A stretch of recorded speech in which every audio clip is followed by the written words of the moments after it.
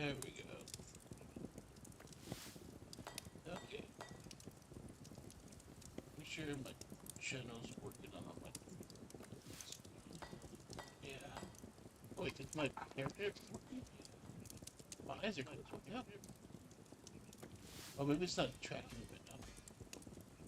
Oh, there we go. Should be working now. Yep, it's tracking me. It was turned off. Yeah, I'm making a buttload of arrow hits. Good. Uh, Bronze sword blade. Oh, you need bars for that. Um, Bronze sheet, and then you can turn into buckles. Ooh, I think that's pretty good. Let's do that. Yeah, buckles sounds good. Bronze sheet. Because you can make two things at once. Yeah, it's definitely better. Make a bunch of bronze buckles, bronze sheets, and then buckles.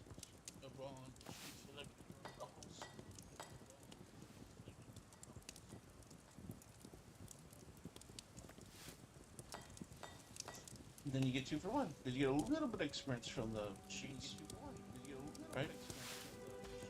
You're like 17.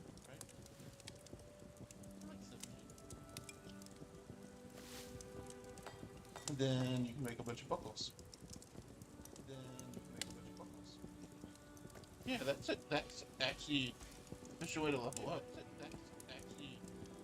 I was doing these because they're cheap, but then you're like, oh, wait, I get a little bit of experience here and here.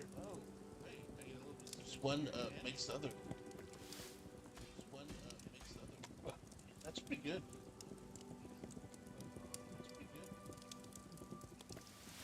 Yeah, it's nice. I don't know what I'll do with all the buckles, but it definitely helped me level up faster.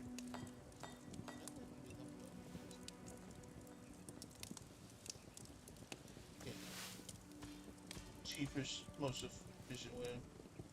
It's probably, oh, I saw a guide online, but I'm like, do it, do the cheapest option that has the most like experience here.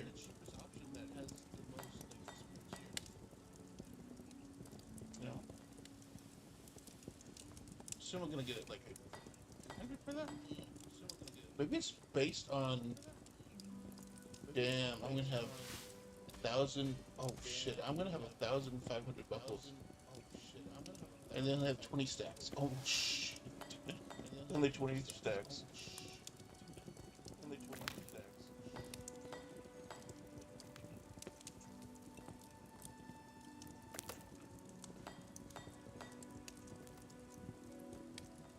Answer again per one. Oh, let's see if I got a new thing. I used up all my stuff already. Um. Oh, I got the anvil head. Oh shoot. You need charcoal and iron. Iron and anvil head. Can I make? Wait, can I make? Rough glass, tin, bronze, copper. Yeah, I can make iron now. Impure and charcoal. It's too bad I get all these fooled up. I should put down two more then. What are they? Clay, genus, and sunny genus, clay. Let me put the arrows. I have an empty box I put the arrows in.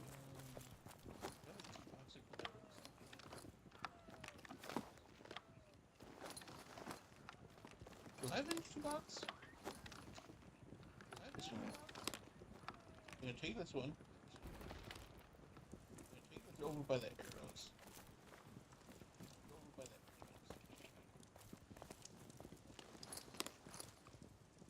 Um,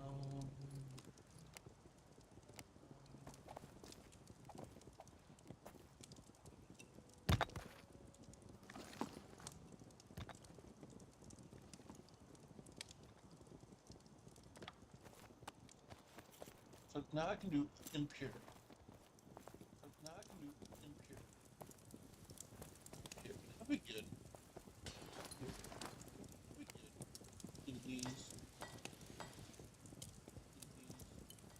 So what was this again?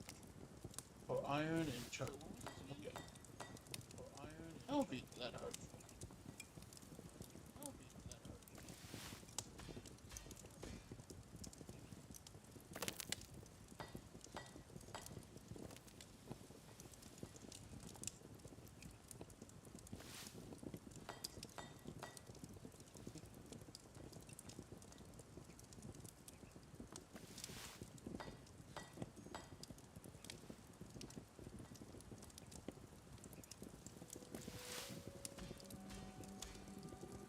I think it's probably the last one.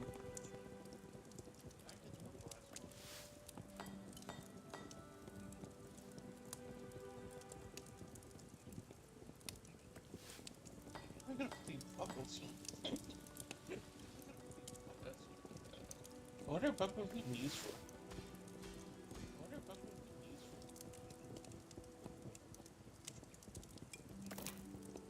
Let me check. There's a guide online. Let me check. Um, bronze buckle.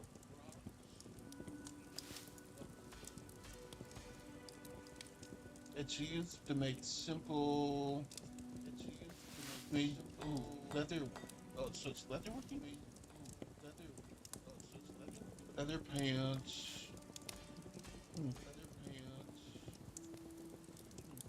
It's like 6 buckles, 3 buckles, 1 buckle, 1 buckle, 5 buckles. Yeah, so I'll probably need a bunch. When I start working on leather.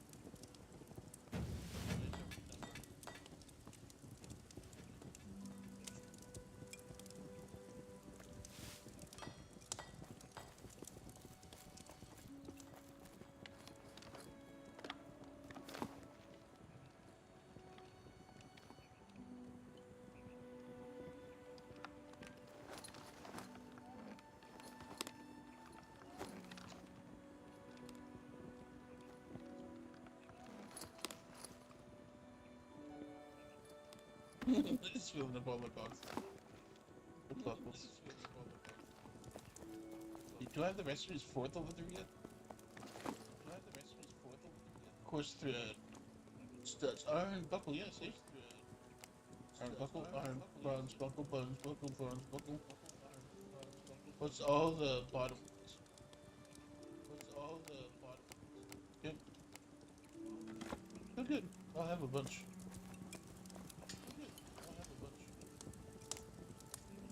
So, I usually iron pins. Iron.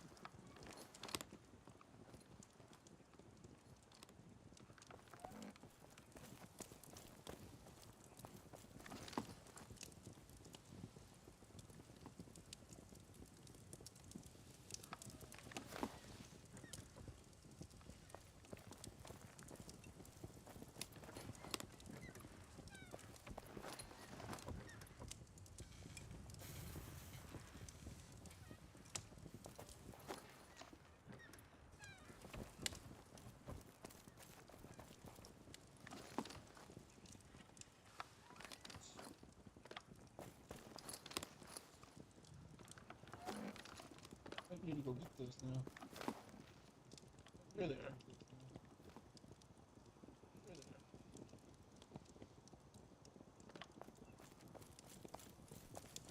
Mm.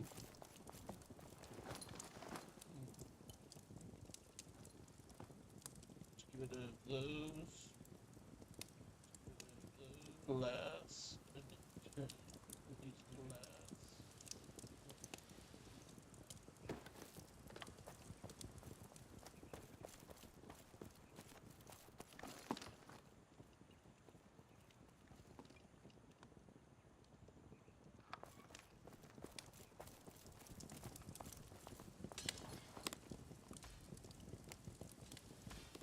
bunch of sugars.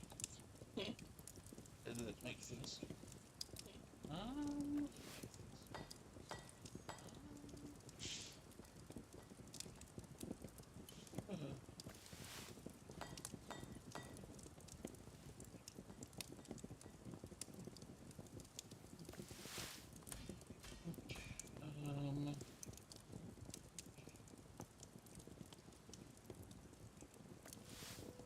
Here's on YouTube.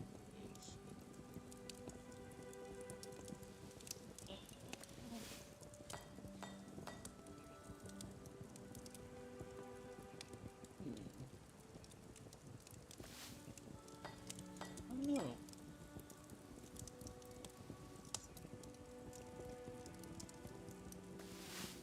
Plane crash in DC. That's the latest news. The plane crash in DC.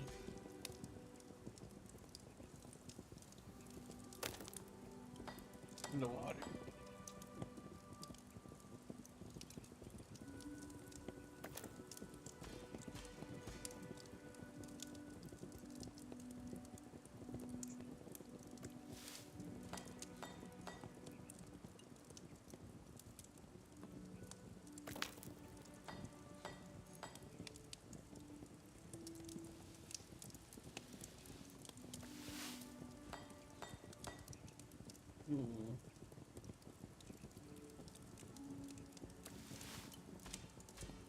Turn around, hands on the roof. Stop, or you will get tasered. It's on video, retard. You gonna lose your bag. I ain't gonna lose. You're gonna lose your freedom because you get to go to jail today, mother. Do you have the temperament to be a police officer? No. When I tell you to do something, No. you do it. No. End of No. story. Step out of the car. Turn around, hands on the hood. Hands on the roof. Sit down and shut the up. Why do you think that throughout your career you have continued to be accused of excessive force? You will not get up without our permission. Man, I got Sit the down. In his 12 years on the job, this Melvindale, Michigan police officer has been suspended, criminally charged, fired, and then brought back. The defendant used coarse language, threw a food bowl across a kitchen. Do you think he understands de-escalation? Oh, no, I don't. So why is he still there? Lieutenant Matthew Furman says that the only reason there have been so many allegations against him is because he's, quote, proactive about stopping crime. Why do you think that throughout your career you have continued to be accused of excessive force? I think I'm very proactive, and I think I'm involved in a lot more scenes and incidents. If you are proactive and you're hardworking, you are going to get more complaints. But these aren't just complaints coming from citizens. These are, in some cases, complaints coming from other officers in your department, officers in other departments, your chief in some cases. That's not typical, is it? I don't know. He's currently under investigation by both the Michigan State Police and the Melvindale Police Department over a traffic stop that escalated to him tasing the driver. It's under investigation at this time, and it will be continued to be investigated and thoroughly done. Officer Furman maintains that he did absolutely nothing wrong. He says it's just another false claim. Do you have the temperament to be a police officer? I do. A lot of people don't think so. Some people in your own department, in fact. And I've had a lot of people tell me I'm a great police officer. Before we get to the most recent incident, let's take a look at Officer Furman's history. In 2016, Furman pulled over a mother who was driving her two small children. The vehicle had no insurance, so he ordered the car towed. The woman claimed that instead of letting her wait for her ride to come pick her up, Furman instead dragged her out of the car and onto the ground and forced her onto the vehicle's hood right in front of her children as they watched. Officer Furman did get a 3-day suspension over that. However, that suspension was later overturned by the ironically named Public Safety Commission. A few months later, Furman detained a robbery suspect who alleged that he, quote, slammed his head into a police car while he was handcuffed. But they didn't just have to take that guy's word for it. A lieutenant reported that he witnessed that, and he told the victim that he would, quote, not sweep that incident under the rug. Another officer who was there said under oath that Officer Furman went, quote, way over the line and split the man's head open. But Furman himself told 7 News Detroit that he did nothing wrong. He said that the two officers were mistaken. Furman told us he didn't cause the injury at all. It was the people the man was stealing from. He said the two officers didn't see what they thought they saw. They're both lying. I'm not going to call them liars, but I'm going to say their perspective was probably off because they were halfway down the block. The former Melvindale police chief, his former boss, said that he tried to rein Officer Furman in, and he ended up getting terminated as a result. In a 2017 lawsuit, that former chief said that Furman, quote, engaged in repeated incidents of police brutality, but that he was discouraged from actually holding him accountable because the city was making such a large amount of money from Officer Furman's repeated towing of citizens' vehicles. In 2019, Officer Furman was criminally charged with assault in Wayne County, Michigan, after he responded to a disorderly conduct complaint. He was accused of throwing an intoxicated man down a flight of stairs. Furman, of course, denied those charges, and he claimed that the man just fell on his own. But then Furman apparently took a plea deal where the assault charge was dismissed in exchange to him agreeing to the conviction of, quote, willful neglect of duty. Our other top story at this hour, a Melvindale police sergeant pleading no contest to a charge of willful neglect of duty. Sergeant Matthew Furman made the plea during an arraignment this afternoon. Do you solemnly swear and affirm that the testimony you're about to give concerning this case will be the truth, so help you God? Yes, sir. The defendant used coarse language, threw a food bowl across a kitchen, and acted in an unprofessional manner. Set free on personal bond, he will be required to serve a year of probation, attend anger management classes, pay fines, and restitution. His formal sentencing date. Rent so much tickets that city likes him. Bulls ticket ready. He's allowed to be a monster.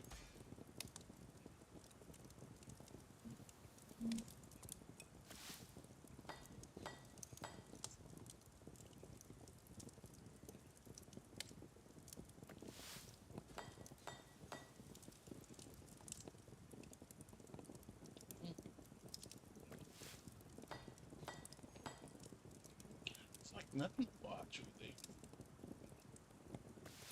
the bad algorithm.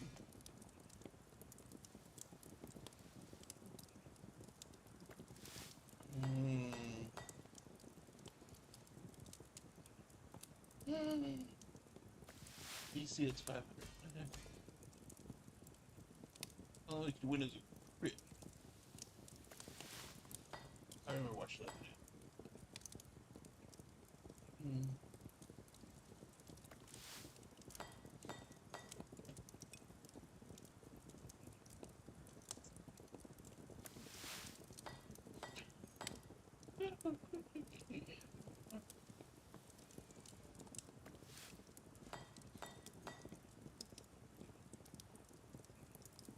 You've seen the 3 peasant human tower rush. But have you seen the 3 peon orc tower rush? I don't think you would have seen it, would you? It's not a trick the Jedis would show you. Because the Jedis know that this build order sucks. It's not even a light side, dark side, it just sucks. Well, let's try it out. And it's against human here as well. Jedis aren't noobs. Hey Robbie, I just watched the solo pot. The most hilarious game I've ever seen. That was a nice game. Cheers, dude. Versus militia. It's Jedi, singular and plural. Oh, I see. Got an expert. Since 3 old Is men, peon only plus 2 heroes legit? Well, it's about twice as good as peon only plus 1 hero. on top of the base. You know? And that's the rush. Jesus. Yeah, you have max buckles yet. What's my level at? Oh, it's almost yellow? Oh, that's cool. Let's see if I can find space for the buckets. Oh, here's the empty one. I need more boxes. Well, I do have more boxes down with that. You one of the things I don't have enough boxes? I have like 100 empty boxes down. I just need something to put in them. Oh, there's more.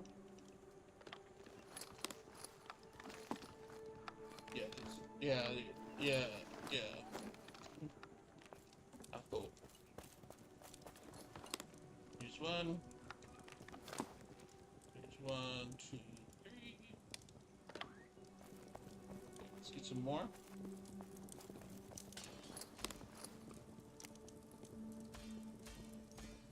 Make it forever. You know what? We don't have to build the towers in vision to kill his base. We can make it a very sequential thing. Who said they have to be in vision? Not me. Did you say it?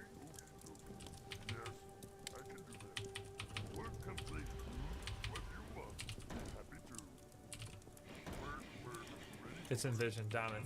But he's going rifle tactic. Maybe he won't notice. Maybe he didn't see it. They built 3 orc towers in the person's base. Like, The right longer on the border. no militia are coming this way, the better. You know what? I feel like the optimal He's really strategy is reckless. actually for him to ignore it.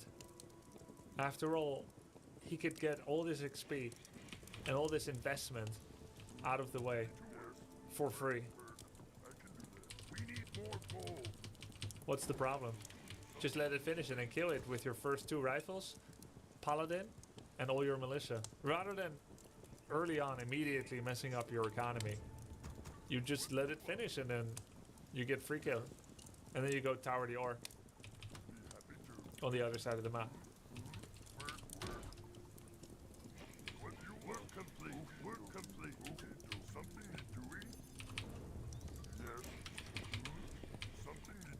Well, there it is.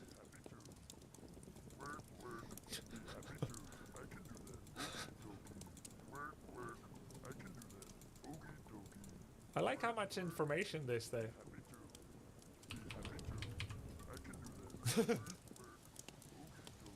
Let's get some lumber.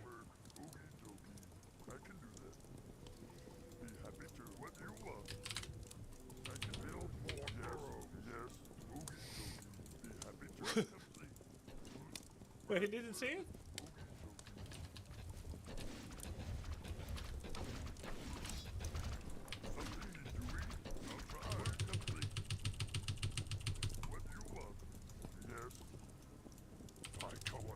I come from the darkness of your pit.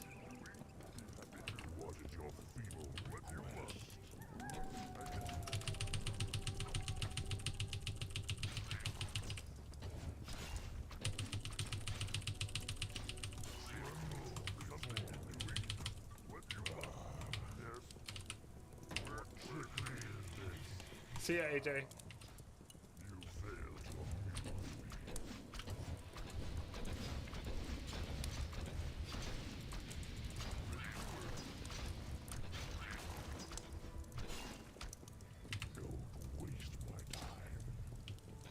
Wait, definition? So he really didn't see them. Oh, they're then. green now. Wait, oh no, defend footies. They're green. Spikes. We need spikes. Maybe I should save those. Oh no! He's too fat. But on the other hand, Paladin can't get through either. Hi Grubby, B, following you since early Dub C3 heydays. Been a dotard since 2013. Love that you are getting into the game less than 3. Yo, cheers. Get food, food from both.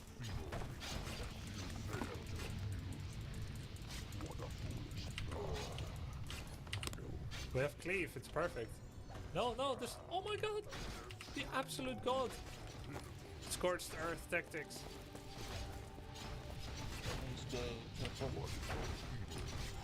Wood? Did he just miss? I think he meant to maybe holy light my pitler.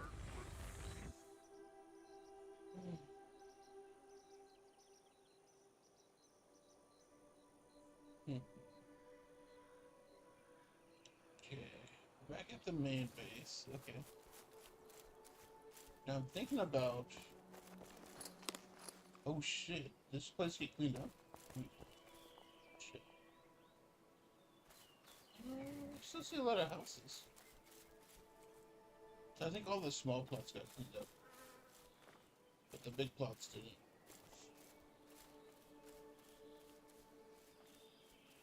I think the cleanup was if you have less than 7 chests, less than a bunch of other things, less than X amount of chests and stuff, less than 15 placements,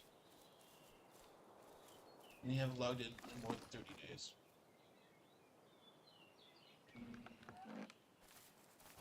This is where I was going to build a shop, but I might do something else with the plot.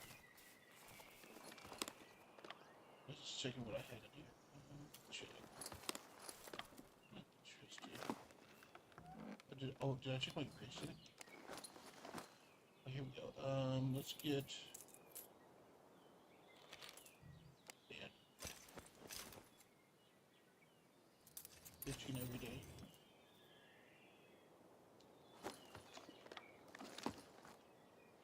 You have a bunch of food and stuff. Wool.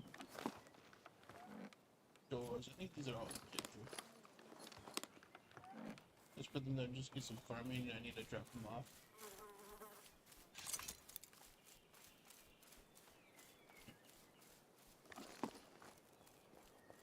Yeah.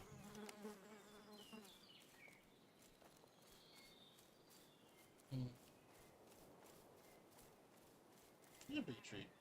I think I've seen some disappear. Yeah. Well, I've seen these houses before. That's when I assumed was gonna disappear. I think that's new. Yeah, that one qualifies for disappearing. Pretty sure.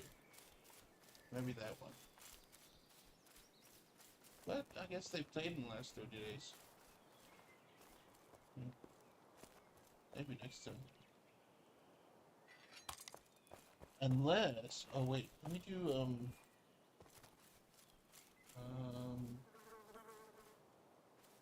unless their plot went away and now I can steal the material. I find some rock. If I can find some rock, I can build a hammer. See if any of these are lootable. Find a rock. There's usually at the spawn point. Yeah, what if all these are lootable? I was gonna take them off because that'd be a better spot for me. Oh, what if I built it on top of their spot? Just took it. Craft a.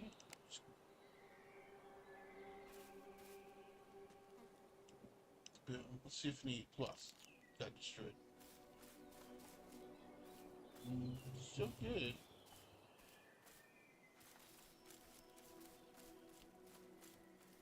That's my guild's market.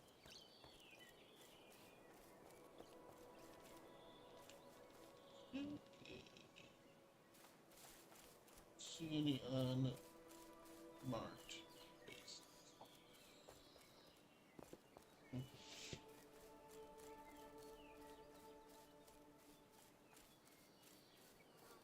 That'd probably be a better plot for me. I just chose this one because it's closest to the market right here.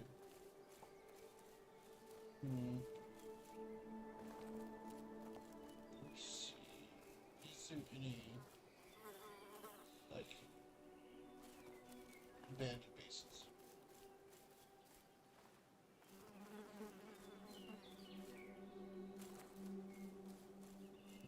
Here's my base.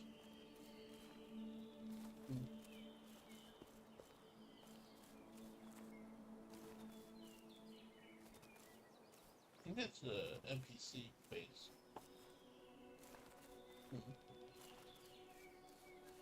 Let's definitely look around though. Just in case the items didn't get stored, and what happened is you just lost your item.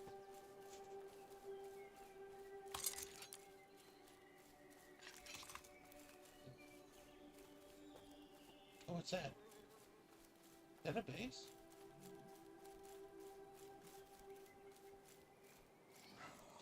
That would be abandoned base.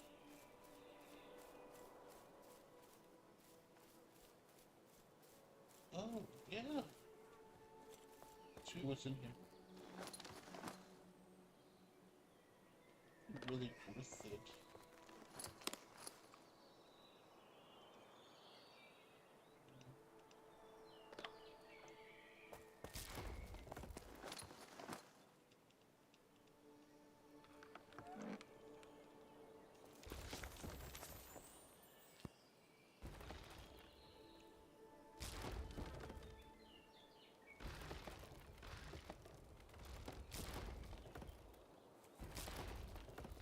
Go put that in my face.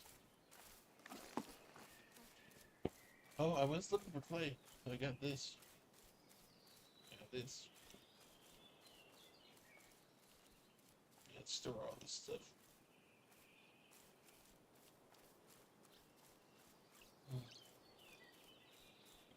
I'll put this at the top of the hill.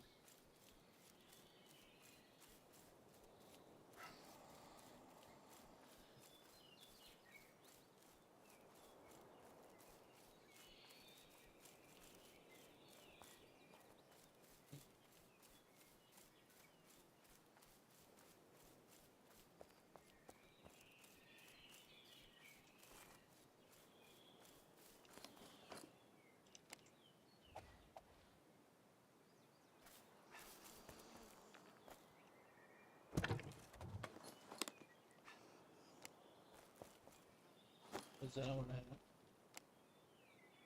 Oh, I have this one.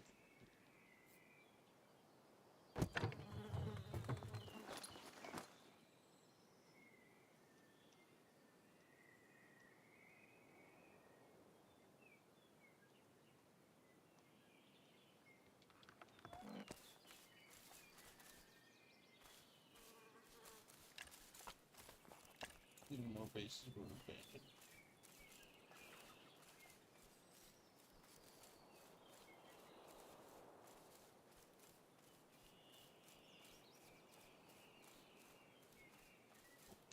Oh, here's that abandoned base.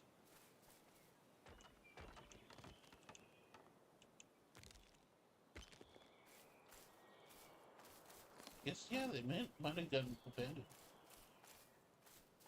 Planks, anvil. Oh, you know what that means? I can put an anvil here.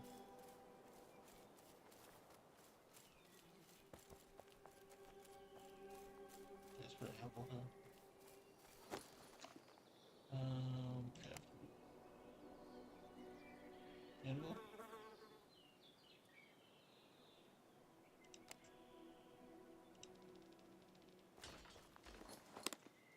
I was gonna put one of these.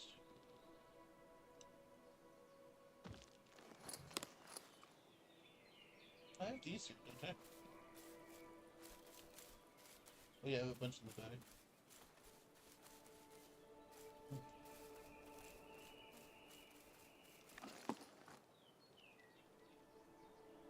Fireplace. Good fireplace.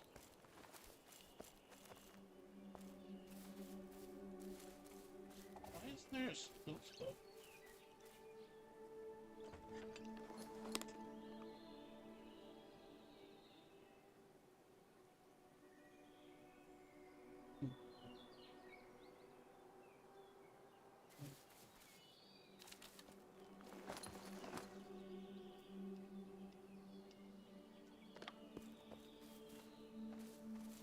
We'll find some more abandoned spots.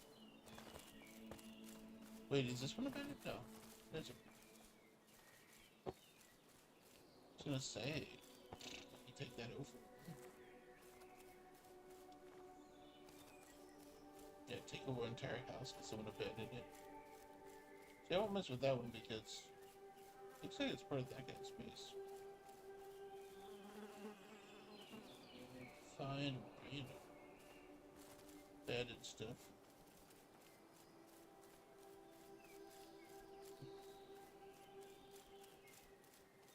Yeah, let's check the coast, see if there's any abandoned stuff.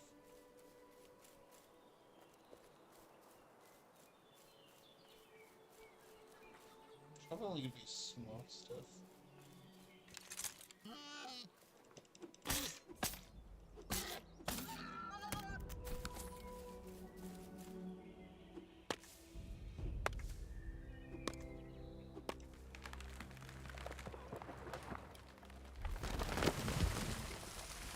might move the market base into the woods, so I can just sit there and do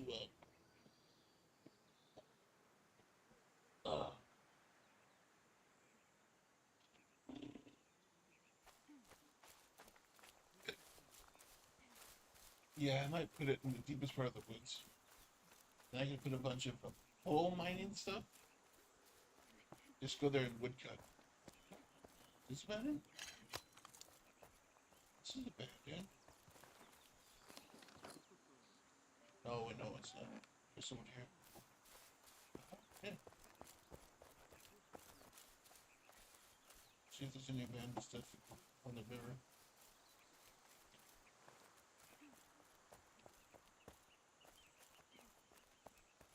Nothing that's a part of someone's space. Only completely abandoned property.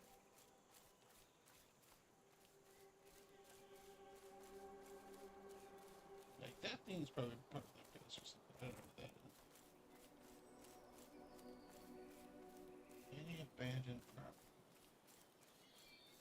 Yeah, because if you don't get it in time, it will just degrade anyways.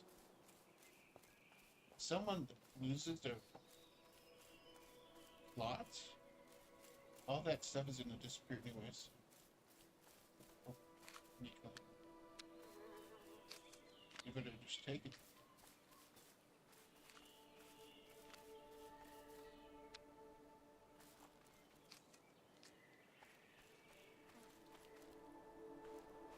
Good use.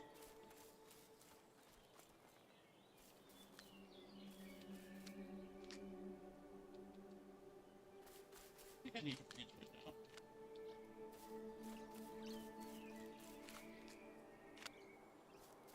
That's one the green or something. Need barley and stuff. I see that.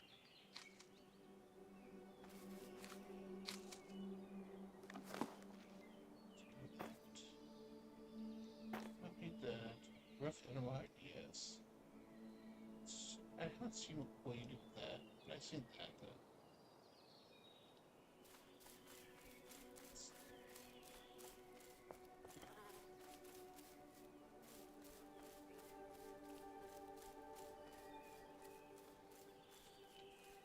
Stays castle.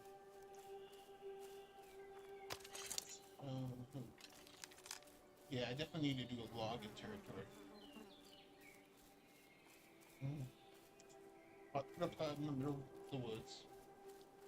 Put a bunch of fruits. Burn, get a bunch of.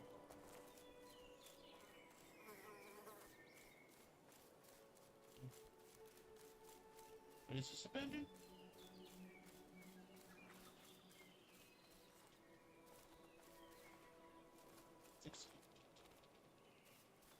God, this might be out of bounds. We're not gonna take it. Wait. I do need a furnace though. Wait, let's see if it's out of bounds. Yeah, they have plenty of furnaces.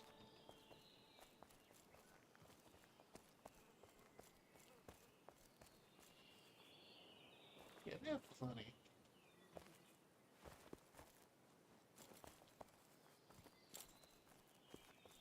I need to.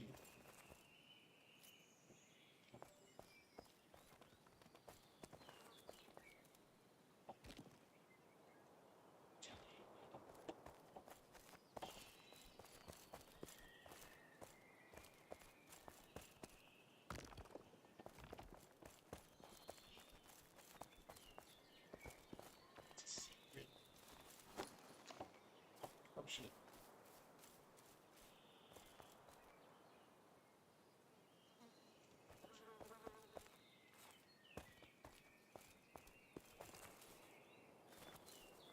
I'm filled up now. What am I gonna do? Just go back to base.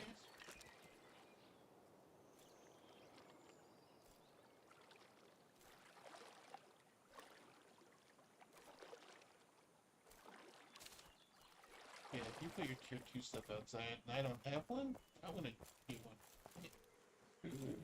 Just don't tell anyone. It's a secret. gonna kill me.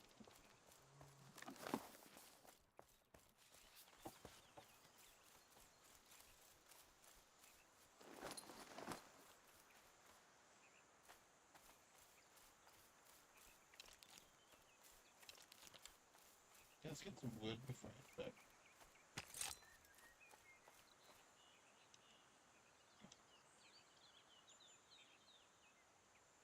It's where the things are.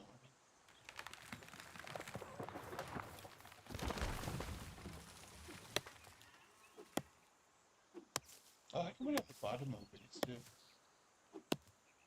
Put them at the top.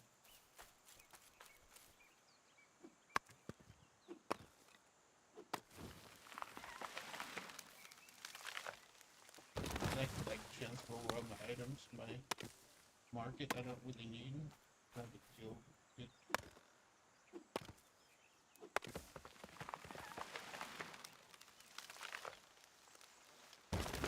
Now I'll go to the deepest part of the woods.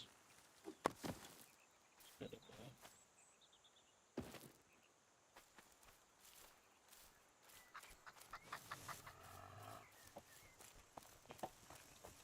Did I get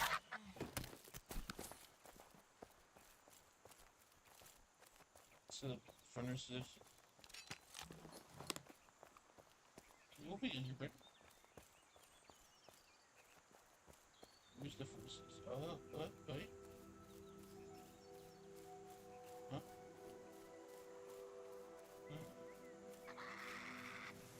That's not those. Spinning wheel loom. What is it? Wait. I got the parts right. Furnace parts, yeah. Furnace. Do I not have it on my build list?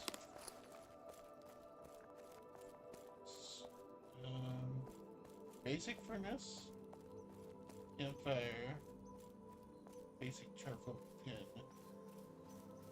We have, I don't know, maybe I'm not high enough level for it. Basic. Huh.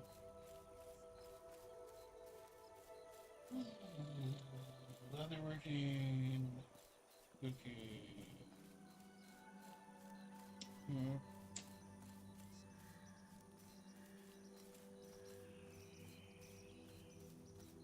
Yeah, I don't see it.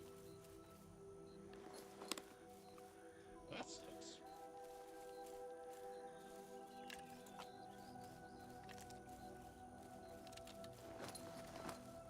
All that for nothing?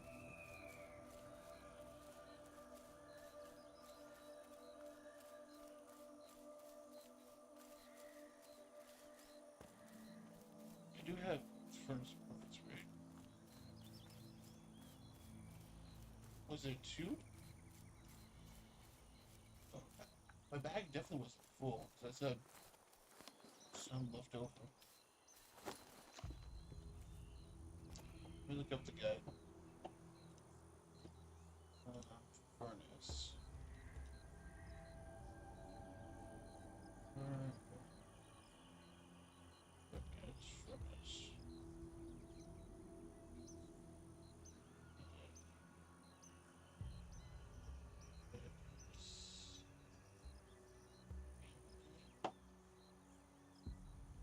Okay.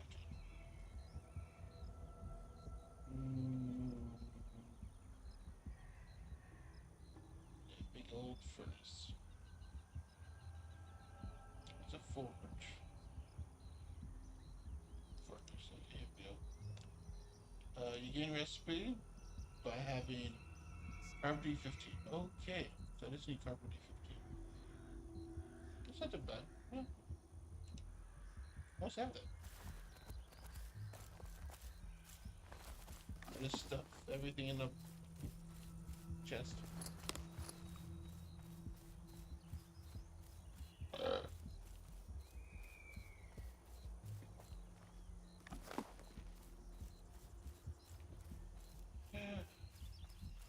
I can go for more bases. abandoned.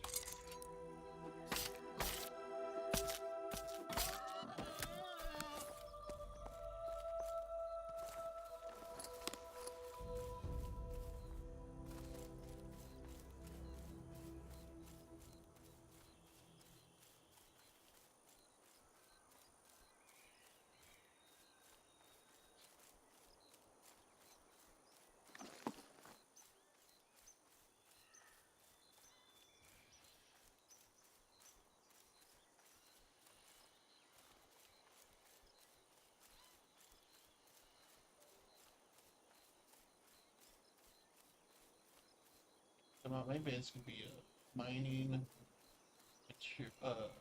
iron base. Then I can also go make a wood base.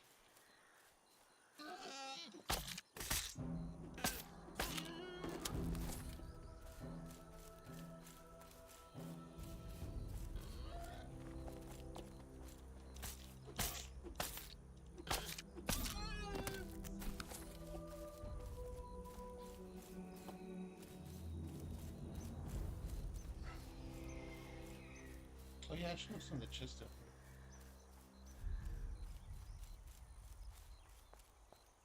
I don't have to run all the way back up.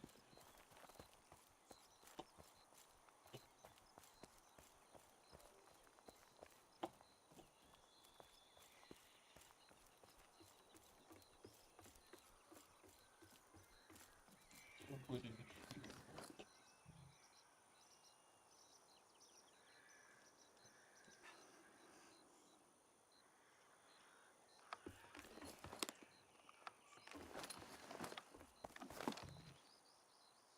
So bricks in here. Furnace.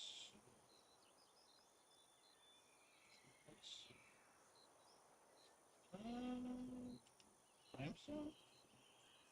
Let me see what quarries make it. It's bricks. I need 60 clay. 60 Guinness.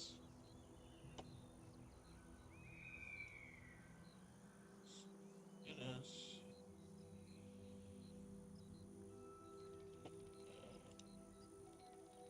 Wood pegs, fine wood planks, and hard bark. Timber, fine pegs.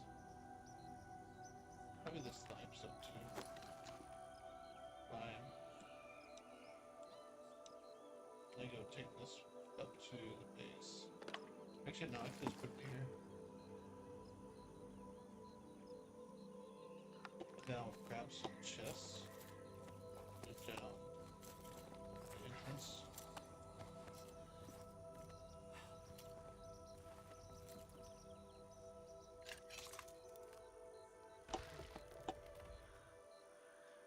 See a buttload of chests.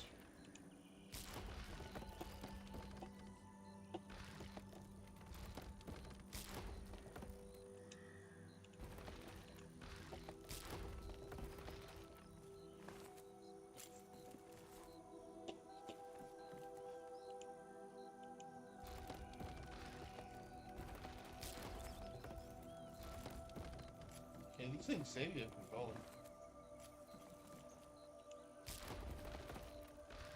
So I put them here when I was building. Guess I fell down and next to them.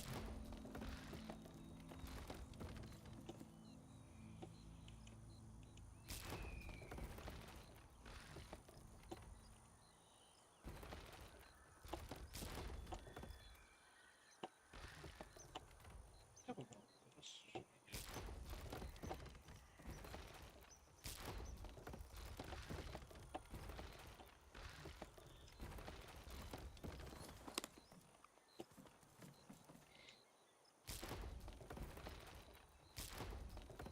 Good.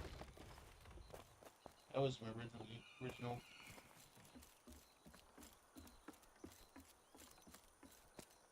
Mount.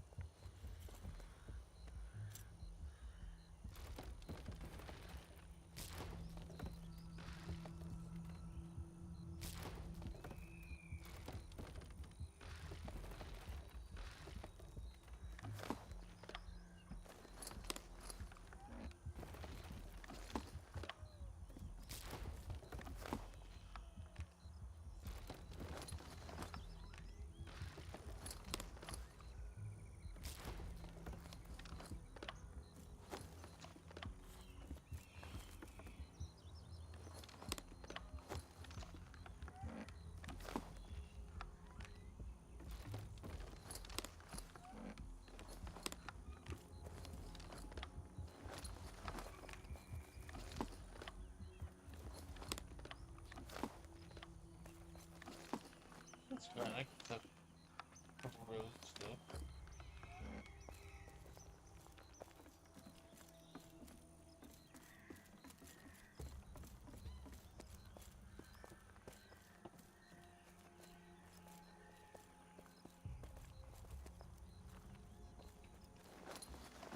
Oh, look at there's another row I can put down here.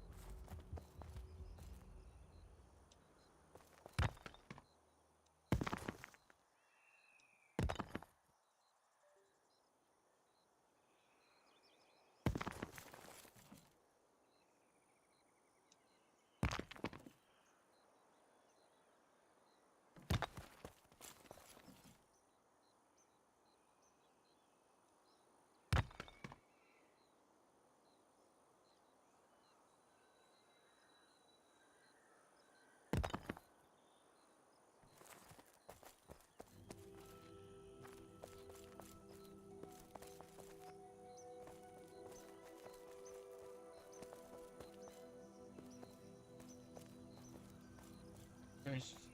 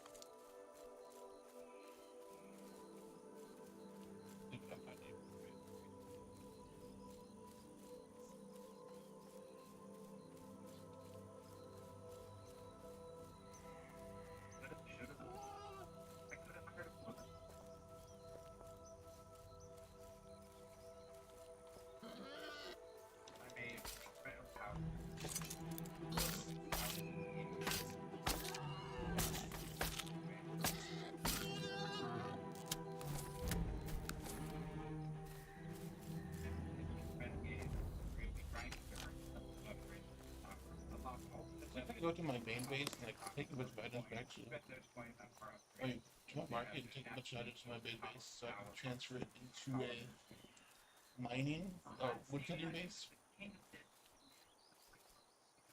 How would we do that? Let's try full down. I go do a couple runs now.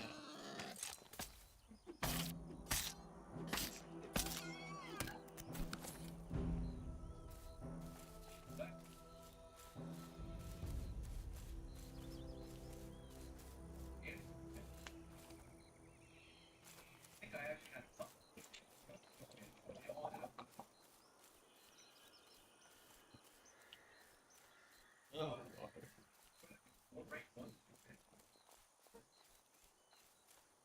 Four rank ones in tech tax is ideal.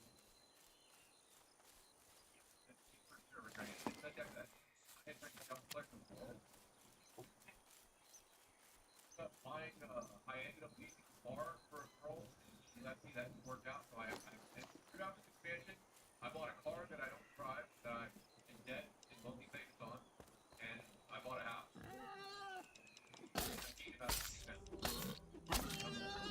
so I'm up 20 pounds, new living situation. spin it. Oh, this one might be abandoned. Wait, is it?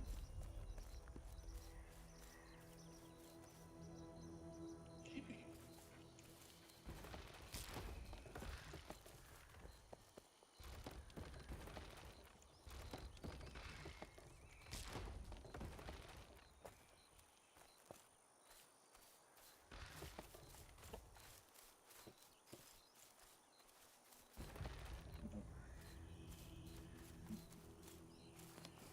Yeesh.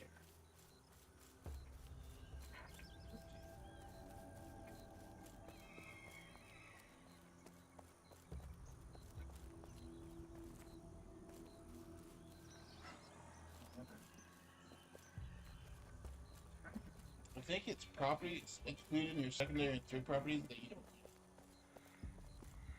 So if you don't use a property, don't have chests on the property, No. it'll abandon for you. Hold it aside, man. Go aside. Buddy. He's the best. He has been chained down to the retail. Profit in the bottom section, right? And he's got retail viewers. And if he plays anything else, I bet those retail viewers would just sit on it. Like if you play classic, which, you know, I get. I know how that goes. Oh, what do you need for furnaces? 95 extra mil. Okay, it's clay. And, let's see. I'll just keep clay with Retail. me. Yeah, but it's Dump like, all the clay in the base. you know, to those retail viewers, it's their shit, you know? And of course they want to fucking chain. They gotta keep people there. They need it. And they know it. So I understand where they're going. They had to get ahead of it, man. They couldn't have, they shouldn't have let Peekaboo play only things. They fucked up. They broke their CC chain. And then he trinketed, he's out, and now he's doing other things. And now what? What do you do now?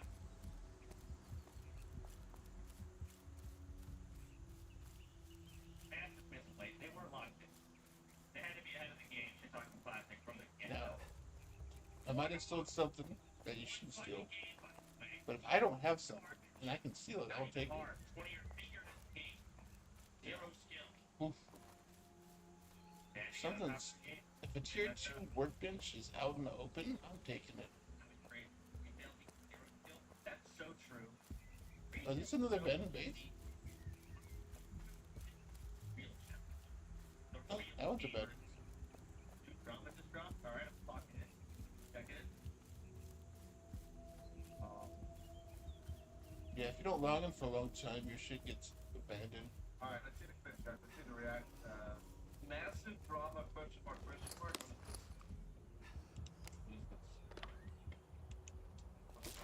It's fucking basic and What? Oh, it's bad. it's still going. If I don't think that's a little great. Guy hasn't logged in 30 days? Shit, I'm almost full again.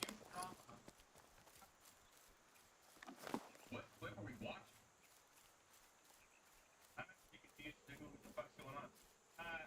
Maybe the problem. Is that a base? Maybe it's not the viewers causing all the drama. You see how quick all the it's like huge drama, clip, drag on, full screen, pulling up.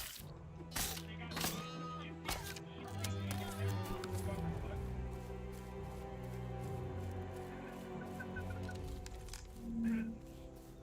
Christ, this is gun. Look at there's nothing here. Oh, we used to play it in the last month. The guild built on hate, man. And what do we do about that? Maybe we like have a kumbaya session in Discord. We all get in Discord and we say one positive thing about the person below them in the channel.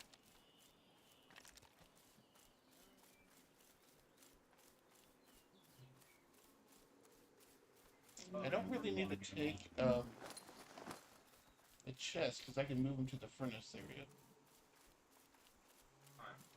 I just need to get all the other stuff out.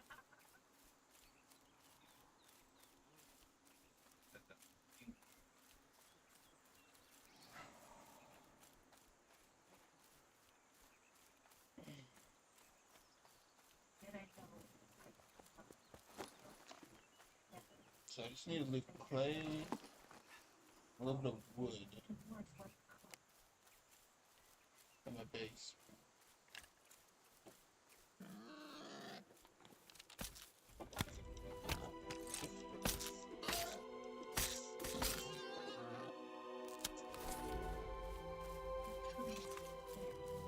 You know where they're?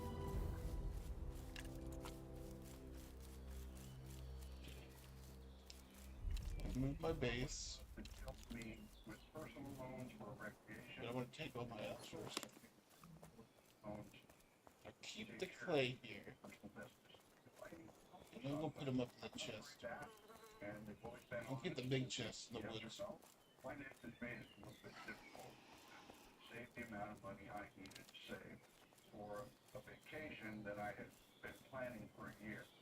So I approached Debbie Driscoll and I asked her if we could do something together that would afford me the chance to take a once-in-a-lifetime trip. 24 hours later, I got a phone call from Debbie saying, we can do this much for you. Have a good time. I got home from Thailand 10 days ago. It turned out right. So in this chest, that. No, put. Where this goes, this is not a clip. I watched it. I was actually the guy in this video. It was not real. I was actually Clay. Yeah.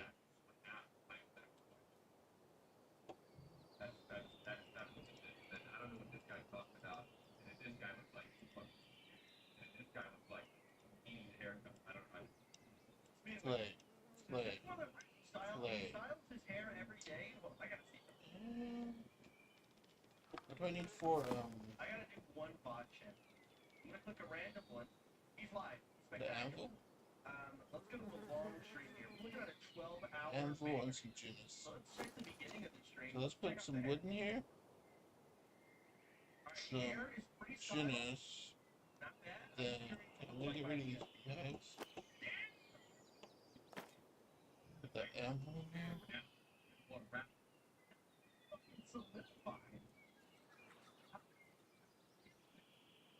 Is he gelling midstream? From a longer streamer, there's got to be a bigger than a 12 banger. He's not even tried. Hello? Who's the amp? Does he have a girlfriend? Is he, like, what's his excuse?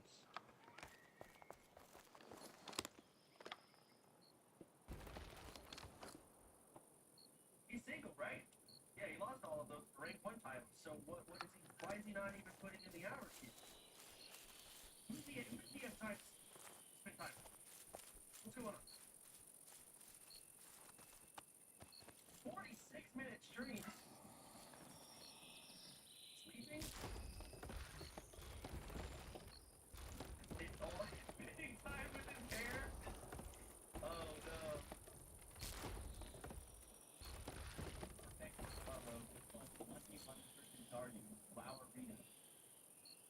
And these are ones with inventory.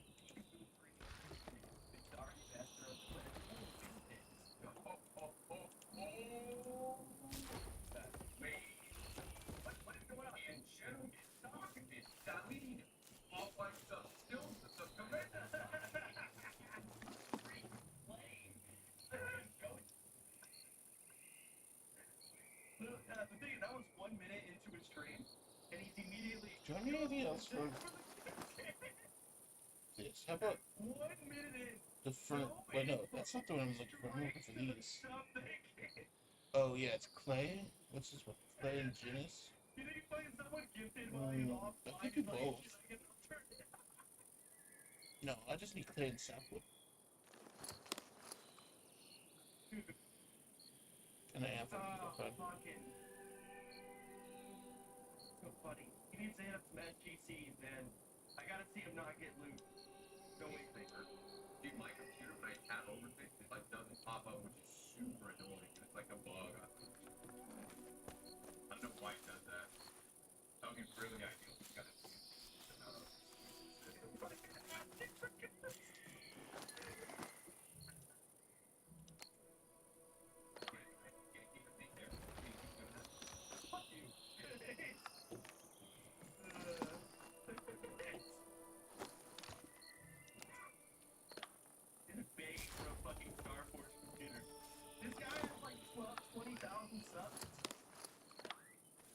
Doesn't want to buy one? And then asking me for a Star Forge sponsorship for like, I don't even know. You don't save it by bidding it, that's true. That's so true about fucking elevator. And if I actually fell, I would die. I have no quality to survive. No lips or nothing. Why'd you go in, Mon? Because I had it timed, man. I'm multi-rank 1. I've got these things locked down. I'm not gonna be beaten by some measly elevator. Flip it and save it. No, don't flip that. Don't save that. Hey. How much soda clowning me for doing my hair? This dude has pink hair. Dude, Suda has no right to say anything this often. I don't know. You're clowning his hair. Yeah, you have to dye his hair. I have a girlfriend!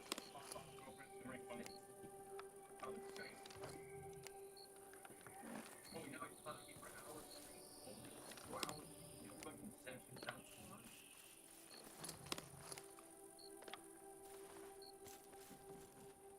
Let him do his thing.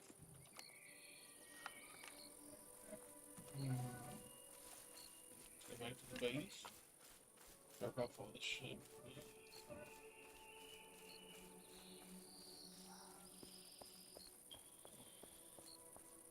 Vincent Jake, appliance expert at Jet and Black. And then I'm going to put it somewhere where there's a lot of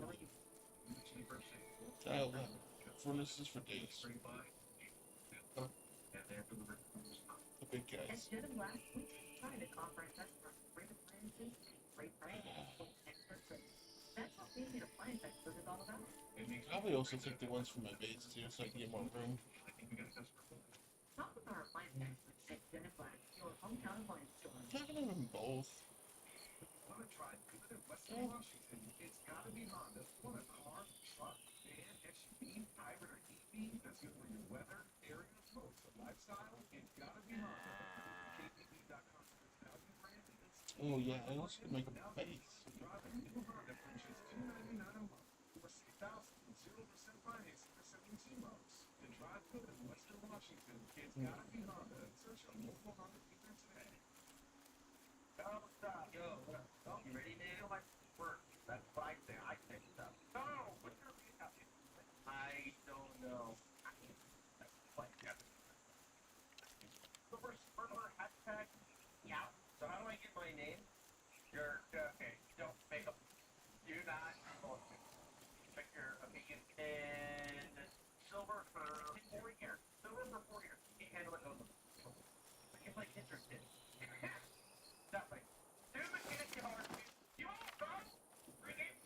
3 games, right? 3 games. Unless you want to do more. We can hang out. No. That conversation you're trying to start, we gotta hang out. Okay. Alberta. Come on. Am I jumping? Yeah, jump. Okay. I do this jump. By the way, it's gonna be straight faster. There's 10 hours left in Paris. So, here's the pleasure. Sociopath. Why? Because you don't drink to the season worth it. Oh, really? So a lot of these guys, when it's in their goals, they realize that they won't get top. Oh. Oh, match bounce. You're going, okay, wait, you locked in. Champion, so when you touch the spin, that's the game actually starts. That's the first thing. Okay, game started. Okay, so what do I do? I'm gonna type in the chat. First question up here, but anybody here tilted?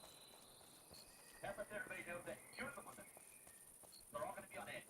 Got it. But the only person that asks anybody tilted is people that are tilted. That makes sense. My case. I'll run a move. They're a terrible champion. Don't show that anything goes wrong. Yeah, I usually just win on a movement because it seems like it's the easiest to swim. I just was underrated above me. Like that. I think it's vastly easy to do things. He's statistically broke down. I got it. Sorry. So you want to walk your top layer here? Left, down, up arrow.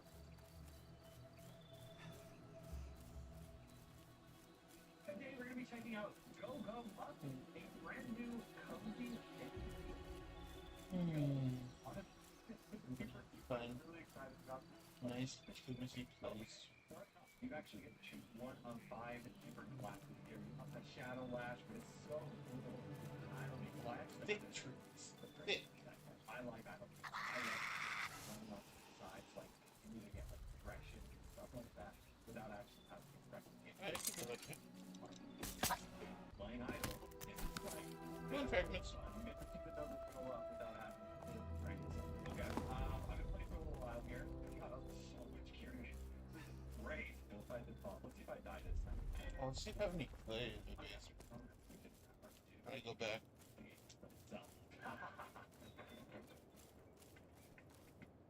Thick. Clay. Bowser's game to power. I want to make power of this game at nearly infinite number of upgrades until we try. More fun of games. Ooh, I should put it on my heal too so I can get like the heal chest. Got it. It's really strong. I mean, oh yeah. If you have,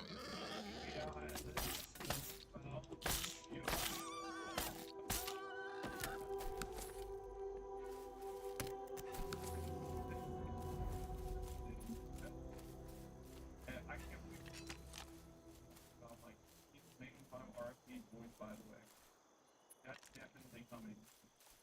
Wait, that's a player base? I always thought it was a NPC base. That's pretty nice. We have done challenges. I always thought that was NPC. It's weird. With some of the diagnosis You did a good job.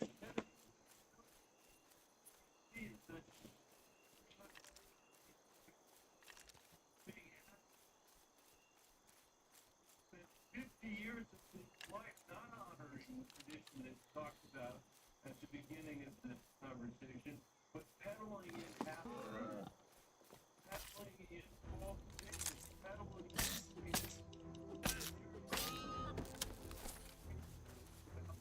Not things that we know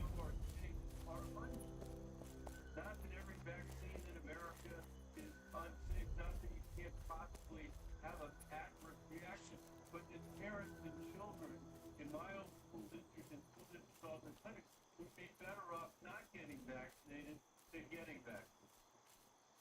Unlike his own children who were vaccinated, unlike the people he invited to his house in Los Angeles for their party who were Damn, look how much light I have on. everybody else. It's about peddling these half-truths, and he says it with such conviction that you want to believe him. And Mr. Kennedy, I just happily say something to my parents. I don't think you can answer these questions yes or no. I tried. Let me see if this works better. Does it do anything? Let's try to put them in sections. Shit. We'll try to see if the lighting is a little better. No. You see someone on the other off this, no one is sitting right over the fight. I know. Remote me shot, side American in the track. Okay, let's put wood here. Any wood I got. It's crazy. It's not crazy. Let's put like stones here. We're now talking about RPG with this stuff. Fabric stone stuff here. Just when you thought you'd seen it all, Trump was playing tennis.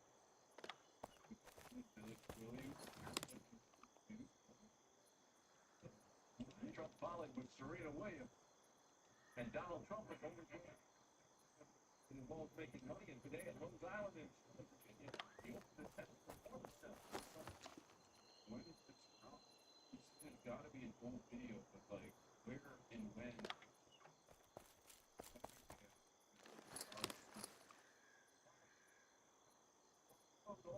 Donald Trump showing he's got some game, some little pitcher. Can I call you on my phone to say Mr. Blazer? Okay. Yes. You have my permission. No, call him Papa. You can call me. Yeah, it's from 2015. See, Donald Trump was in center at the third one. And this is a rare Trump, by the way. This is actually a rare Trump, which is shocking because as the Trump historian, I rarely ever see a rare Trump that I haven't seen before, and we finally arrived at a rare Trump that I had not seen yet. Trump actually both with tremendous facilities and we're good to see about there, and the fans seem to enjoy it. Wait, he knows how to.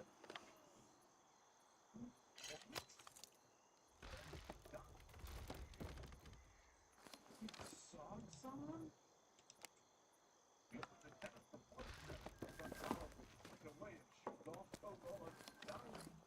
Oh my god. Something. One of my favorite Trump photos of all time is one where he's looking super fat. He's playing tennis in that. Blue shorts. I realized I never noticed he's playing tennis in there because his ass is so fat that it's like that meme, like I can't tell you the color of anything. In this photo, we're talking about, he does play tennis. So wild. Like, oh, ain't nobody looking at that cat meme? Oh my god, I am that guy. I'm the guy who did the, ain't nobody looking at the cat. But for this photo, this very moment, after like almost the past decade of using this photo as my favorite rare Trump, I just now noticed that he's playing tennis in it. It's been a decade.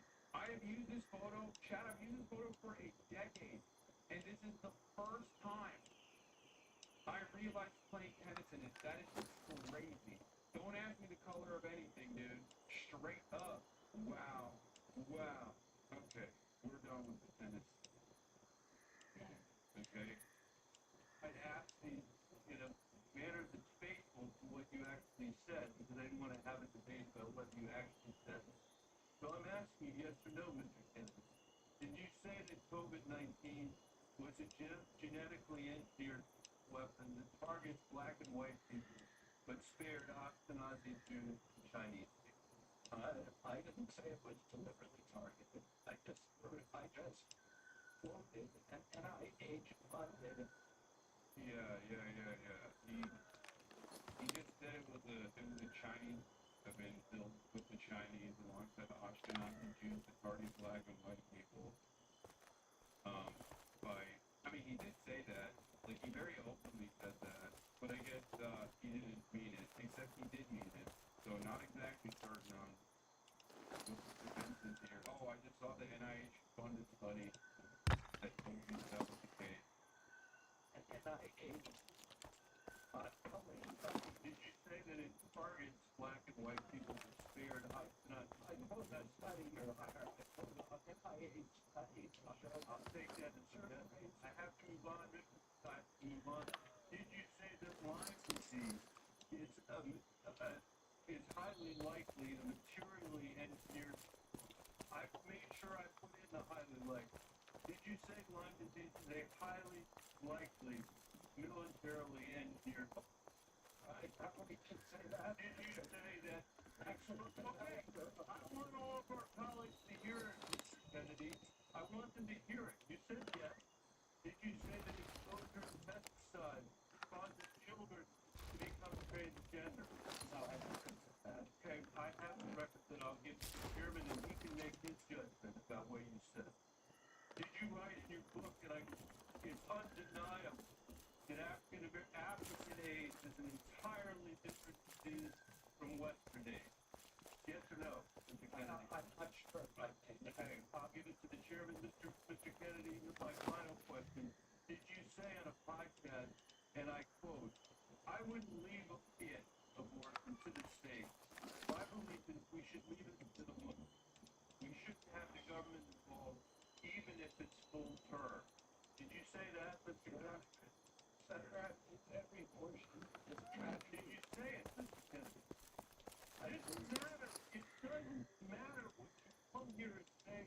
It isn't true. It's not reflective of what you really believe. That you haven't said over decade after decade after decade. Because unlike other jobs we're confirming around this place, this is a job where it is life and death. It's that I used to work for in the Denver Public Schools, and for families all over this country that are suffering from living in the richest country in the world that can't deliver basic health care and basic mental health care to them. It's too important for the games that you're playing, Mr. Kennedy. And I hope my colleagues will say to the president, I have no influence over him. I hope my colleagues will say to the president, out of 330 million Americans, we could do better than this. Senator Sanders. Gentlemen, and with us. I very much like Again, destroyed him. and I totally agree with that. Despite spending, if you indicated, 2 or 3 times as much per capita on healthcare as other nations, we have 85 million people who are uninsured, underinsured. We have all kinds of chronic illnesses. The life expectancy is lower than other countries. And for working class people in this country, they are living 6-7 years shorter lives than the top 1%. We got a problem, okay? And I'm going to suggest some ideas that I think can remedy that. Last year, the insurance industry in this country made over $70 billion. That's my friend. Chad, that's my Bernie. buddy. That's Friend of Bernie. the show, Bernie Sanders. That's Friend of the show, Bernie. Bernard Sanders. Did you hear the last guy? Yes. I'm a bandage head, okay? Is that the Tenga condom on your head? Yeah, it is. The beanie with sticks, the That's candy good. martini. Oh, shit, I can tell. T-ball homies in Vermont, dude, please, yeah. Why do you wear the beanie like that? Doesn't cover your ears? You still balling in Japan at all?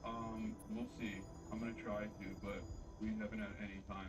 Virtually every moment that I've been in Japan has been slammed with.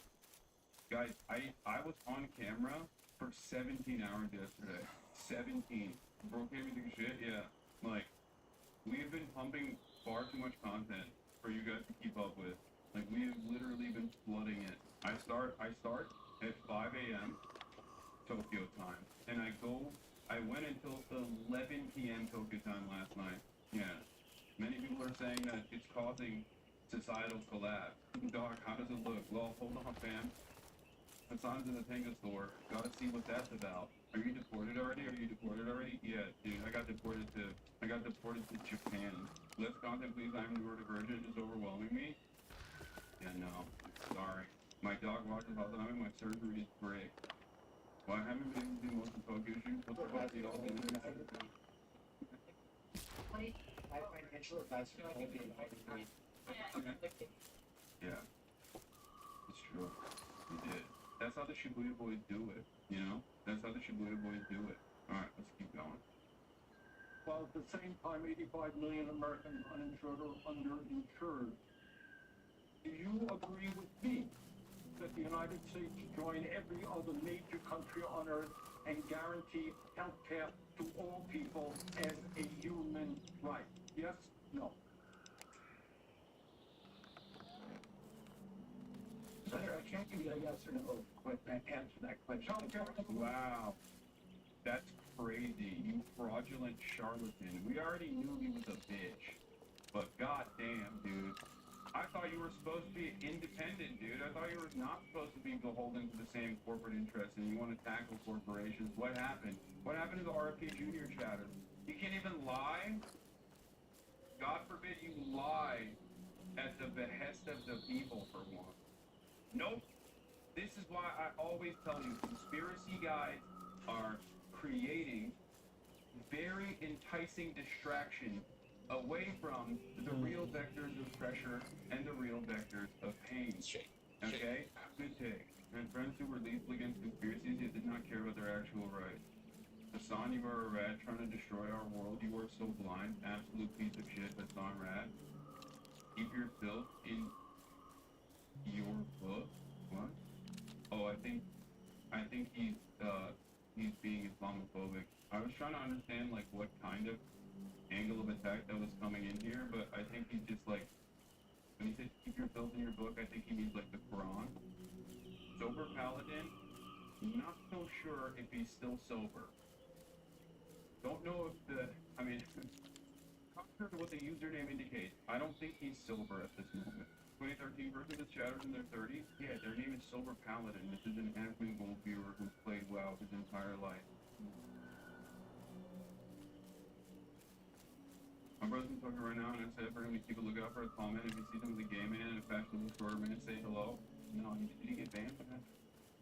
I love the way you try to upset admin, but you can't.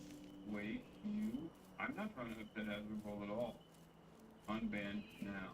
I'm going to be very real with you, chatter. In spite of all the things that you're going through, and in spite of our disagreements, I still wish you the best. And I will still continue to advocate for your rights. I will still continue to advocate for you to get health care. I want what's best for you at the end of the day, even if you don't want it, even if you won't see it.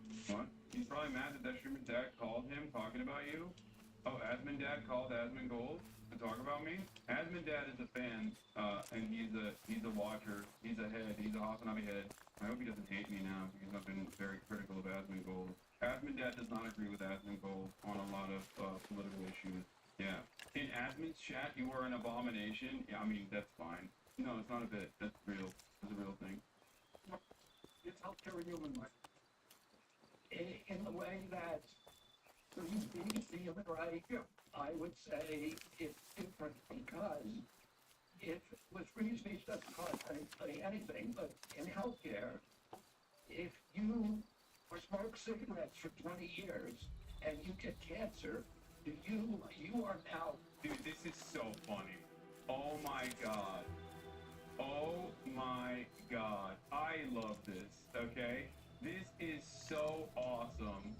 Guy who is supposed to be working outside of the confines, who's supposed to undermine for-profit healthcare and like routinely, the guy who's made a name for himself by preaching about how for-profit healthcare and the food industry is like poisoning us, turns around and says, oh, the solution instead of socialized medicine is actually engaging in self-restraint.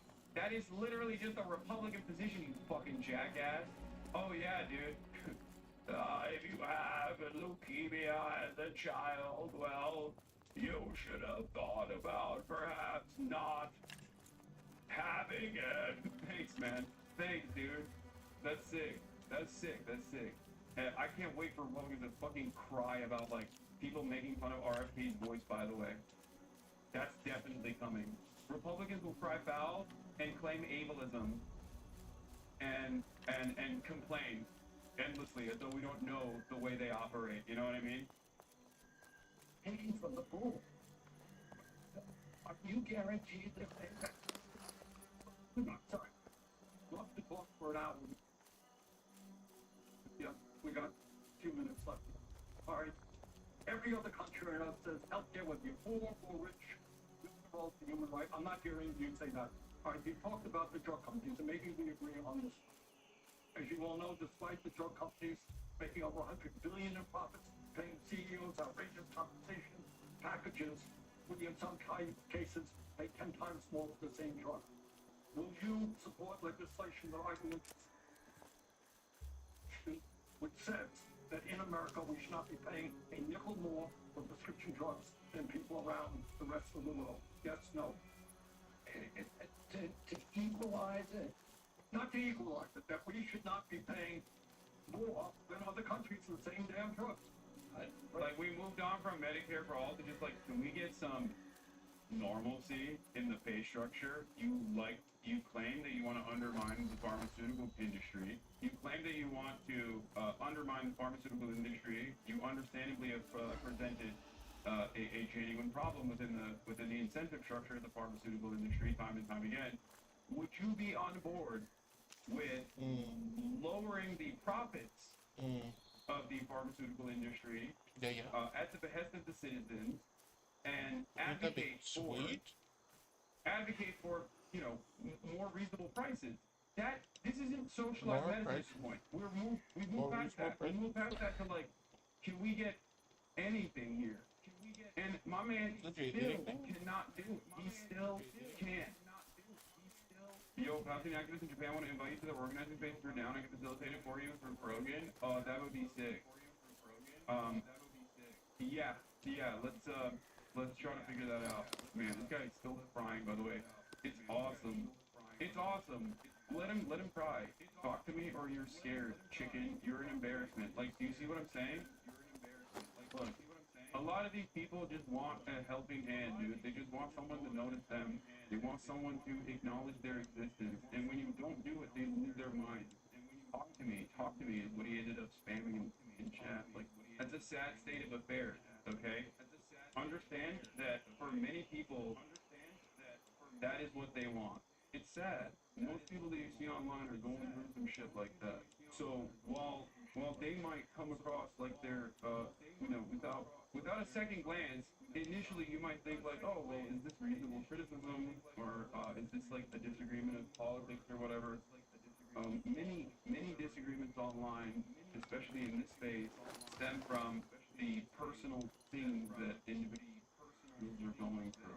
If that person is just going through it all, and what they need is someone to communicate with them, someone to recognize their existence, right? Being like simple, yeah. You're terrified of learning. Talk with me, coward. I'll debate your crap. It's reasonable you're terrified of learning and debating it. There's no feelings. You literally are cancer. Like, what do you want to debate? That I'm cancer? It's, a ridiculous premise. Debate me on why you're cancer. Okay, sure, dude. I'm sorry, chatter. Look, if it was a different time, if I wasn't currently in Japan, okay, if I was not there right now, if I wasn't here right now, and I had a limited amount of time to cover as many news stories as I can before we move on to the IRL portion, where I will go and work at a maid cafe without even speaking a lick of Japanese, then I would perhaps entertain it because it seems very funny. But unfortunately, today is not the day. Today is not your day.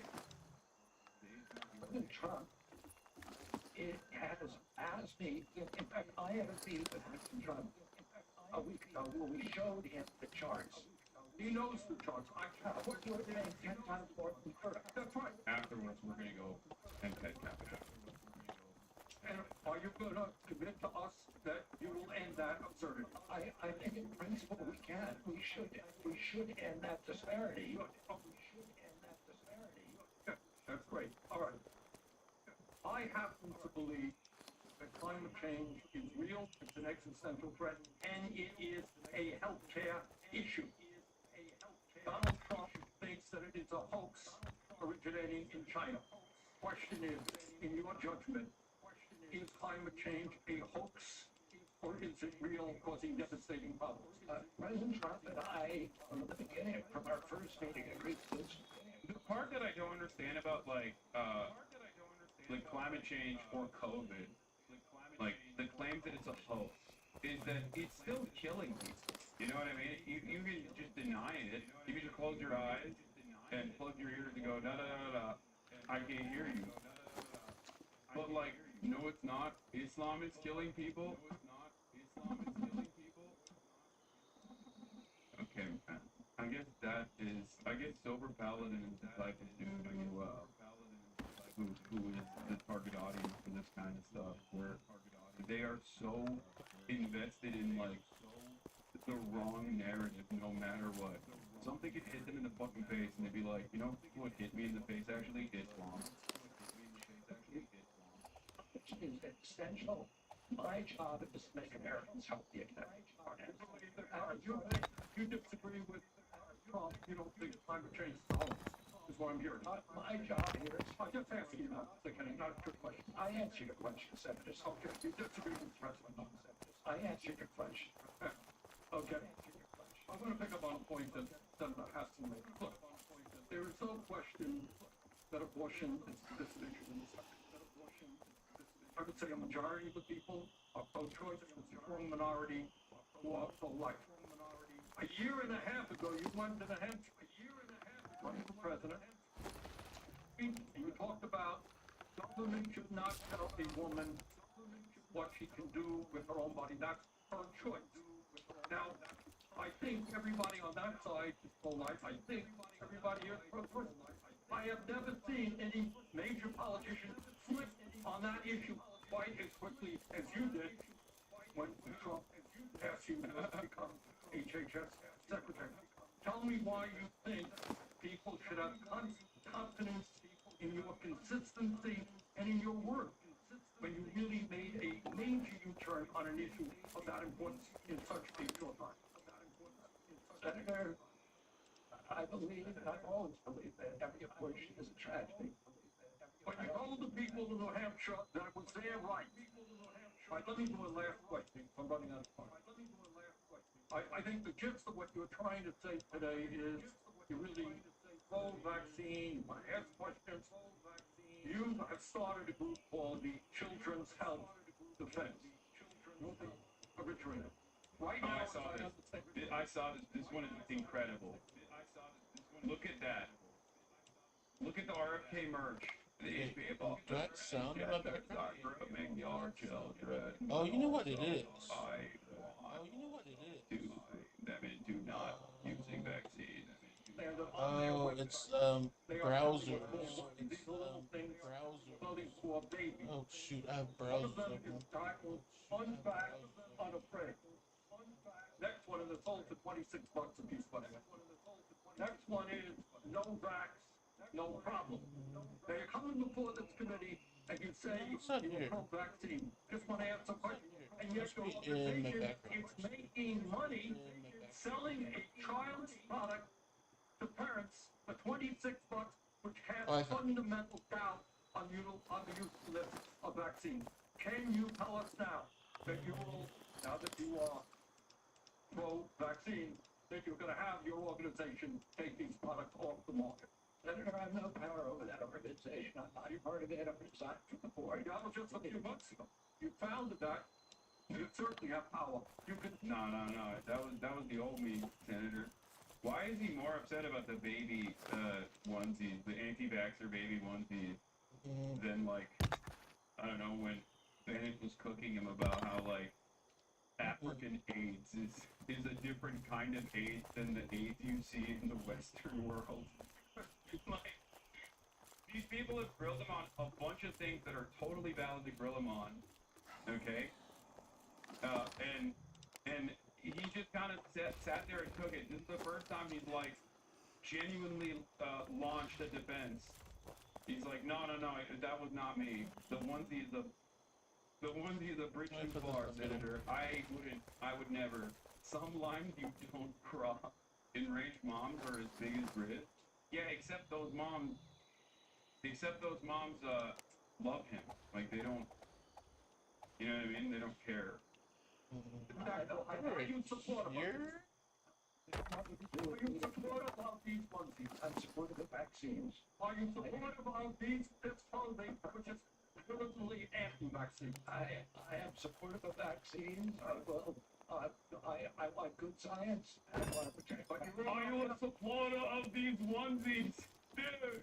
Sport this onesie. Wild line of questioning. I mean, I get what he's trying to do. The reason why he's pointing to sport that these is onesies because the organization that he funded, that is an anti-vaxxer organization, is like selling anti-vaxxer onesies, which very clearly is like, the goal of this is obviously to just, get as many clips as possible, right? They're clip farming. But, I mean, he's gonna... Actually, I don't know if he'll get... This is the one guy that I don't know if even Republicans would be down for. Like, in some ways, he'll probably still get confirmed. Doesn't matter. But, I mean, he's such a freak, dude. He's such a freak. And like, the American military's output, at the end of the day, is still violent. Right? The American military's output, at the end of the day, is still violent. So having a violent guy like Pete Hegseth in charge of it, even if he's incompetent, is not going to change the direction of the Department of Defense. Whereas RFK not only is a coup, but he will dramatically undermine any kind of health initiative to a degree that even capital owners might be upset with. Does that make sense? That's why I'm saying, like, it's a little 97-2, only Sanders and Warren again. RFK Jr. is more popular than Trump, I think? No. No, they got him in check. He's reading the capital owner playbook. That's true. He is doing the whole, like, I would never undermine capital owners. I would never undermine the profit sector, the profit-seeking initiatives that the healthcare sector engages in. Obviously, he's doing the thing that he's supposed to be doing. Pete Hegseth odds on Palmer were at 95%. RFK Jr. is at 77. These have been fairly accurate, unfortunately. Well, notice how RFK Jr.'s percentages is lower than Pete Hegseth. That's what I'm implying. That's the point I'm trying to make, which is that, like, this man is, at least for the agency that he is going to be heading, Health and Human Services, is a more dire threat than Pete Hegseth is to the Department of Defense, despite being incompetent and having no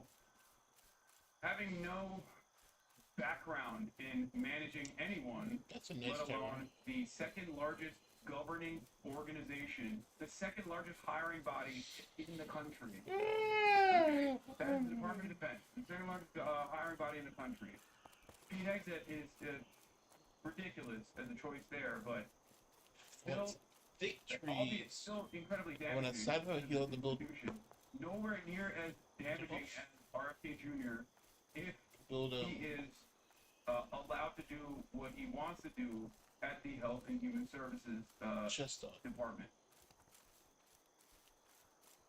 Now, the organization to continue until we have. Thank you.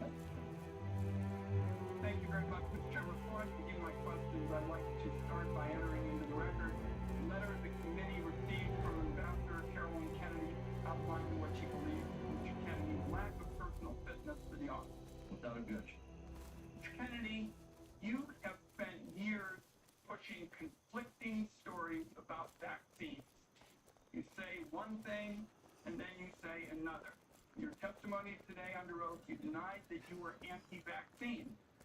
But during a podcast interview in July of 2023, you said, quote, no vaccine is safe and effective. In your testimony today, in order to... Well, that's true. What is happening? What is this? Darth Vader? Wait, is that him? Oh my God, is that him breathing? Oh my God, this person is the face of American health. This person is the face of American health. This person is leading the Make America Healthy Again initiative. Oh my Lord.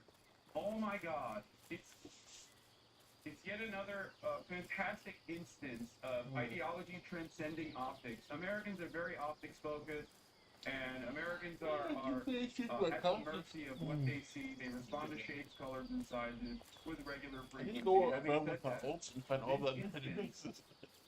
this instance goes beyond that. Where the optics alone show that this is not a My means super of base. or prosperity. And yet Charcoal. Americans are so In this charcoal. ideologically invested in this project that I think I want to build on the opposite side of the mountain. health and Like prosperity, back there. actually, despite the fact that he's a visibly sick man. Pretty crazy. Yeah, I got some good today. You note that all your kids are vaccinated. But in a podcast in 2020, you said, and I quote, you would do anything, pay anything to go back in time and not vaccinate your kids. Typical back in time. Save your Things cannot be true. GFK. So, are you lying to Congress today when you say you are pro-vaccine? Or did you lie on all those podcasts? We have all of this on tape, by the way. Senator, as you know, because it's been repeatedly debunked, that statement that I made on the Lex Friedman podcast was a fragment of the statement. He asked me, and anybody who actually goes and looks at that podcast and will see this, he asked me, are there vaccines that are safe and effective? And I said, some of the live virus vaccines are. And I said, there are no vaccines that are safe and effective, and I was going to continue for every person. Every medicine has people who are sensitive to them, including vaccines. Right. So he interrupted me at that point. I've corrected it many times, including on national TV. You know about this, Senator Biden, so bringing this up right now is dishonest. Let's be clear about what you've actually done then, since you want to deny your statement. For example, you have a history of trying to take vaccines away from people. In May of 2021, you petitioned the Food and Drug Administration to not only block Americans from having access to the COVID vaccine, but to prevent any future access to the life-saving vaccine. Are you denying that? Your name? We brought that petition after the CDC recommended the COVID vaccine without any scientific basis for 6-year-old children. Most experts agree today, even the people who did it back then, that COVID vaccines are inappropriate for 6-year-old children who basically have a zero risk from COVID. That's why I brought that lawsuit. I don't want to have it. Is this the fucked up voice Olympic?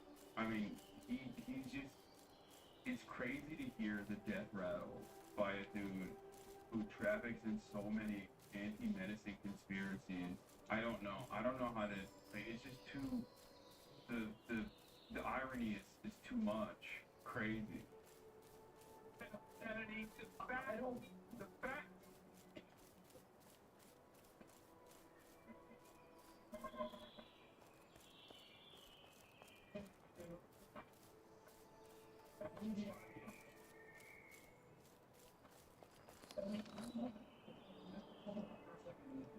to the audience. Comments from the audience are inappropriate and out of order. And if there are any further disruptions, the committee will recess until the police can restore order. Please follow the rules of the committee. Mr. Kennedy, you may proceed. I also want to point out that your presentation of what happened in Samoa is absolutely wrong. We'll get to that in a moment. Right now, we're talking about the petition that you filed to block Americans from having access to the vaccine and to prevent any future access to the vaccine. Those facts are on the record. My third question to you is, you made almost $5 million from book deals, mostly promoting junk science. In 2021, in a book called The Measles Book, you wrote that parents had been, quote, led into believing that measles is a deadly disease and that measles vaccines are necessary, safe, and effective. reality is measles are in fact deadly and highly contagious, something that you should have learned after your life contributed to the deaths of 83 people, most of them children, in a measles outbreak in Samoa. So my question here is, Mr. Kennedy, is measles deadly, yes or no? The death rate from measles historically in this country in 1963, the year before the introduction of the vaccine, was 1 in 10,000. Let me explain what happened in Samoa. In Samoa, in 2017 or 2015, there were 2 kids who died following the MMR vaccine. And the vaccination rates in Samoa dropped precipitously from about 63% to the mid-30s, and they've never been very high. And in 2018, 2 more kids died following the MMR vaccine, and the government of Samoa banned the MMR vaccine. I arrived a year later when vaccination rates were already below any previous level. I went there, nothing to do with vaccines. I went there to introduce a medical informatics system that would digitalize records in Samoa and make health delivery much more efficient. I never gave any public statement about vaccines. You cannot find a single Samoan who will say, I didn't get a vaccine because of Bobby Kennedy. I went in June of 2019. The measles outbreak started in August. Oh, clearly I had nothing to do with the measles. Not only that, Mr. Kennedy, not only that, if you let me finish, if you let me finish, there are 83 people died when the tissue samples were sent to New Zealand. Most of the people that died of measles don't know what's going on. It's an outbreak occurred in Tonga and Fiji. No extra people died. 7 measles outbreaks in 13 years. I would like to get my time back. The nominee wrote a book saying that people had been misled into believing that measles is a deadly disease. He's trying now to play down his role in Samoa. That's not what the parents say. That's not what Governor Green says. It's time to make sure that we blow the whistle on actually what your views are. At least we're starting. I support the measles vaccine. I support the polio vaccine. I will do nothing as HHS secretary that makes it difficult or discourages people from taking it. Anybody who believes that ought to look at the measles book you wrote saying parents have been misled into believing that measles is a deadly disease. That's not true. We need to move on. Senator Grassley.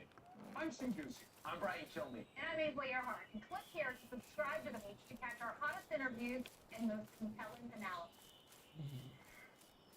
Thank you, Mr. Chairman. So, Mr. Kennedy, I want to start with something that I think you and I agree on, and that is that Big Pharma has too much power in Washington.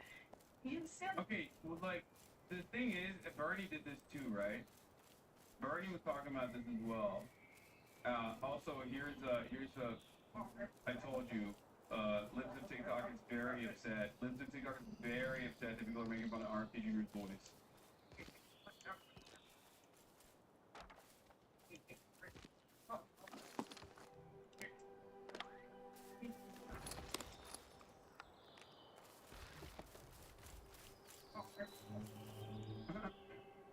Yeah, Dark Woke is real. Dark Woke is rising.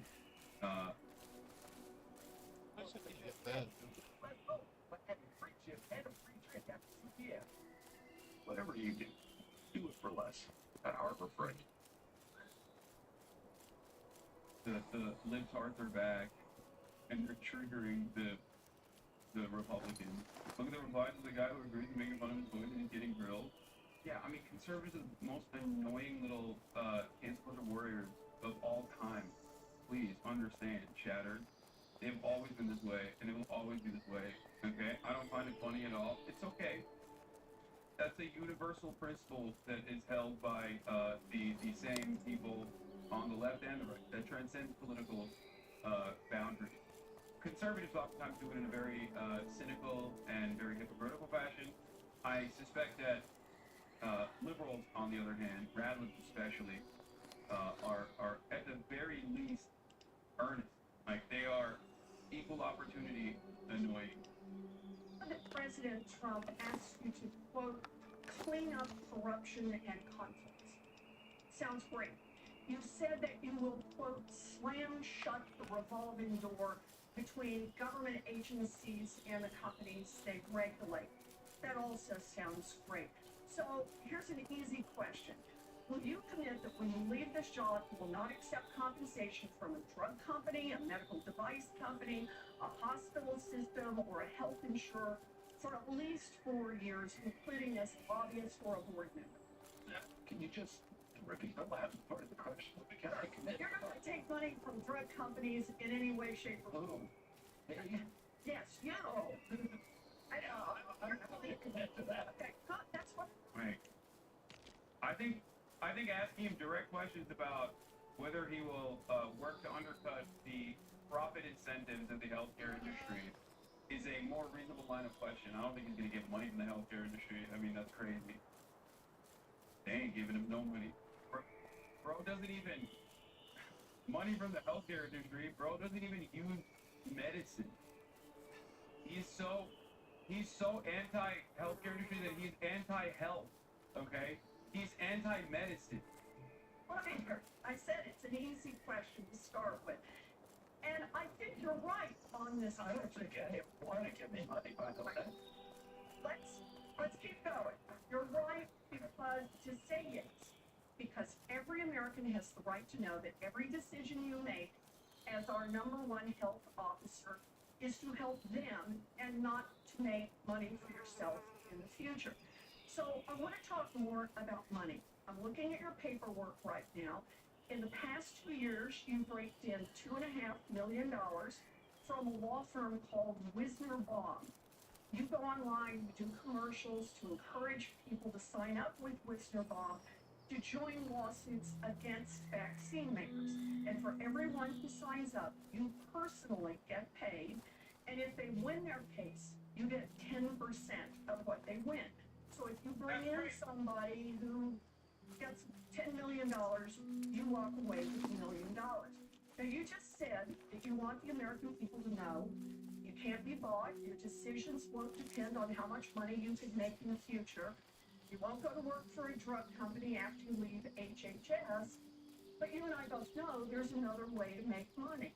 So, Mr. Kennedy, will you also agree that you won't take any compensation from any lawsuits against drug companies while you are secretary and for 4 years afterwards?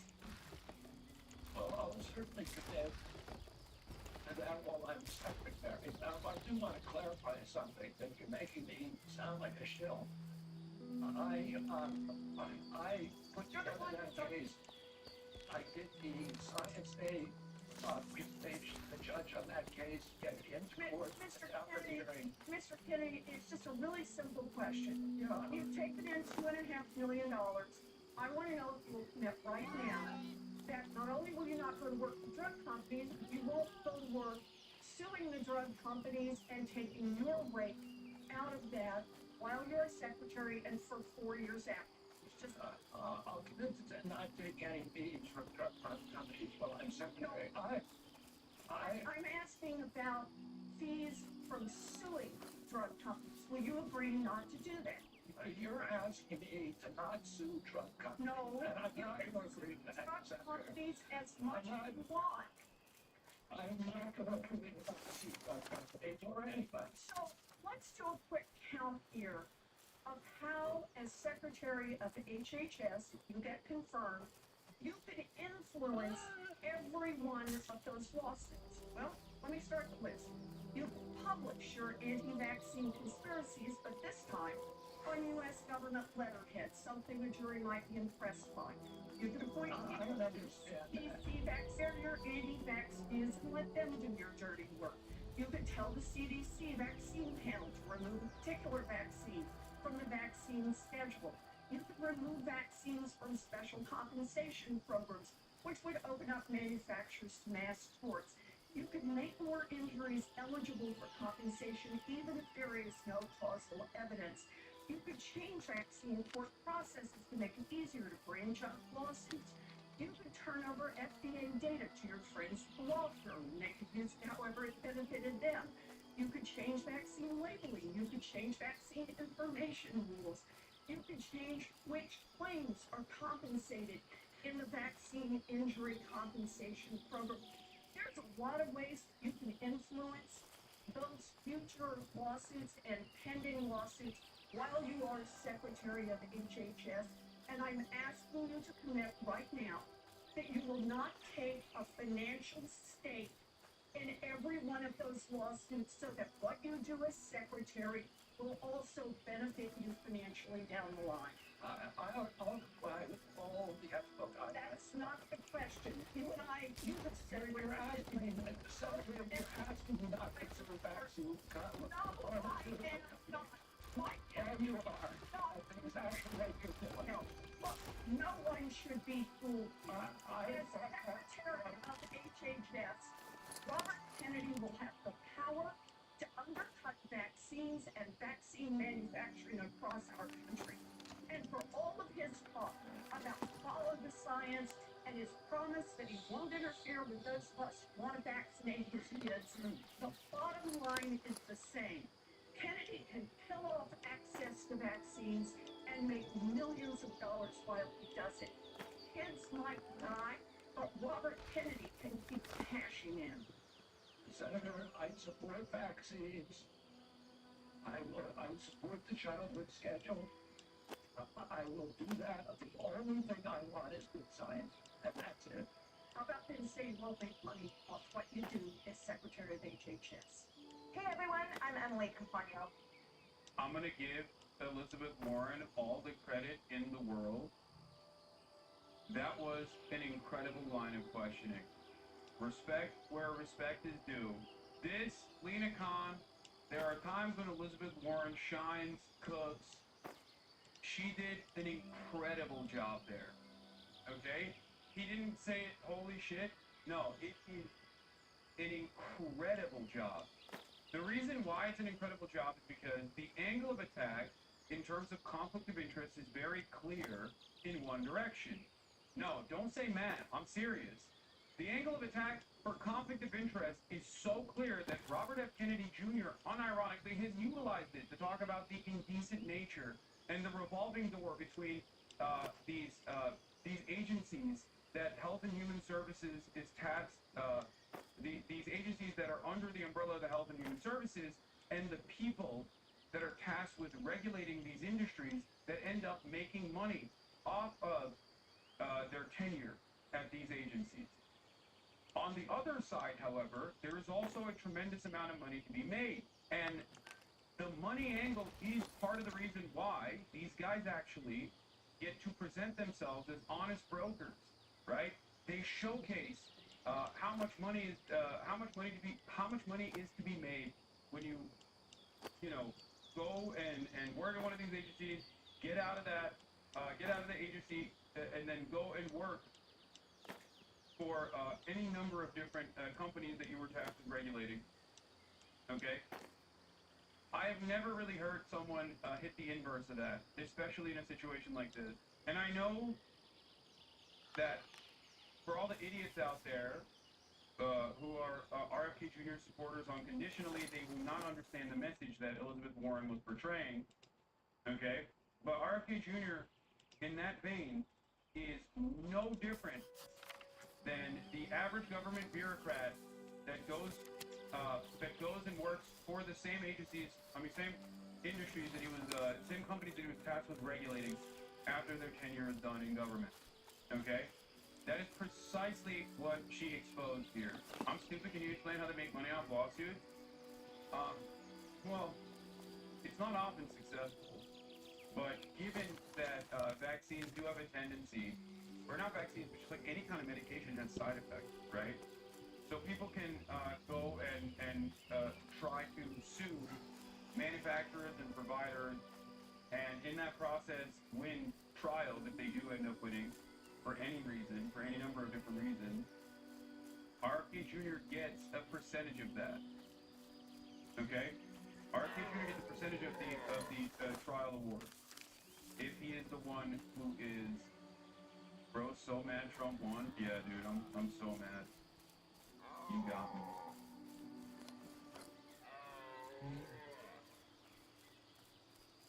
You know, all this clay, it's nice. Abandoned territories. Ready? Here we go.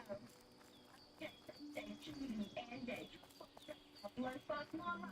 That's recess and do fun stuff. Get a little Saturday love. Hustling plus overlook plus bustling plus cleaning overlook.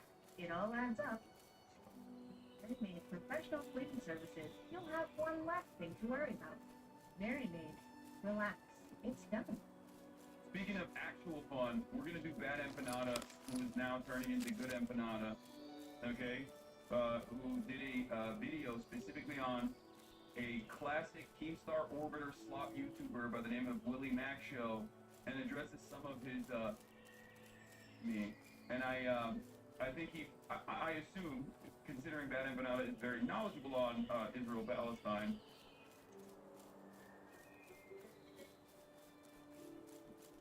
Anyway, we'll do this. We'll start with this. Slop YouTuber covers genocide, fails to make a single argument. New segment on the stream, which might never happen again, but I'm calling it a new segment. It's going to be called Slop Watch, where whenever a slop YouTuber steps out of their lane and talks about something serious, we fact check them. So we're going to fact check a slop YouTuber who usually talks about like Minecraft streamer drama, but decided to delve in to Israel-Palestine recently out of no reason aside from the fact that they hate the sun. This is basically it. Like these people. Oh yeah, by the way, we need to talk about the Iron Mouse situation as well. Lorraine finds Quinn Blackwell on love on the button. Okay, we'll do that too. We'll do all that. The Macy's, you got some fire banger React videos lined up too. Who used to make drama videos about gaming YouTubers. Oh yeah. Oh, speaking of which, by the way, congratulations to everybody that is cool, that is involved on this list. Okay. Stop Bluebird's house. Stop Activism has decided 2024 end of the year top 10 finalists: Hassan Piker, Corey Bush, John Cusack, Greta Thunberg, and then actual guys like Jake Shields, Jackson Hinkle, and Candace Owens, and Dan Bilzerian. I don't know who Jess Natalie even is. And then you have, another person who's not Nick Fossum Yusuf. So it's really funny when these openly showcase that they have no interest in like actually tackling real and they just want to dilute and conflate it with anti-Zionism. I probably will end up winning this, by the way, which is really funny. But yeah, you didn't like my post? Oh, I thought I did. Sorry. What? He said some things that are making me like materials analysis. No, there are people who have said like straightforwardly many things, who also happen to be anti-Israel, but from a many perspective. And then there are people like Greta Thunberg, or people like Corey Bush, people like John Cusack, You're f***ing ridiculous. Jess Natalie is a so informed person on Instagram. I don't know who that is. But once again, notice how someone like Myron isn't on there? Yeah, I mean, there's plenty of real MIs we could have put on that list with like some level of prominence, but it doesn't really matter because these people are freaks, dude. The people that run this shit. Yeah, I mean, past year's winners, Rashida Tlaib won in 2023. Kaya West won in 2022. That was like a real MI for once, you know? Anuradha Mittal, the chair of the board of directors at Ben & Jerry's, won MI of the year. This has so many mind spots in my put my base here. Ilhan Omar. So look at all these. I don't what know the fuck? about Nurdine Kaswani, but I know Ilhan Omar is not an I put my base like over here by this wood. Anuradha Mittal is also not an anti-Semite as well. I mean, she works for the you know, the Jewish-owned brand but I want to be next to a bunch of trees. Jerry's, who is very prominently BDS, pro-BDS, boycott, divestment, and sanctions. So I suspect they felt maybe a little embarrassed putting Ben and Jerry on there because they're Jewish. So they were like, let's find someone else. Let's find like a brown woman, and then, you know, that way we'll get to feel better. Also, I have noticed one particular through line here A lot. Just everyone's a person of color. Literally. It's, I don't know how this happened, but that's like 1, 2, 3, 4 people that are not anti-Semitic and anti-Israel. 1 person that is anti-Semitic. Everyone's a person of color. And mostly brown women too, like black and brown women.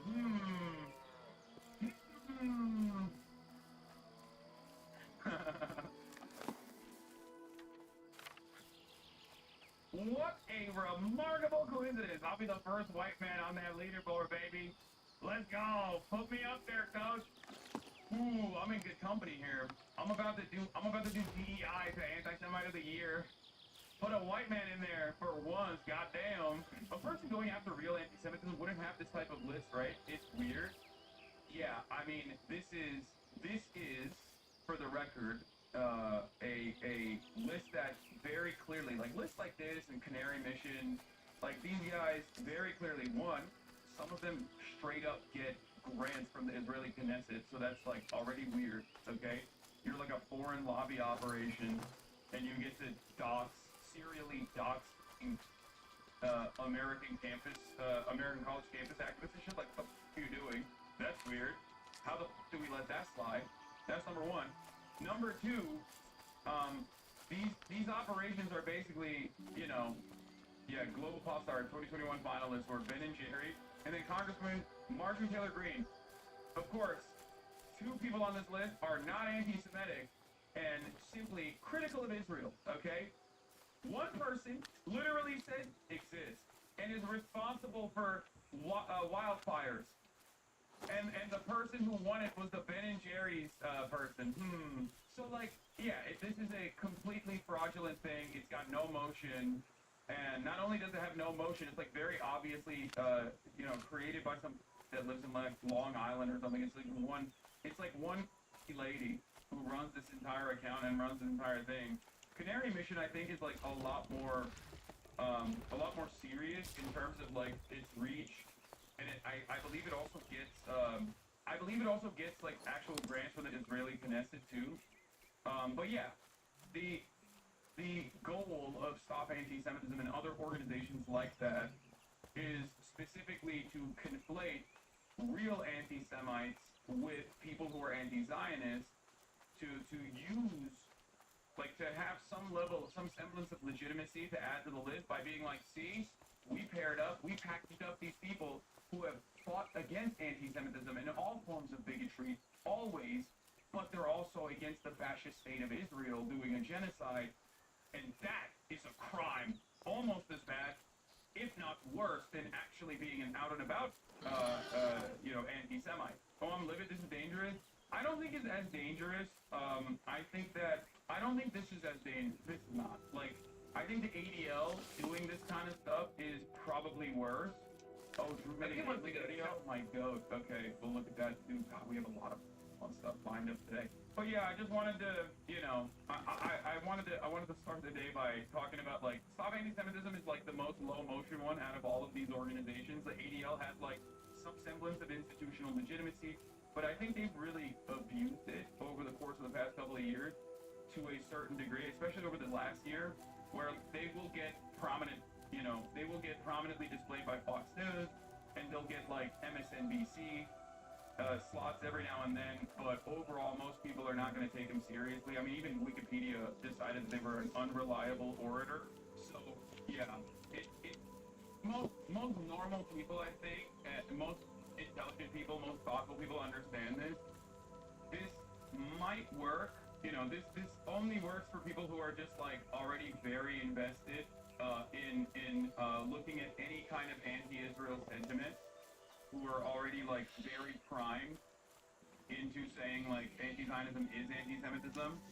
But it's got, you know, the last year of just, like, lumping in anti-Zionism as anti-Semitic, anti-Zionism across the board being anti-Semitic is, like, really, I think, destroyed the credibility of a lot of these institutions that already didn't really have any credibility to begin, or shouldn't have had any credibility to begin with. So, but yeah, I said this list is a perfect demonstration of the unserious nature of these kinds of groups. There are progressives who are anti-Israel lumped in with anti-Semites who are anti-Israel. No one is buying this shit anymore. And I believe it. Like, who the fuck is going to look at this and be like, yeah, Greta Thunberg is a real anti-Semite. And so is Cori Bush, and so is Hassan Piker. Maybe they might think I'm anti-Semitic, but like, you know, when you lump me in with people like Cori Bush, John Cusack, and Greta Thunberg, they're like, you're kind of deflating the severity. You're kind of deflating the severity of the accusation. And Bassem Youssef, you know? Really suspicious. So yeah, people who aren't familiar with what anti-Semitism is or isn't will believe this. No. And the other side of the story that is like more damaging for at least like my Jewish community members and like Jews in the Western world specifically, the damaging side of this is that most people already have like some level of like underlying anti-Semitic tendencies. So when they see lists like this, it just makes them, I think, lean more in the direction of normalizing anti-Semites, which I don't like and I don't appreciate, and I hate this. That's why I'm very frustrated with the likes of ADL, because I don't think it's like ridiculous to have an institution that specifically targets anti-Semitism. I think that's a very valid and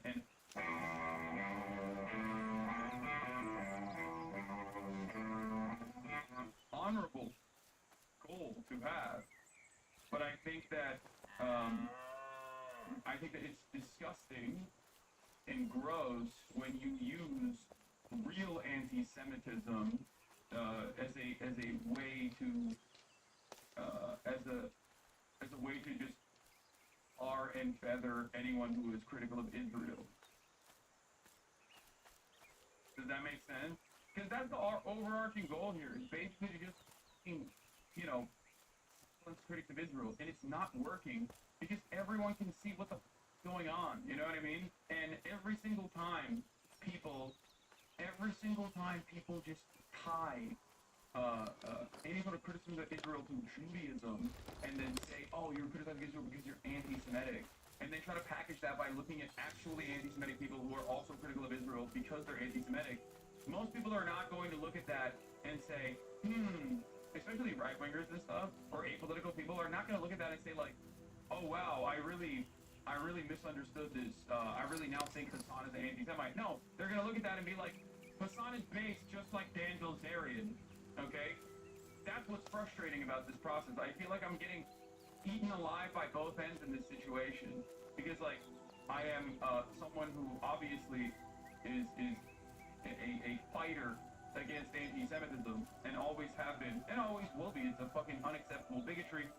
And for that reason, I despise these motherfuckers. One, because they're so pro-Israel, and two, because in the process of trying to defend Israel, they end up overextending and, you know, making people feel like anti-Semitism is not a serious problem at all. Hassan is just Candace Owens? Yeah, totally. Like, I can't think of another person that is so diametrically opposite to me as, like, Candace Owens. You know what I mean? Yeah, it is a whole website run by some schizophrenic lady in Long Island, yeah. I don't know who Jess Natalie is, but I know who is not anti-Semitic on this list, and I know who is anti-Semitic on this list. Jake Shields is an anti-Semite. He said a bunch of fucking, you know, Jews-controlled media style things. Jackson Hinkle has said a bunch of anti-Semitic shit too. Candace Owens, anti-Semitic and anti-Israel. Daily Wire famously hired her, knowing full well that she was an anti-Semite, and fired her when, you know, she wasn't just an anti-Semite, but also anti-Israel. That was a fun little process for Ben Shapiro and Jeremy Boring's operation there. Like, they hired her when she very famously said Hitler just wanted to make Germany great. Like, you know she was anti-Semitic when you fucking hired her, dog. And then they fired her claiming it was for anti-Semitism. It's like, well, you knew that already. Jess Natalie is an anti-Zionist activist. Okay, that makes sense. Yep, there it is. Okay, so, yeah, I guess she was also another one of these people that was lumped into this category for the crime of you know, being upset that a fucking fascist country. Dan Bilzerian has also, Dan Bilzerian very famously, if you look at like 30-second clips, you might come across Dan Bilzerian's commentary on Israel-Palestine and think, damn, this guy has some good ideas. But if you watch the clip thoroughly. Okay, because watch like the next 30 seconds, you're like, oh my god, he is an insane anti-Semite, and it's a gross situation. But yes, he is yet another person that like very clearly has a lot of anti-Semitic opinions. And then Bassem Youssef is not an anti-Semite either. The Bilzerian's Barstool correct? No, you can tell, but not everyone will care to make that distinction. Unfortunately, I know. But the reality of the matter is, most people don't give a shit. Okay. Most people hate this. Everybody hates it. Everybody knows exactly what it is. So when you're constantly fucking playing the role of a hall monitor, going me, and crying about it, most people just go, yeah, I don't really give a shit. Okay, they're anti-Semitic. Who gives a fuck? That's the other side of it. Click translate. Look at it in front of everyone without repercussions. All right, we're not. This is Sunday Fun Day. Okay, we're not gonna dive deep into Israel's, atrocities today. What? He said that I assumed that he meant like the foreign policy, America's foreign policy is a direct result of what happened at 9/11. So it's kind of like, but it was like kind of a blunt way to say it. Understandable. Why, when I make videos about Japan, I'm saying that they deserve the atomic bomb? Watch Grace the Fireflies, you don't feel like freaking. You will think twice about saying some stupid shit like that. Okay. Second, you know why the atomic bombs happened? I mean, there are several reasons why it happened. Because it happened August 6th and 9th, okay? Nagasaki and Hiroshima. But what I just found out was there was something that Japan was doing. Like, see, here's the thing. Japan was going directly against the Geneva Convention at the time of World War II. And they were planning on dropping, like, pathogens and, like, diseases in Southern California. It was called Operation Cherry Blossom at Night. Japan was going to drop, like, disease and try biological warfare, because that's what they were trying to figure out in Unit 731. That was the main focus. They were going to drop that shit in Southern California. Let's just say that they were literally doing a lot, too fucking much between World War I and World War II. And they needed to be humble. At least that's what Western powers thought. Especially because Japan won against China and Russia, and still the Western world would not recognize them based on racial bias. So the Western world is always a catastrophe atrocity that happens in the world, and that's something that we have to acknowledge. Does that mean that we, the citizens, civilians of the Western world, deserve a bomb to be dropped on us or planes to run into our doctor? No. But we have to acknowledge the fact that our government is responsible for many millions of lives around the world lost. And to add motherfucking insult to injury, bitch. Yep. Like, Ishii died peacefully in its own. Most of those doctors that were experimenting on humans alive, like vivisections alive with no anesthetics, they went on to be politicians, they went on to be doctors, educators, because America said, we're parting you guys. Yeah, also, this is she's addressing the reasons as to why America, like, even the false justification that America used, but obviously the real reason why we did it was to flex on the USSR. Like, I think that played a much larger role in America's ambitions there. That's why we did it twice. But even though, like, even if the reason that America used, and there's a couple different ones they use all the time, that still would not be valid, is the point that she's making. Like, she's addressing America's justification and reasoning for why they dropped the atomic bomb, and even then, even in the own, like, moral quandary that they've created, it's still silly what it is. I thought this movie was so stupid, not sure if you saw it already. It shouldn't be rocket science, it'd be spending years bashing the Democrats and not giving Democrats money for media investment. And anyone who thinks Democrats should invest or capitulate to those types should be fired or never hired in the first place. Okay, this was kind of a bar from Olivia. I'm gonna give it to her. We probably should have picked the leadership of our movement based on who was bullied by Matt Gaetz, says Mike from PA. And then she goes, I'm not in party leadership or paid by the party in any capacity, dipshit. Damn. I mean, Mike had a good line, but I'm not gonna lie, Olivia kind of popped off on that one. Holy shit. Also, I think she's lying. She definitely did get, I don't know if she got paid, but, I mean, she's vying for a position. And also, she does work within the Democratic Party, doesn't she? Anyway, she's 100% paid by the party. Right? As long as you give us the data, because we don't want the Soviets to have it. Soviets got some of the doctors that were experienced. They put them in jail for 20 years, and I think in like 1950 they sent them back to Japan to kind of like ease the tension between the Soviet and Japan. They're at war with, they will use you as pawns to get more power. So is that a bandit? I understood what Hassan said. Would I have said it like that? Absolutely I don't know. Yeah, we did do that. I think that's Not only did we theirs. pardon them, and then also directly put them back in position of power, but also we absolutely continued using the Wait, that's quote-unquote NPC. research, specifically chemical Oh. weapons and biological warfare. Another autonomic early problem For with politics. abandoned properties. Because the update just cleared out all the claims of abandoned places. I think only bad new abandoned places. Y'all remember when you do a cat body? The whole time. This is all I'm gonna find. A couple abandoned places. That's it. That young men can look up to. I mean, hey, he's got a black. Yo. He'll be fucking hot. Okay, believe me. I get it. We want him to cater to us too. But we need that. We need Let's go. that. She guessed it. She guessed it. I like that he's male-centered and he has room to grow as a man viewing outside himself. Since Fun Day Common, Bill Murr. What? Oh, Bill Maher. Wait. Neil deGrasse Tyson criticized Elon's plan to go Mars. Can Elon Musk realistically send humans to Mars? I have strong views on that. Okay, we'll look at Bill Maher. It's not fun, though. Bill Maher is not fun. Okay, I thought you meant Bill Burr. And I got excited. That's how you meant Bill Burr. But you meant Bill Maher instead, and that is not fun. Alright, speaking of actual fun, we're going to do Bad Empanada, who is now turning into Good Empanada. Okay?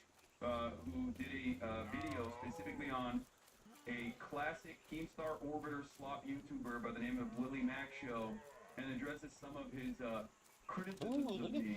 And I think I assume, considering Bad Empanada is very knowledgeable on Israel-Palestine, and Willie Mac Show is not very knowledgeable, I would like to see Willie Mac viewers reminding him about the video he said he was making a while ago. For some odd reason he stopped making it. They're a bit upset.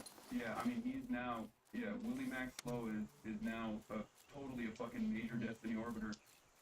He, dude, I get it. Why the fuck would you be? He literally goes and trolls that subreddit. He just peruses Destiny subreddit to fucking get like an easy 1 million view drama slop video. Is he in the back area? Like, why the fuck wouldn't he be excited at that foggy prospect? area. Oh shit. That probably makes him like 10 grand, you know what I mean? That's easy money. It's easy money to just fucking not know a single damn thing about Israel-Palestine and just be make like a Hassan Bad video, you know? We're gonna have a new segment on the stream, which might never happen again, but I'm calling it a new segment. It's gonna be called Slop Watch, where whenever a slop YouTuber steps out of their lane and talks about something serious, we fact check them. So we're gonna fact check a slop YouTuber who usually talks about like Minecraft streamer drama, but decided to delve into Israel-Palestine recently out of no reason aside from the fact that they hate Hassan. This is basically it. Like, these people used to make drama videos about gaming YouTubers, but then Hassan came on the platform. You know, he's on the same platform as the gamers. So now, like, they hate him for getting more viewers than them while talking about things that actually matter. So now, like, in between the videos about, like, the latest, like, scandal of, like, I don't know, Pokimane having an affair with Asmongold's dog or some shit like that. You know, like the gamer World of Warcraft, League of Legends, whatever the fuck. I'm just throwing out words that I don't know what they mean. You now have this guy who has the brain power of like an almond telling us what to think about geopolitics, what to think about genocide. So we're gonna check out what Willie Mac Show has to tell us. Just let's check out the direction of his content. The direction of his content is put someone with lots of followers in the title. There is not a single video on his channel that is not about another YouTuber. And by far the videos that get the most views are the ones about Hassan, so that's why he's making them. So, let's check it out. Let's see what he's got to say and let's fact check him. For as long as we research it until it becomes so crazy that we would prefer not to live anymore. Check it out. What? You're sort of documenting his son for his blatantly false report. Why do you talk like that? Why do you talk like that? What is this voice, for one? This is not a real person. I thought my video voice was bad. What's this? Insane meat munching made like 20 videos on you? I know. It's, can you explain what a grifter is and how you're not one? A grifter is a person that doesn't have any sort of like firmly held convictions or any sort of interest in the subject matter that they're covering. And they're basically simply covering it because the algorithm boosts that sort of commentary. Like for example, if if someone has no interest whatsoever in the ongoing genocide that Israel is engaging in Gaza, right? And the only videos that they've ever actually, the only time they've ever actually afforded their platform to talking about this issue is to specifically farm drama off of a polarizing content creator such as myself, to just basically say my reporting on it is bad, and you know, the fact that they have no like real experience in this field whatsoever, and they're simply just like aggregating clip chips off of you know, a particular subreddit. That would be a perfect demonstration of someone who is a grifter. The reason why I always laugh at the Hassan, you're a grifter allegations is because I have been endlessly consistent on my commentary, on my convictions that I firmly hold on to, and also the fact that not only can you know, not only do my takes stand the test of time fairly well, with some minor exceptions that people seem to make a very big deal about, but that's fine. Grifting to the left is the most idiotic thing that you could possibly do. If I had no real convictions, if I had no real, genuine, personally held political opinions, why the fuck would I grift to the left? It's the most annoying group of people on the fucking planet, okay? Do you know how many people who also consider themselves to be diehard leftists who fucking hate me? Are you kidding me? It is the most annoying group of people on the planet, okay? I'm sorry, it's just the truth. There's nothing the left hates more than someone who has an opinion that is a little bit marginally different than theirs, okay? There is no big ticket donors on the left. Everything on the left has to be grassroots funded by you guys. Obviously, you guys fund this entire broadcast by subscribing, and many of you do, and I'm endlessly grateful for that sort of thing. But the reality of the matter is, there's a reason why. I mean, Bad and Empanada is a great example. Bad Empanada fucking shits on me all the time, you know? And it is what it is, but the left is the stupidest fucking group of people to grift to. Because they are annoying. And it's impossible to get any sort of solidarity amongst the left, okay? People will say, you're not far left enough. Some people will say, you're too far left. No such distinctions are usually made on the right, okay? There is very little right-wing infighting, and when it happens, they pack that shit up quickly. The two most prominent examples of right-wing infighting that have occurred over the course of the past couple of years was when Ben Shapiro and Steven Crowder duked it out a little bit for a second, okay? But it didn't change the dynamic of the audience that much. Steven Crowder said, cried about the $50 million contract he got from Daily Wire, and he said it was slave labor, which was hilarious. And then the second most prominent example was when Candace Owens was anti-Israel under the Daily Wire wing, while also being anti-Semitic, of course. And Ben Shapiro was like, you know, anti-Semitism is fine, but anti-Israel I can't stand. That kind of feuding is a daily occurrence on the left. People have, you know, an incredible amount of purity that the standards that they themselves do not abide by, that they try to subject others to. So it's a fucking idiotic thing to do. You think I'm a stupid person? Why does D-Griff to the left seem to be working out well for his bank account law?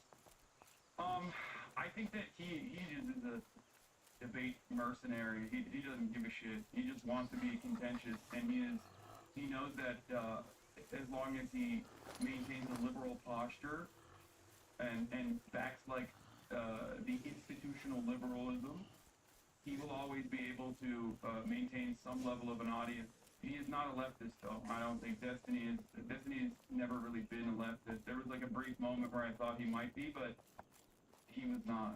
He's just a very annoying liberal who says incredibly reactionary and edgy shit on a regular basis and will defend it.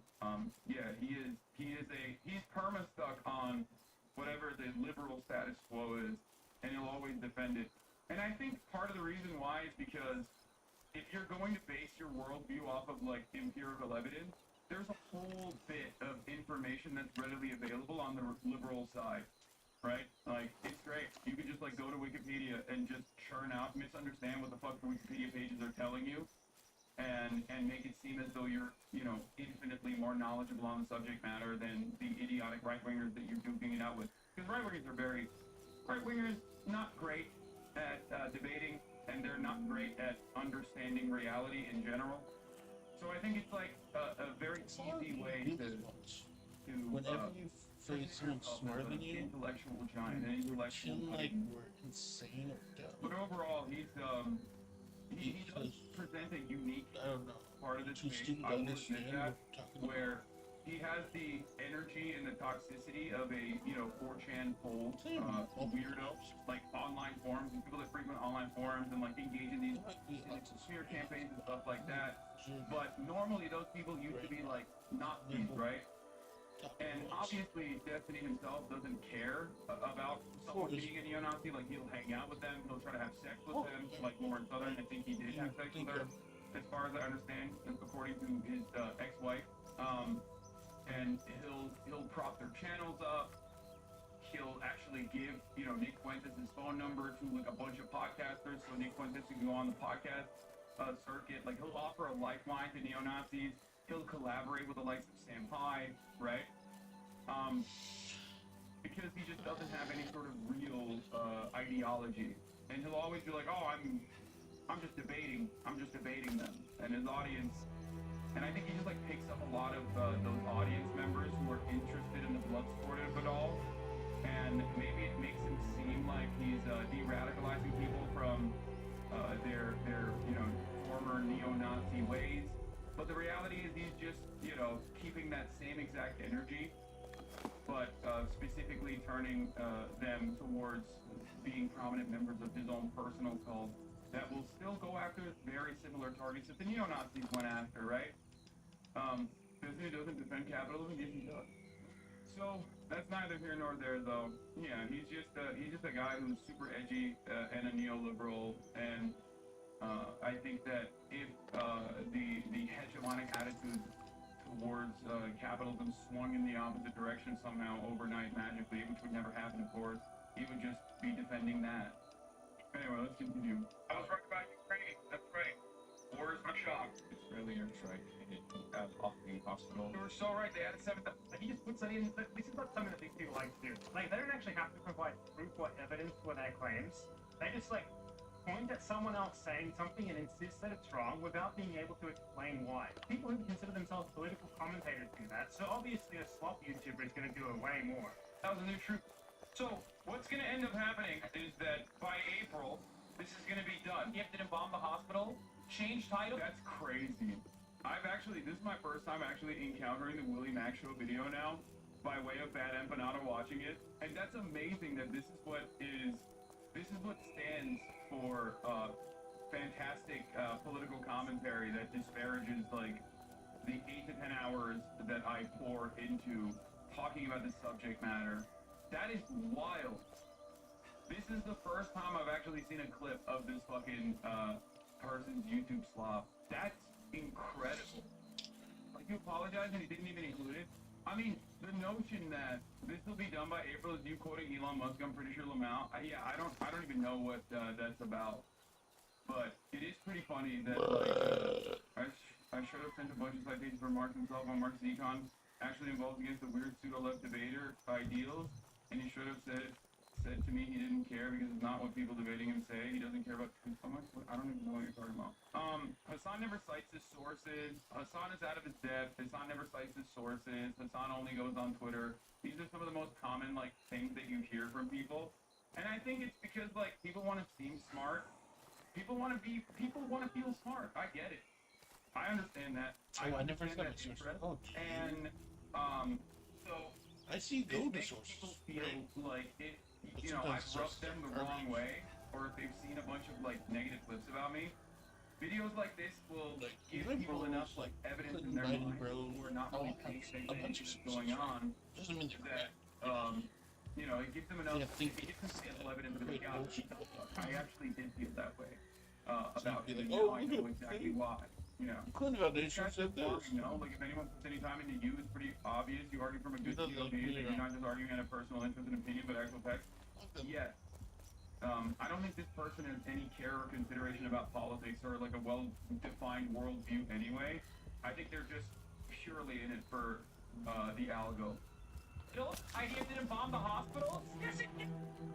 Does that provide any evidence that they didn't bomb the hospital? No, he doesn't. He just insists it did. And because the Sun said that it did, it must be wrong.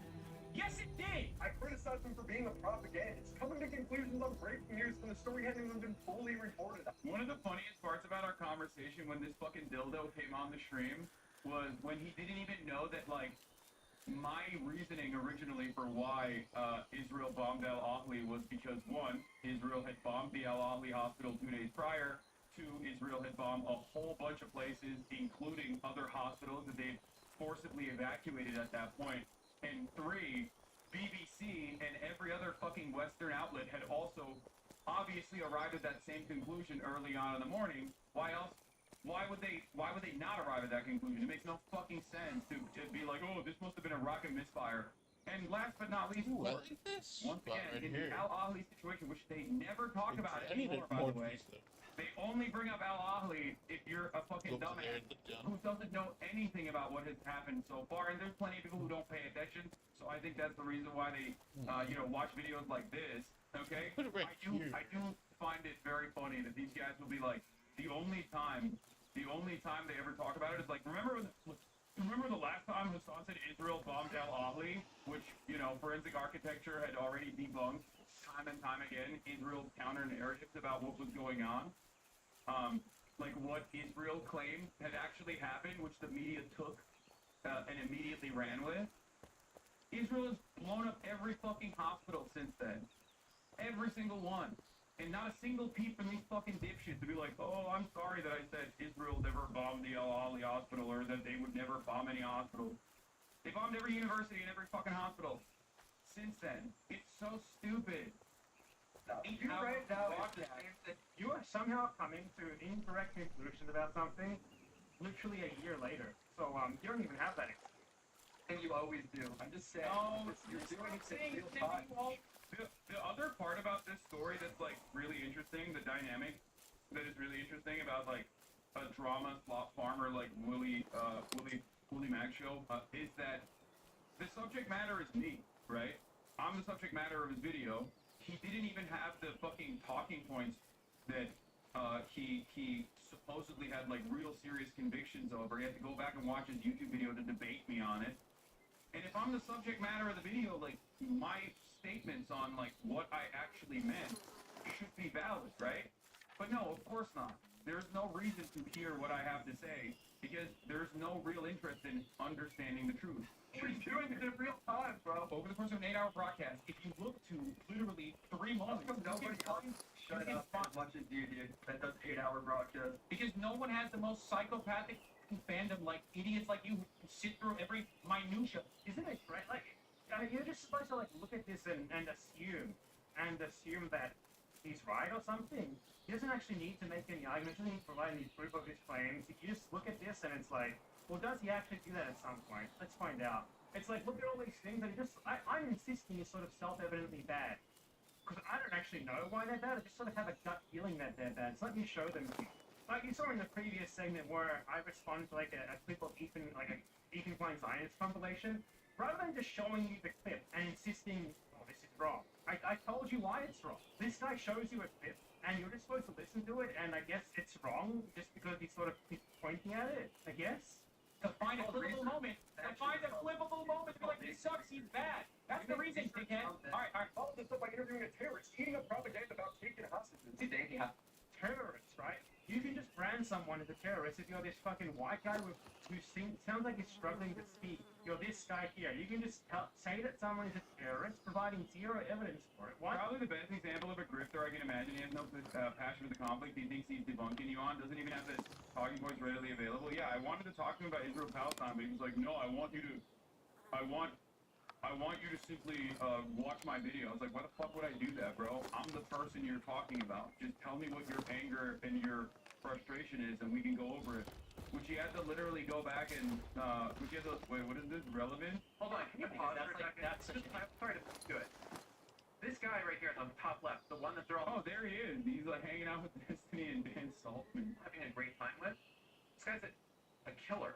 Well, No, you don't know if he killed anybody. He probably is. What do you mean? He boards fucking boats? Yeah, but after they're taken over, he's not for like the. Oh, I'm takeover. sorry. He's not. He's hanging out with the hostages, but we don't know if sorry. He also wasn't hanging out with the hostages. That was a moment that was like lost in translation, but like he wasn't hanging out with the hostages at all. And the people were using a clip that was from a totally separate video to be like, oh, look at this clip, like here he is hanging out with the hostages. No, he didn't board the boats either. No, he didn't fucking board the boats either. He went on Galaxy, the boat that had already been, that had become a tourism destination in Sana'a. You're wrong. All of this stuff is wrong. Why do people not care about being wrong so frequently? It just doesn't make any fucking sense. Like, yes, the Ansar Allah militants took over a bunch of boats, including the Galaxy one, okay? They boarded the boat, they put the boat in the port in Sana'a, and then they turned it into a tourism destination. So people could just simply pay, I think like $1 or something, to go and see the boat, Galaxy Leader. That's it. And Timothy Chalamet, Rashid, okay? You are the biggest liar I've ever seen. It's written all over your face. You are bullshitting. Okay, man. My bad. I love the address. You're trying to fight.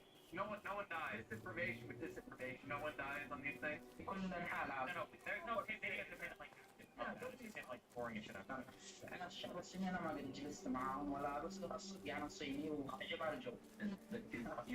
He's saying he hasn't spent much time with Chinese people, but one of the captain was Chinese, and he did talk with them, and he Like, this either is a mistranslation, because the captain wasn't even Chinese, or he's just fucking flexing. Okay? the music with them, and he was vibing, so he Like, I think he saw a fucking clip of another earlier, it is a mistranslation. He either saw a fucking clip, he's not flexing, he's joking. Oh, okay, I don't know. But he saw an older TikTok. Why is this video relevant at all? You're lying, Hassan, I can read your mind. It's a mistranslation. Qatari Cat, what is he saying there? You also have to remember, like, I can't fucking understand what he's saying. He can't understand what I'm saying. That's why I had Fuad be the translator in the situation. But Willie does nothing, Willie does anything to not confront genocide and keeps his lack of care onto you and everyone else, like deliberate placing of oneself to be negatively polarized. Like, who asked these motherfuckers to be political? I fucking hate it. Anyway. But yeah, if you want the actual facts, if you want to know what is the reality, I asked him in the interview if he was a Houthi militant. I still maintain the position that I have every right to fucking interview Houthi militant or someone who is like a prominent member of the Ansar Allah administration. I think there's journalistic value to doing such a thing. When I thought that he might be a Houthi militant personally, because we saw the clips and everyone was calling him like jokingly Timothy Chalamet, I was of course very excited to do this. Okay, but the interview, in my perspective at least, once he said he was not, of course changed. Like the dynamic of the interview changed, and every single real news outlet, no matter how fucking right wing they are, have openly stated that they know that this person is not a militant anyway. Most people would be given props for bagging an interview like this. I know. The New York Times reached out to me to try and get their contact information. Okay? Yes. Other journalists like Jeremy Scahill, Ryan Graham, and many others were like, that was a fantastic interview. I'm glad that, someone is out there capable of being able to reach out to these people and actually even fucking humanize them. Because why wouldn't I? Anyway, let's continue. He's a terrorist. He's an Arab in Yemen. Why else would he be a terrorist, right? Someone who, by the way, like, what terrorist attack has he committed? What terrorist attack has he committed? I can point to a terrorist attack that Hillary Clinton participated in. What terrorist attack this guy? Could you point to that for us? Which one? What did he do? I'd like to offer, I believe his name is Rashid Al-Khalidi. We will crowdfund a GoFundMe so you can sue whichever one of these people you choose. This guy could be the easy target. There's precedent for this working because, for example, Sacha Baron Cohen's video of Bruno, he framed a random Palestinian grocer as like a terrorist, and he ended up having to pay that guy hundreds of millions of dollars in a defamation fee, or at least tens of millions. Rashid, my friend from Yemen, you have a chance at a huge payout here, and we will gladly crowdfund you. Pick like the most egregious of them. Call me a terrorist. I speak Arabic. Rashid didn't say any of that. Your translator speaking another dialect. Levantine opposed to Rashid's Yemeni dialect. He never said he took cock with the captain or the crew. I don't know what he said. I still don't, to this day, know what he fucking said. But what I do know is, I have no reason not to trust him when he says he's not a fucking pussy, okay? He lives in Yemen. He has every reason to even lie and say he's pussy in an effort to not get fucking punished by seemingly coming across as he's disparaging the Ansar Allah movement. You know what I mean? What's crazy about it is that he literally has been apprehended by the authorities in Yemen before, like, according to his own Twitter account. So it's like fucking ridiculous that people are just like, why would he lie? Why would he fucking lie? He has no reason to lie. He lives in Yemen, brother. He can just fucking be like, yeah, I hate Jewish people and I'm Ansar Allah and we're doing this for anti-Semitism. If that was genuine perspective, he could just say that, okay? What are you gonna do? Cancel him? He's in fucking Yemen. He could be killed tomorrow by an American bomb. Like, that's the point that I don't understand, that people are just like, you should have been debating him. You should have been debate lording him. And it's like, why would I do that? There's a person who is 18 years old at this point and has only known genocide his entire life, okay? Saudi and UAE-backed, America-backed genocide. That's all he's known. Americans are in Yemen. No, American bombs directly fucking blow up parts of Yemen, though. They fly over it and, you know, lob rockets into even Sanaa and the forest and every other part of it. And let's get them in court trying to justify that label. I'd love to see that. That would be fantastic. The game about taking hostages. He hasn't spent much time with Chinese people, but one of the captain was Chinese, and he did talk with them, and he danced the music with them, and he was vibing. So he. This is funny, by the way, because not one of the captains in any of the ships that the Houthis seized in the anti-genocide blockade, by the way, literally a blockade against Western shipping, that to put pressure on Western countries and Israel to stop doing genocide. That's what that is. Nonetheless, there was literally no Chinese captain, obviously. How did he talk to a Chinese captain when there is no Chinese? What he did is he saw an unrelated video, a TikTok from before this was even happening. Yeah. Of like a ship captain who had docked in Yemen, like doing drugs with Yemenis. A Bulgarian at that, not even a fucking Chinese. Because there's no Chinese captains in Yemen. No, there's no Chinese captains involved in this at all. So he's talking about a TikTok video that he watched. And these guys say like, okay, that's like this positive evidence that he's a terrorist. Also, even if he had talked to a captain, how would that make him a terrorist? Is terrorism when you speak to someone who was like a crew member of a ship that was seized in an anti-genocide blockade? Just speaking to them makes you a terrorist? Is that how this works? I would love to get this guy on stream to explain to us his logic and also to get him to present to us evidence. He likes them, yeah. I mean, what? That's so crazy. He's saying that they went over the cruise on these. Just the entire video, just like him rehashing a video that you've already made, where you're supposed to look at the clips and just assume that he's correct. That whatever he's implying. The answer is yes, by the way. For most people, it's like, it's perfectly packaged drama slop. It takes 1 second to lie about a person, especially when there's an overwhelming amount, amount of social conditioning geared in one way, and it takes an hour to fucking break down exactly why this is wrong, while still taking into account the broader audience's personal hang-ups on the matter. Okay? You can just say, brown kid has a gun, terrorist.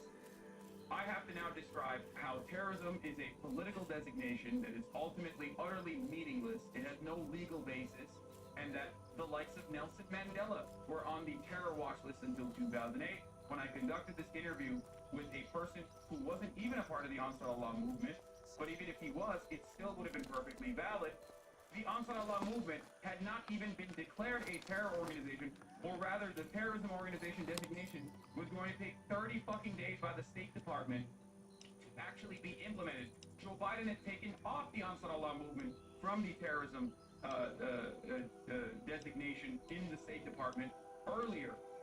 Okay? How am I going to describe this to people who are just like, nah, I see brown guy, has gun, he's terrorist, he wants to kill white people, he probably has killed white people, you know? It's like when my boomer dad shows me a 15-second Instagram vid that's supposed to completely change my political perspective. It's all on how you package it that gets people riled up. It's insane.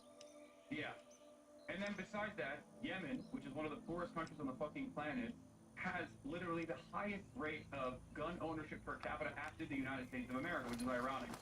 Because, you know, you don't really immediately assume when someone is a gun owner, they're a fucking white supremacist terrorist, for example. talking about this is right, even though we provide zero evidence for you to believe that. Like, the reason why this guy is being called a terrorist by this guy is because he's Arab. That's literally, his criteria to be a terrorist is to be Arab. He could not explain to you what terrorist act he's engaged in. He couldn't even explain to you what terrorism the Houthis have supposedly engaged in.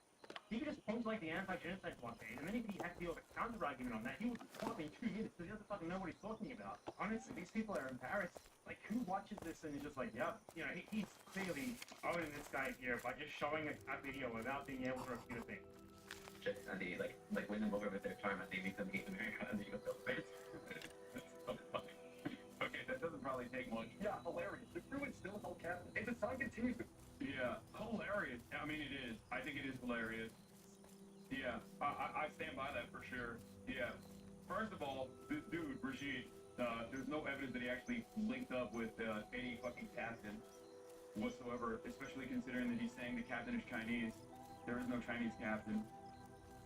What we found out was that there's an older video that he probably saw that he was talking about where, I don't even know if it's from Yemen or not, where they're like, you know, a bunch of captains, I think a Bulgarian captain like chewing cock or something.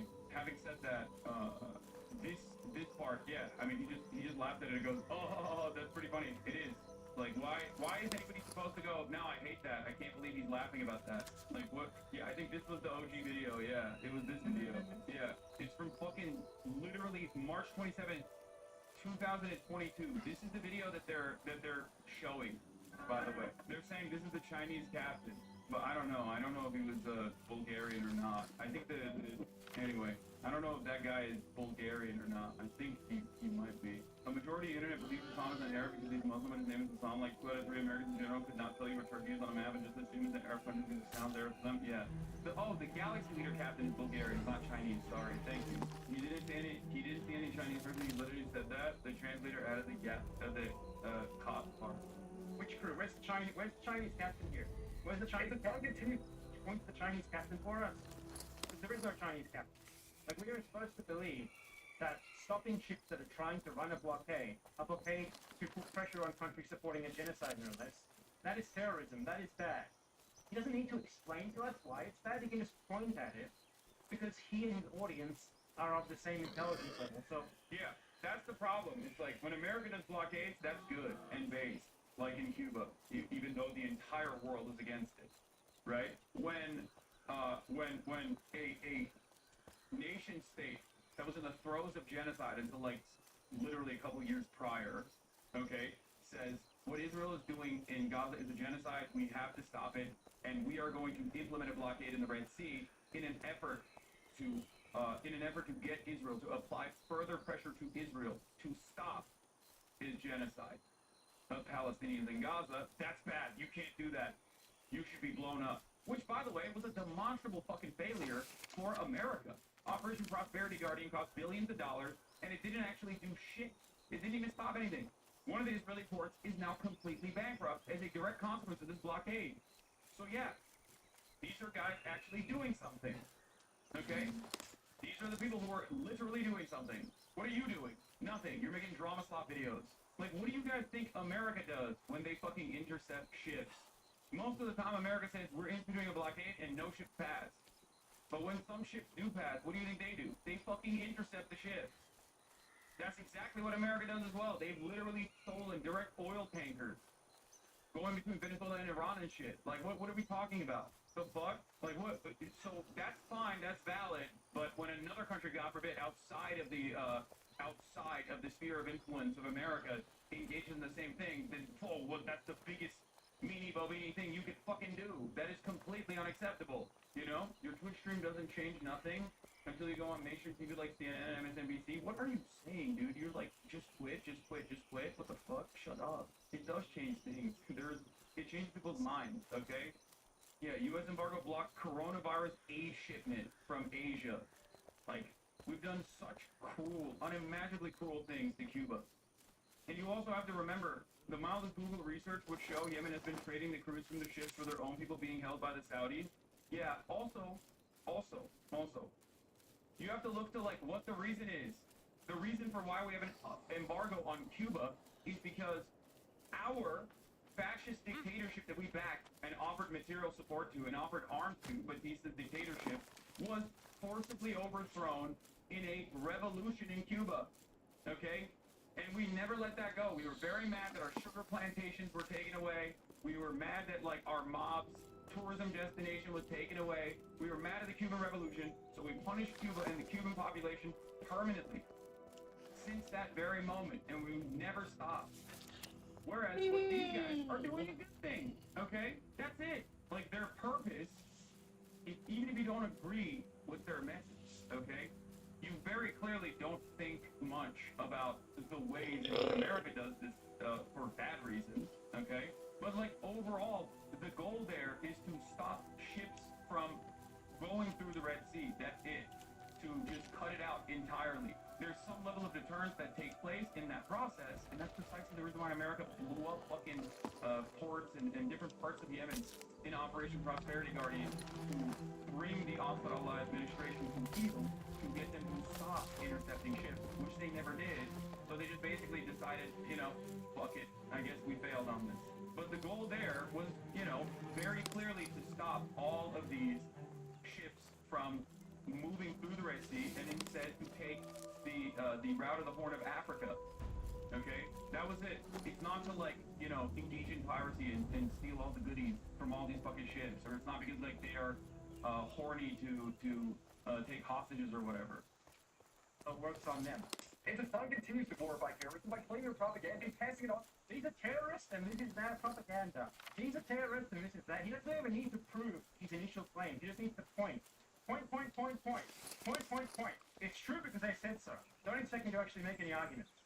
This happy musical. We did a music video. They love walking over, like, the American flag and the Israeli flag side by side. They will always, like, march on it. When you did the music video, I would think, like, when you zoomed in on that, stepping on the American flag and Israeli flag just sort of felt evidently bad, I guess. You know, these genocidal imperialist nations. Bad example, Chris Brown dancing, you know. No, they do, like, they do musicals. They're very musical people. Praising their leaders, although hypocritically defending Russia and China's invasion of their neighbors. You call Crimea? I call it a part of Russian territory. And that's what I call Crimea. I call it Crimea River. Swipe the bullet on the thing with the hit. Why? Why would I ever? If I did something that was dumb. Swipe the bullet. What? Like, he doesn't even make his argument. He does not make any sort of argument. Crimea is a part of Russian territory. It's just true. It is annexed by Russia. And what Ukraine did in that process, after it was annexed by Russia, which is very different than Russia's current invasion of Ukraine, which is why it's been an ongoing, massive, inhumane military campaign that is killing thousands of fucking people and has displaced millions of people, okay? To make this comparison between Crimea and what Russia is doing in Ukraine right now is idiotic, and no one would take you fucking seriously if you were to make that comparison, okay? What Ukraine did in the aftermath of the Russian annexation of Crimea was to blow up the fucking, was to dam the waterways that were going in from Ukraine into Crimea, okay, to completely shut them off from access to water, their natural water supply. Ukraine also was running with the mentality that Crimea was no longer a part of Ukraine when they did that, okay? The fuck? Why is this racist Pegasus still not banned? Because no matter how hard you cry, most normal people understand offering analysis and offering context to local affairs, even if you don't agree with it, is not a bannable offense. Okay? There's a difference between doing that and just being like, I love Russia. I think what Russia is doing is good. I don't. It's very obvious that I don't think what Russia is doing is good. It's very obvious that I don't think what Israel is doing is good either. Okay? You can't just, like, hope that other people also get fucking brain broken in the same way that you do. Okay? This is a clear example of extremism. They aren't even aware that America good is the pillar of their worldview and see any reason how anyone says otherwise is a lunatic, but are arrogant enough to refuse to listen to reason. Yes. Okay? The question I always have for people is, like, what do you do in that situation? What have you done in this situation? What have you done to be like, okay, you know, what Israel is doing is unconscionable, it's genocide. It's Nazi shit. What have you done? Okay? I'm not going to sit around and be like, well, you know, all these other people, I would have dealt with this differently. Like, how would you deal with it? And as far as, like, Hassan is pro-Ukrainian and Chinese invasions, like, I don't even know what the fuck he's talking about with respect to China's invasion. But as far as Ukrainian invasion, I've never been for invading Ukraine. There's never been a moment where I've been pro-invading Ukraine. And every every single person has just like gone along with like all the NATO defenders have just so successfully been like, nah, Hassan loves Russia. He has always been on board with Russia invading Ukraine. It's just not true. And 3.5 seconds, spending 3.5 seconds in this broadcast will help you arrive at that conclusion very quickly. Okay? Don't let chat think that Willie Mack and his fans are spending any time thinking about any of these things that we're talking about. They simply do not care about this. I know, but this is important. Yes, I also did literally do a fundraiser for Ukraine as well, in the immediate aftermath of Russia's unjustifiable and immoral invasion of Ukraine. Man, you notice that, right? He just shows you things and points at them. By my estimation, I would of course apologize for it. I have time. Yeah, by the way, the Russian government legit called me a homosexual influencer, as opposed to the brilliant, brave Russian troops. So, you know, I don't think the Russian government considers me pro-Russia. Time and time again. Name one time. He can't because he's never owned up to anything. The son continued. You haven't proven anything. You just show clips and insist that you are correct. Him doing an ad. Of course. Moral consistency. Let's check it out, guys. Wait, what? Talking about Jews? And by some of the most inbred fundamentalist hicks. No, it's not illegal. And it's so beautiful to you. I should go to the old city so I can get my fucking shit pushed in. By some of the most inbred fundamentalist hicks. No, it's not illegal. It's not. Just talking about Jews. Would it be wrong? The fact that it was. Wait, no, I'm talking about the ultra-Orthodox settlers. What the fuck? Who would disagree with that? What do you mean? Like, he said, talking about Jews. Nice, dude. Yeah, I say that about Alabama too, dumb fuck. The fuck? Ethan got mad about that, but he also said that before. Ethan got mad about that? Ethan has said infinitely worse shit about Orthodox Jews. What the fuck? He said they smell bad and shit. That is insane. I didn't even know he even said that. Are you fucking serious? Oh my god. Like, in his latest video, he said he's planning on using that clip about you. There ain't no fucking way. Ethan is going to use what you said about the settlers in a hit video in a few days. That is crazy. They're talking about your application to inference work ultimate service applying it to just moments when you mention Jews in the same breath. No, there's not. This is... It's been bad. The well goes far deeper than you would want to know. I mean, yeah. It's also kind of crazy that he's planning on doing that because it's like, didn't he literally fucking film Orthodox Jews in Israel and call them like dirty and smelly and shit? That's crazy. Like I say that about the Amish too. Let Popeye's wing game make your health game and VP strong. Say that about fucking right-wing Christian fundamentalists in Alabama too. Hassan said Jews are inbred. He loves saying that. I've got a little compilation going. That's the exact quote from Ethan. What he's probably like a white nationalist. He probably would think it's wrong if he called like guys who fly Confederate flags in the U.S. inbred-ists as well. Moral consistency. Okay, let's check this out. Let's see. The first 3 minutes of the video aren't even original content. Just him showing clips for like really dumb pieces to get angry at. The son's politics really baffles me. He just doesn't seem very consistent. When Russia invaded Ukraine, he constantly justified it by saying Ukrainian army was full of Nazis. This is, first of all, the Ukrainian army is, like, there are definitely Nazis in the Ukrainian army. But I also always talked about how that is a false justification to invade a country. And the Russian army also has fucking Nazis in it too. If you literally clip one part of my commentary and don't feature the entire breadth of the commentary, yeah, of course. The American army has a fuckload of Nazis, dumbass. That doesn't mean that you can just, like, nuke Washington, D.C. What the fuck? Why the fuck would I like a right-wing, capitalist, kleptocratic piece of shit like Vladimir Putin? It doesn't make any sense. What the fuck? Anyway. He actually does. Do you say that he supports the invasion? The reason why a small amount of nationalist forces gaining prominence is additionally terrifying. It's like Tinder, okay? It can call this is, or I can already tell, it's not him saying the invasion was justified because of it. It's just him saying, acknowledging that something existed. Cause a fucking wildfire of nationalism because it's already baked in to the attitudes of the commoner, okay? Wait. He fucking said, wait, dude, I can't. Oh my god. Yeah, I'm right. This is me criticizing Vladimir Putin. What is this? What is this dumb fuck saying? Oh my god, this is objectively true. This is a very consistent position that I've held when talking about Hamas as well. Like, There is a reason why reactionary movements that are otherwise nascent will grow in prominence in times when they are seen as the only emancipatory forces. This is precisely what I was talking about. This is me saying Vladimir Putin's unjustifiable invasion of Ukraine will actually develop and grow the nationalist movement. That is the whole point. They're too stupid to understand, and they don't know anything about the conflict either. So they just like literally don't understand. I think he thinks I'm talking about what is. I don't even know why he posted this. This is like when people come in here and they're like, I bet you love the thing that you're actively criticizing right now. Like, what are you talking about? I mean, this is one of my oldest takes from the invasion of Ukraine. Okay, I need to find it. It's like from the day of the invasion where I was like, does anyone have that tweet? Can you send it to me real quick? I just want to show you what I was saying there and what I have been saying and what I will continue to say because it's correct.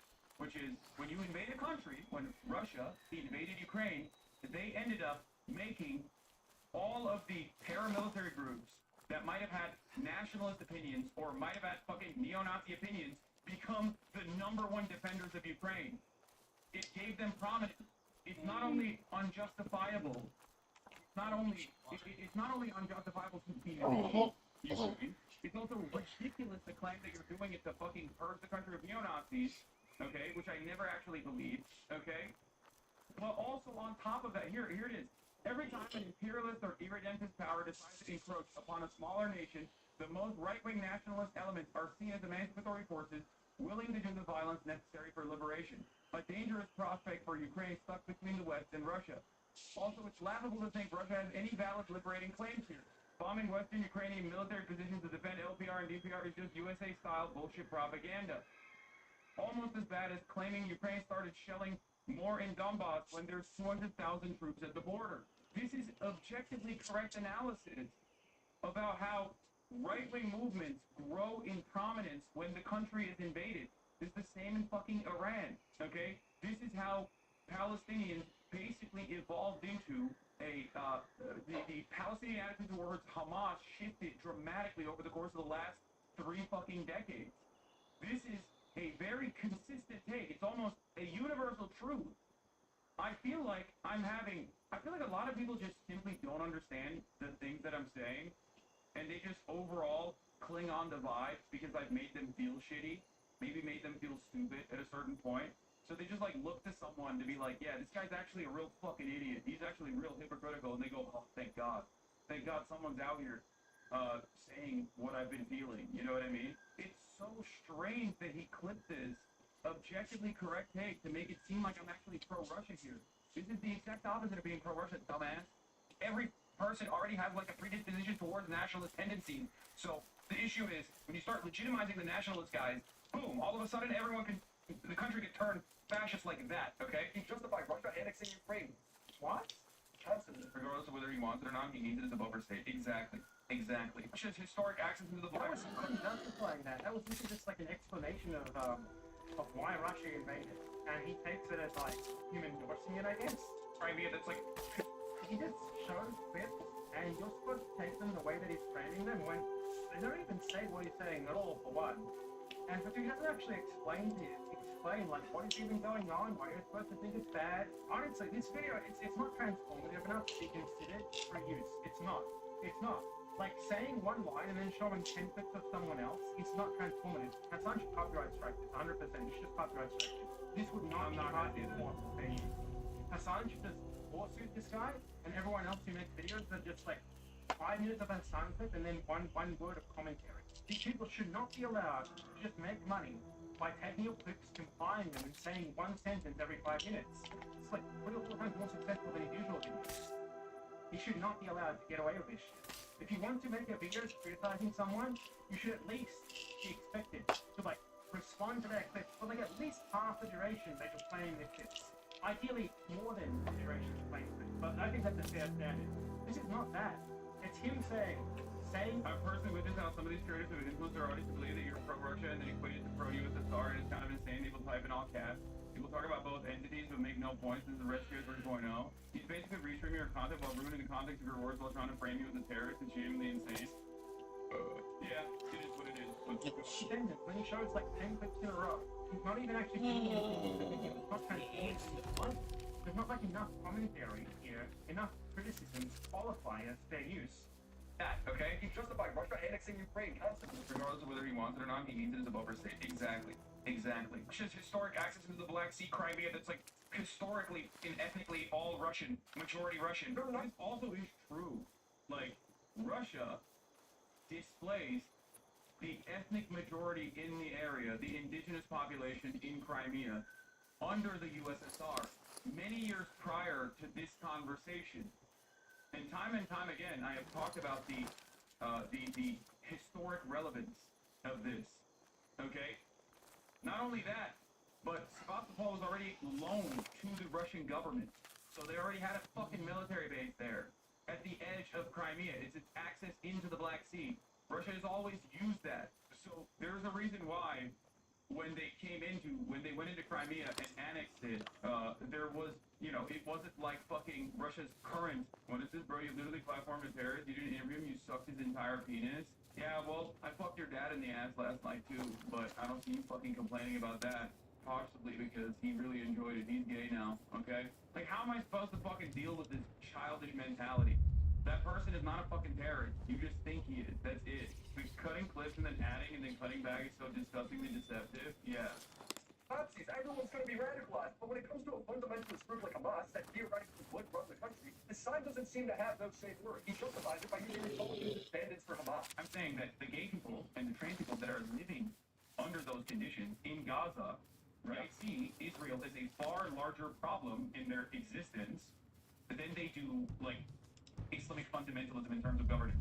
Well, what do you think? He's talking about like homophobic attitudes in like third world countries and colonized countries, and he's comparing that to Assad. And I'm also oh my god, I've never watched a video where I'm so fucking right, and all of these fucking dumbasses are just like primed against me, so they just literally look at this and go, no, yeah, this is great. Like, did this guy straight up put my fucking W's on there? This is like the Fox News article. This is every anti-Assad video, and I'm not joking.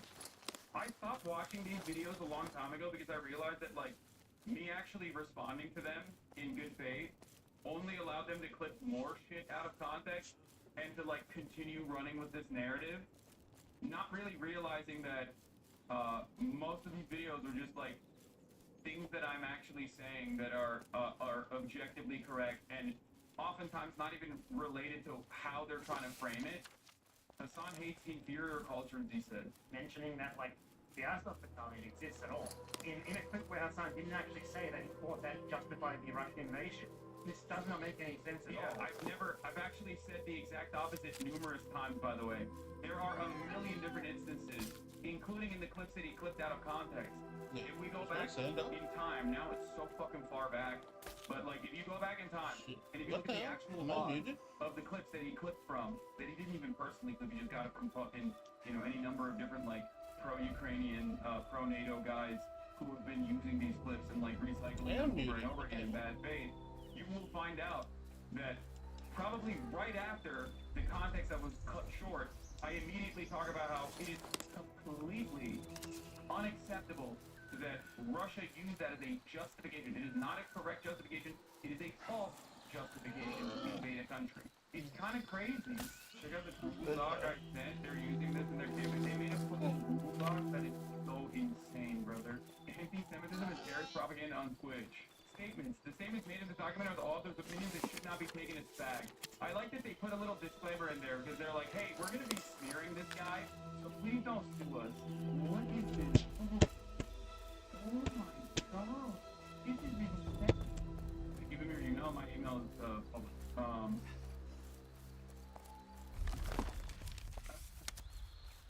That's wild. Better or worse in the woke games list? For comments, we must go back to the formation of Hawthorne's channel and discuss neo-fusionism? Yeah. Okay. Once again, time and time again, I've talked about how the Azov battalion's existence is not This is our future, Ma. GoDaddy Arrow creates a logo, website, even social posts in minutes. How? AI. AI like it. Who wants to come see the future? Get your business online in minutes with GoDaddy Arrow. Reasonable is not a just cause, or is not like a, is not good reason to invade Ukraine. I'm sure that there are plenty of tweets that you can point to for that as well. Okay, I mean, I'm right here. I'm still talking about like Russia's, invalid liberating claim.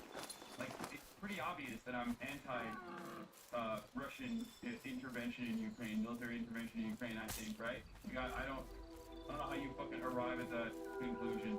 But I guess, like, if there's enough people that avoid all of my talking points and just, like, flip it out of context, where is the, can you say it again? I'm busy grifting. I mean, there's plenty of things that I've tweeted out. There's plenty of videos that I've covered on, the fact that, like, Azov Battalion, or any other, like, neo-Nazi, military groups that are a part of, like, Ukrainian National Guard or a part of the Ukrainian military does not justify Russia's invasion of Ukraine. Over and over again. I'm pretty sure that someone can key search it on my Twitter and find the many different instances where I've actually talked about that as well. So, it'd be a shame if people contacted Willie Mac's sponsor, Rocket Money, and mentioned that they're sponsoring anti-Semitic, homophobic slanders. Oh wait, here's the thing. Why are you sending me that the Lips want me to join fucking Blue Sky? Well, I'm asking for a very specific tweet. Everyone in the chat is just like on their own shit, on their own tip. They're like, hey man, have you thought about joining Blue Sky? It's crazy. Like, it's just like, this is what I say all the time. These people's strategy is to either point at something and insist that it is by default wrong, or to compare something with something that is obviously different and insist that it's the same. If we were getting ruthlessly slaughtered by an alien force, I wouldn't give up if someone was homophobic or not. I'd be like, thank you. Why are you zooming in on this? Like, it's not self-evidently correct. Why are you zooming in on him here? Like, you think that you just got him in, like, a fucking youngish moment. What's wrong about what he's saying? Can you explain that? Fighting against the alien force. That seems awesome that you're doing that. I would actually arm up side by side with my fellow homophobic, Republican, rabid Christian fundamentalist sociopath to try and protect my home. And that's the point. It's the same thing as the Azov Battalion fighting in Ukraine. How does he have these conflicting? That's not conflicting. That's what I'm saying. You're being critical of Russia, you fucking idiot. Wait, it's not. It's the point. It's the same point. That's why. That's one of many different reasons why I'm anti-Russia's invasion of Ukraine. Oh my God. That's insane. So this entire thing is just because they think I'm pro-Russia? That's it. It's because they think I'm pro-Russia. And then that's it. Like, even when I'm in the process of criticizing Russia, they're like, that's my fucking point, dumbass! What the fuck? I'm anti-Russia. I'm anti-Russia invading Ukraine. Part of that criticism also revolves around Russia's invasion beefing up nationalist movements.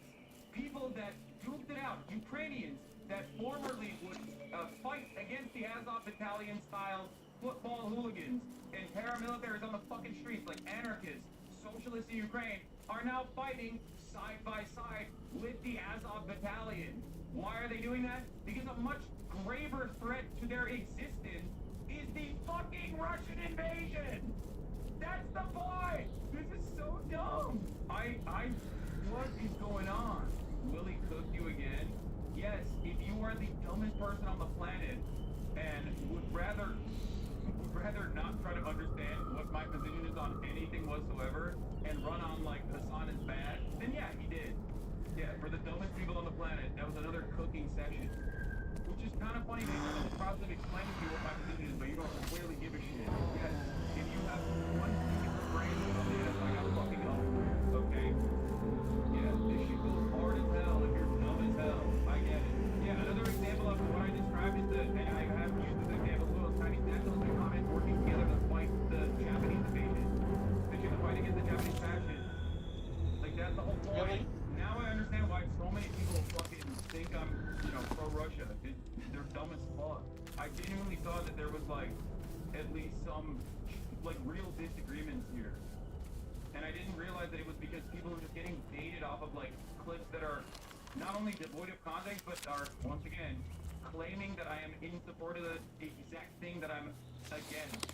I didn't realize that these motherfuckers are stupid. Maybe I should have watched this video. Damn, now I feel bad. It can't be that every single person and their like supposedly valid criticism and demands of accountability are coming from like personally them misunderstanding what my fucking position is on the matter. Oh my god. Bosch has the same take on Azov, but his community for some reason thinks you're pro-Russia. Yeah, because I'm anti-NATO and he's pro-NATO, that's why. That's why he couldn't bring any point while you were debating him and he had to rewatch the video to try to find something because the video... But the video itself doesn't have any fucking valid points in it either. It makes no sense. Ethical. It's not though. Because the Azov in Ukraine is not the only Ukrainian armed group. There's no reason for them to exist, still existing, which is sad. Well, two, they have too much power, so the state is too scared to get rid of them, which is also... I think it's the second thing, but it's not even Azov Battalion anymore. I mean, they took the Azov Battalion and just, like, placed it firmly within the ranks of, like, the Ukrainian National Guard originally, and then, and now they're just, like, a part of the regular armed forces. That's it. And inevitably, that is going to be a major problem for Ukraine. But obviously, that's neither here nor there. That's like completely inconsequential in this moment. Azov is now the 3rd Infantry Battalion. Yeah. Yeah, this, what is this? This is the tweet. I mean, this is one of the instances. Denazifying Ukraine was Russia's ridiculous propaganda for invading Ukraine and occupying it. So why is it that when Israel makes this ridiculous claim, Westerners are so quick to believe it? You cannot eradicate Hamas by bombing Gaza. Oh, here it is. This is it. Oh, it's the same fucking take, yeah. I said this day one of the invasion of Ukraine about the denazification narrative.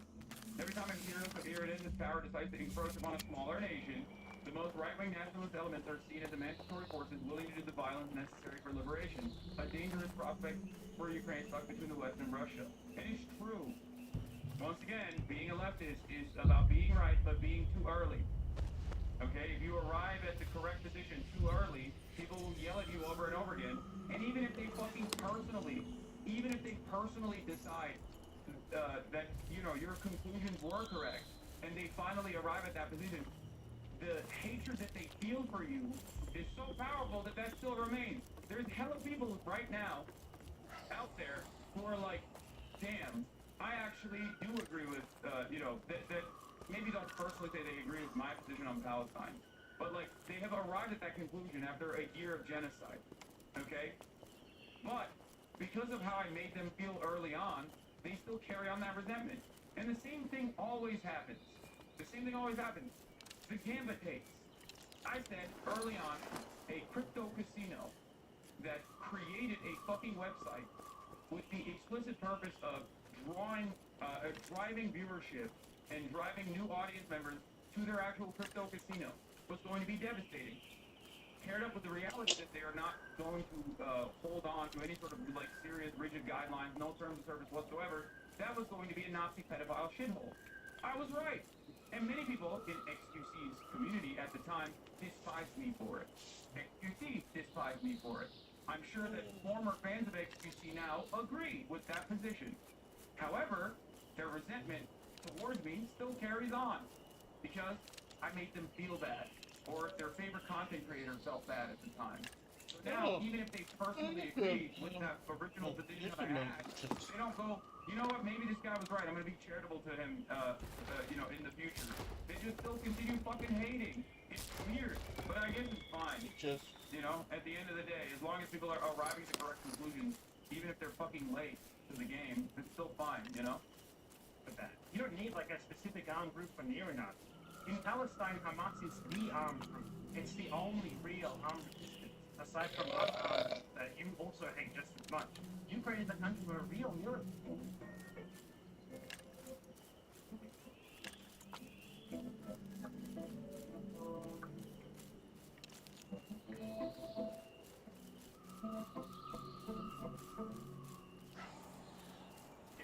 Is but one unit. So what you do in that situation, if you really want to fight the Nazis, you just forcibly disband that unit and you take the fighters from it and you distribute them through the rest of the military. Whereas, I don't know if you know this, but Palestine does not have a military. It's not allowed to have one. If Palestine had a military, we would not be having this discussion right now at all.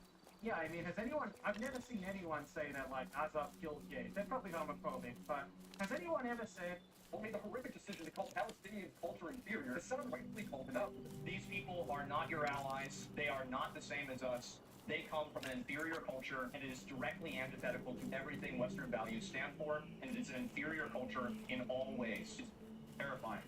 Like, saying they're inferior, saying they're evil, to justify the death and destruction that befalls them is so horrifying. Because remember, Assad would never call another culture inferior. He would never do that. I don't agree in theocracy at all. But, like, wouldn't that mean that it would be inferior? No, I wouldn't say that any culture is inferior to one another. All life must be cherished. Their lives are no different, even if they disagree fundamentally with you. But if we just go back last year, Assad was justifying China's invasion of Tibet for the same reason. They're inferior culture. He said China's imperialism is good because they focus on taking over the Formerly enslaved Tibetan people working alongside the Maoist militias to liberate their own fucking non-autonomous region that has historically been on and off a part of the Chinese empire is not saying that the Tibetan culture is inferior. What the fuck are you talking about?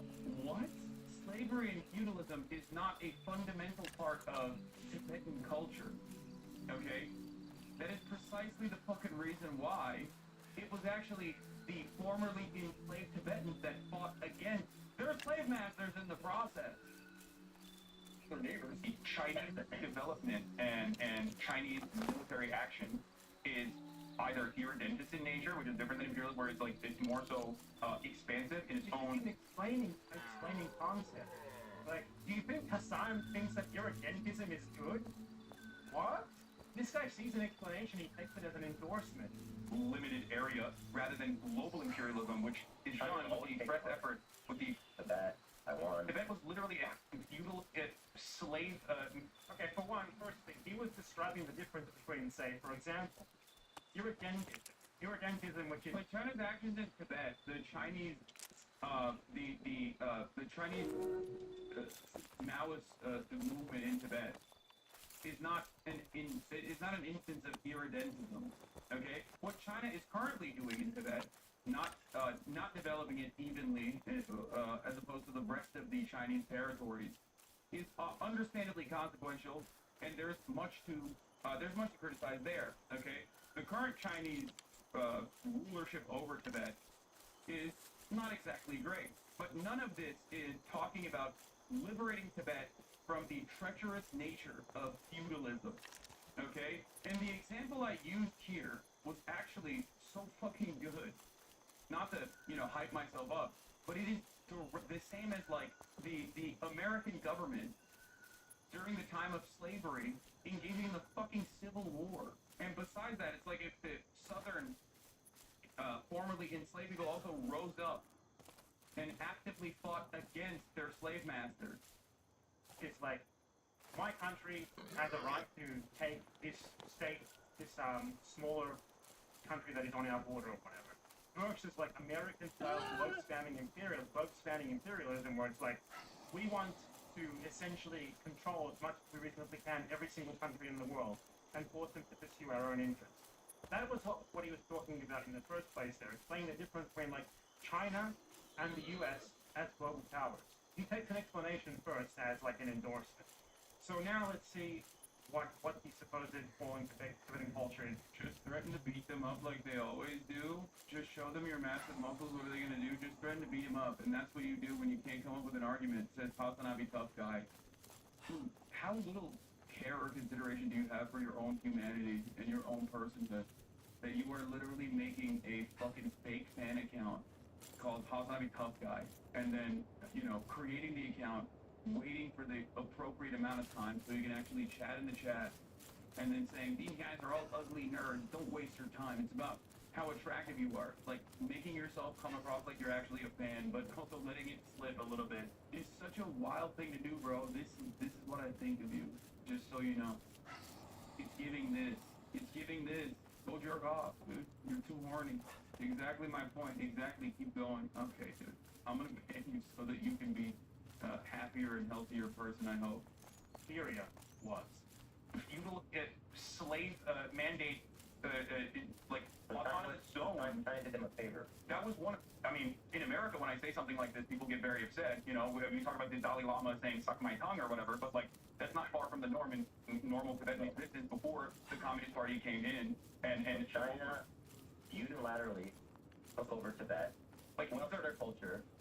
They basically are trying to, homogenize the culture. In the name of sparkling inferior culture, China killed over 87,000 Tibetans. That's 1.2 million, 1 out of every 6 Tibetans. So let's talk about this comparison for a second. I think it should be pretty self-evident. So as Gold said, that Palestinians deserve to be genocided because they have an inferior culture.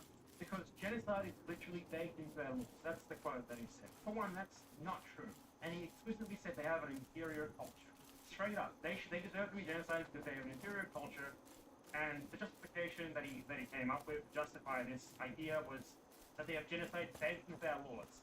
Now, if you can find the genocide law in Palestinian law, in the Palestinian, legal code, please bring it up for us. You're going to have trouble with that. Now, let us talk about Tibet. I know, Bad Empanada loves it when I step away What from do you have to videos. say about Tibet? Tibet was a country that had slavery, serfdom. This was bad.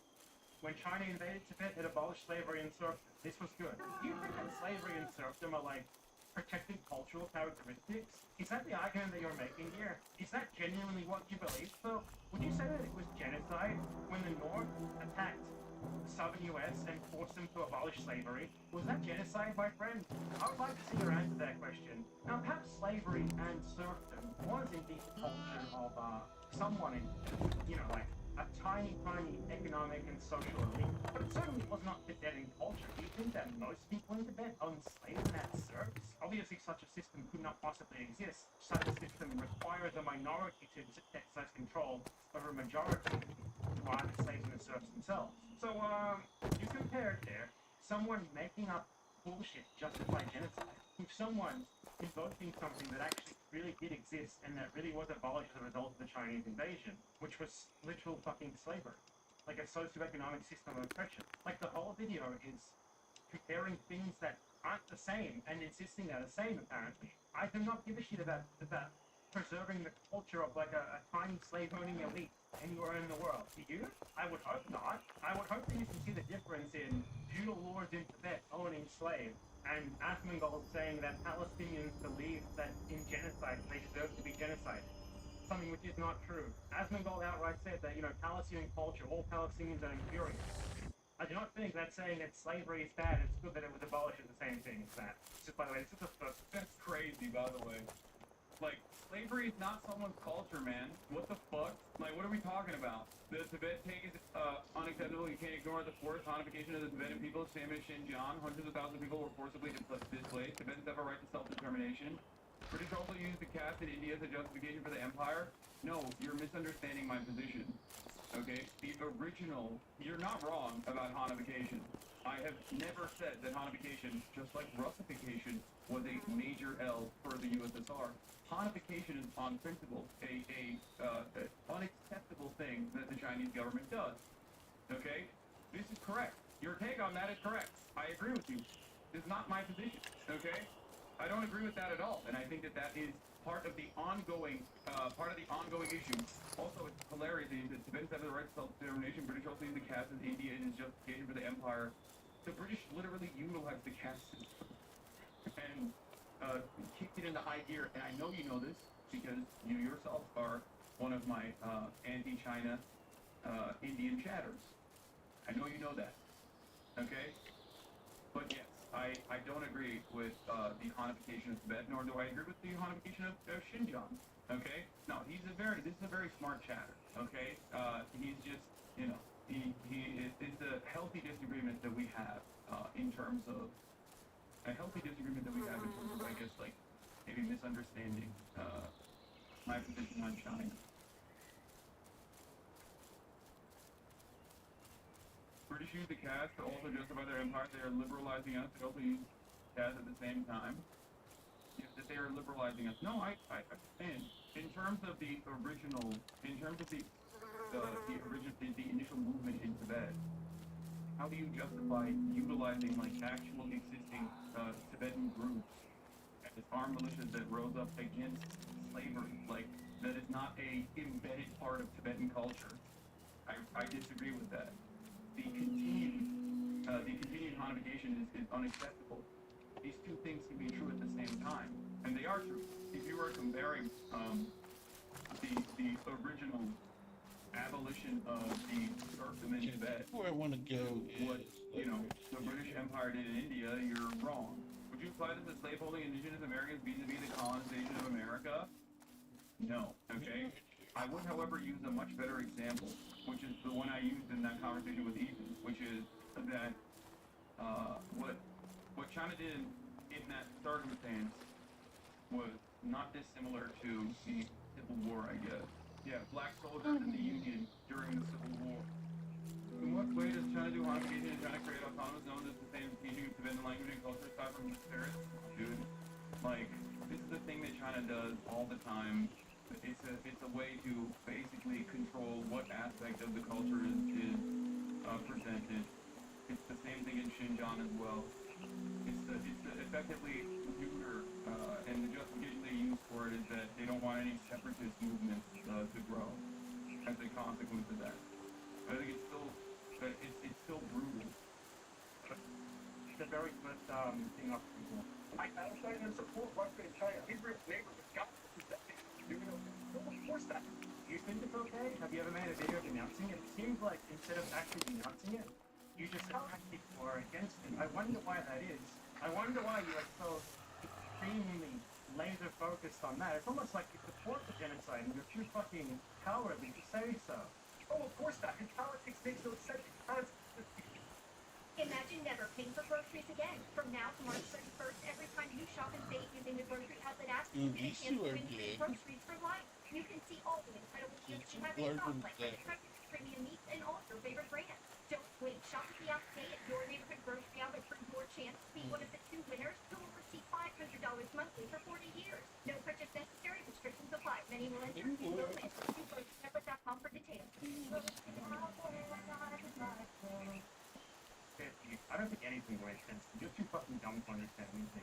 Let's be real about that. Like, of course it doesn't make sense to you. You think that, like, abolishing slavery. Yeah, I mean, look, just because something is wrong doesn't mean all wrong things are the same. If Palestine looked anything like Xinjiang, the person responsible for it would get Nobel Peace Prize for 100 years is the correct take, but that still doesn't mean that I agree with what China did in Xinjiang. China did not civilize Tibet. I'm not using this as a civilizing of Tibet as an argument or a narrative. In 1829, the British passed the Sati Regulation Act in India, which banned the Hindu practice of a widow burning herself alive after her husband died. They utilized this act alongside other legislation passed to justify the civilizing India and subjugating all of it until 1947. Part of that event in China coming into civilized Tibet. What's different is that England, the British Empire, and India have a very different dynamic than China and Tibet. The former Chinese empires have always considered Tibet, and Tibetan leadership that engaged in the act of slavery and serfdom to be perfectly valid as long as they were autonomously a part of China, of the broader Chinese empire. If you make this comparison to what the British Empire's interests were in India, I don't know how to report that. It is entirely separate. Slavery is not a part of a group's culture, okay? This is precisely the reason why. The continued Chinese-Tibetan existence is very different than, I think, like what we were talking about originally. Unless you personally think that China invaded Tibet and basically decided, like, we're going to use slavery as a justification to kill a bunch of Tibetans, even though the army was directly fighting alongside the Tibetans. And it was the early movement that was initially comprised of Tibetans. I don't know if you know this, but people don't like being enslaved and being relegated to not even a caste system, but just like straight up brutal fucking practices enforced by the Dalai Lama. Yes, the whole debate, funnily enough, always neglects the existence of Tibetan communist revolutionaries who also fought tooth and nail against feudalism and slavery. Unsock Wangyal is a main figure in the progressive Tibetan history. He was joined in 1956-57 when armed Tibetan bands ambushed convoys of the Chinese People's Liberation Army. The uprising received extensive assistance from the U.S. Central Intelligence Agency, including military training support teams involved in numerous airlifts. It's kind of funny that people talk about the Tibet thing, by the way.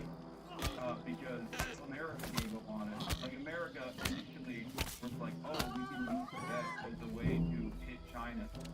Like, it's pretty common textbook CIA shit. They were like, oh, we'll get the Dalai Lama, we'll pay him, which they did, right?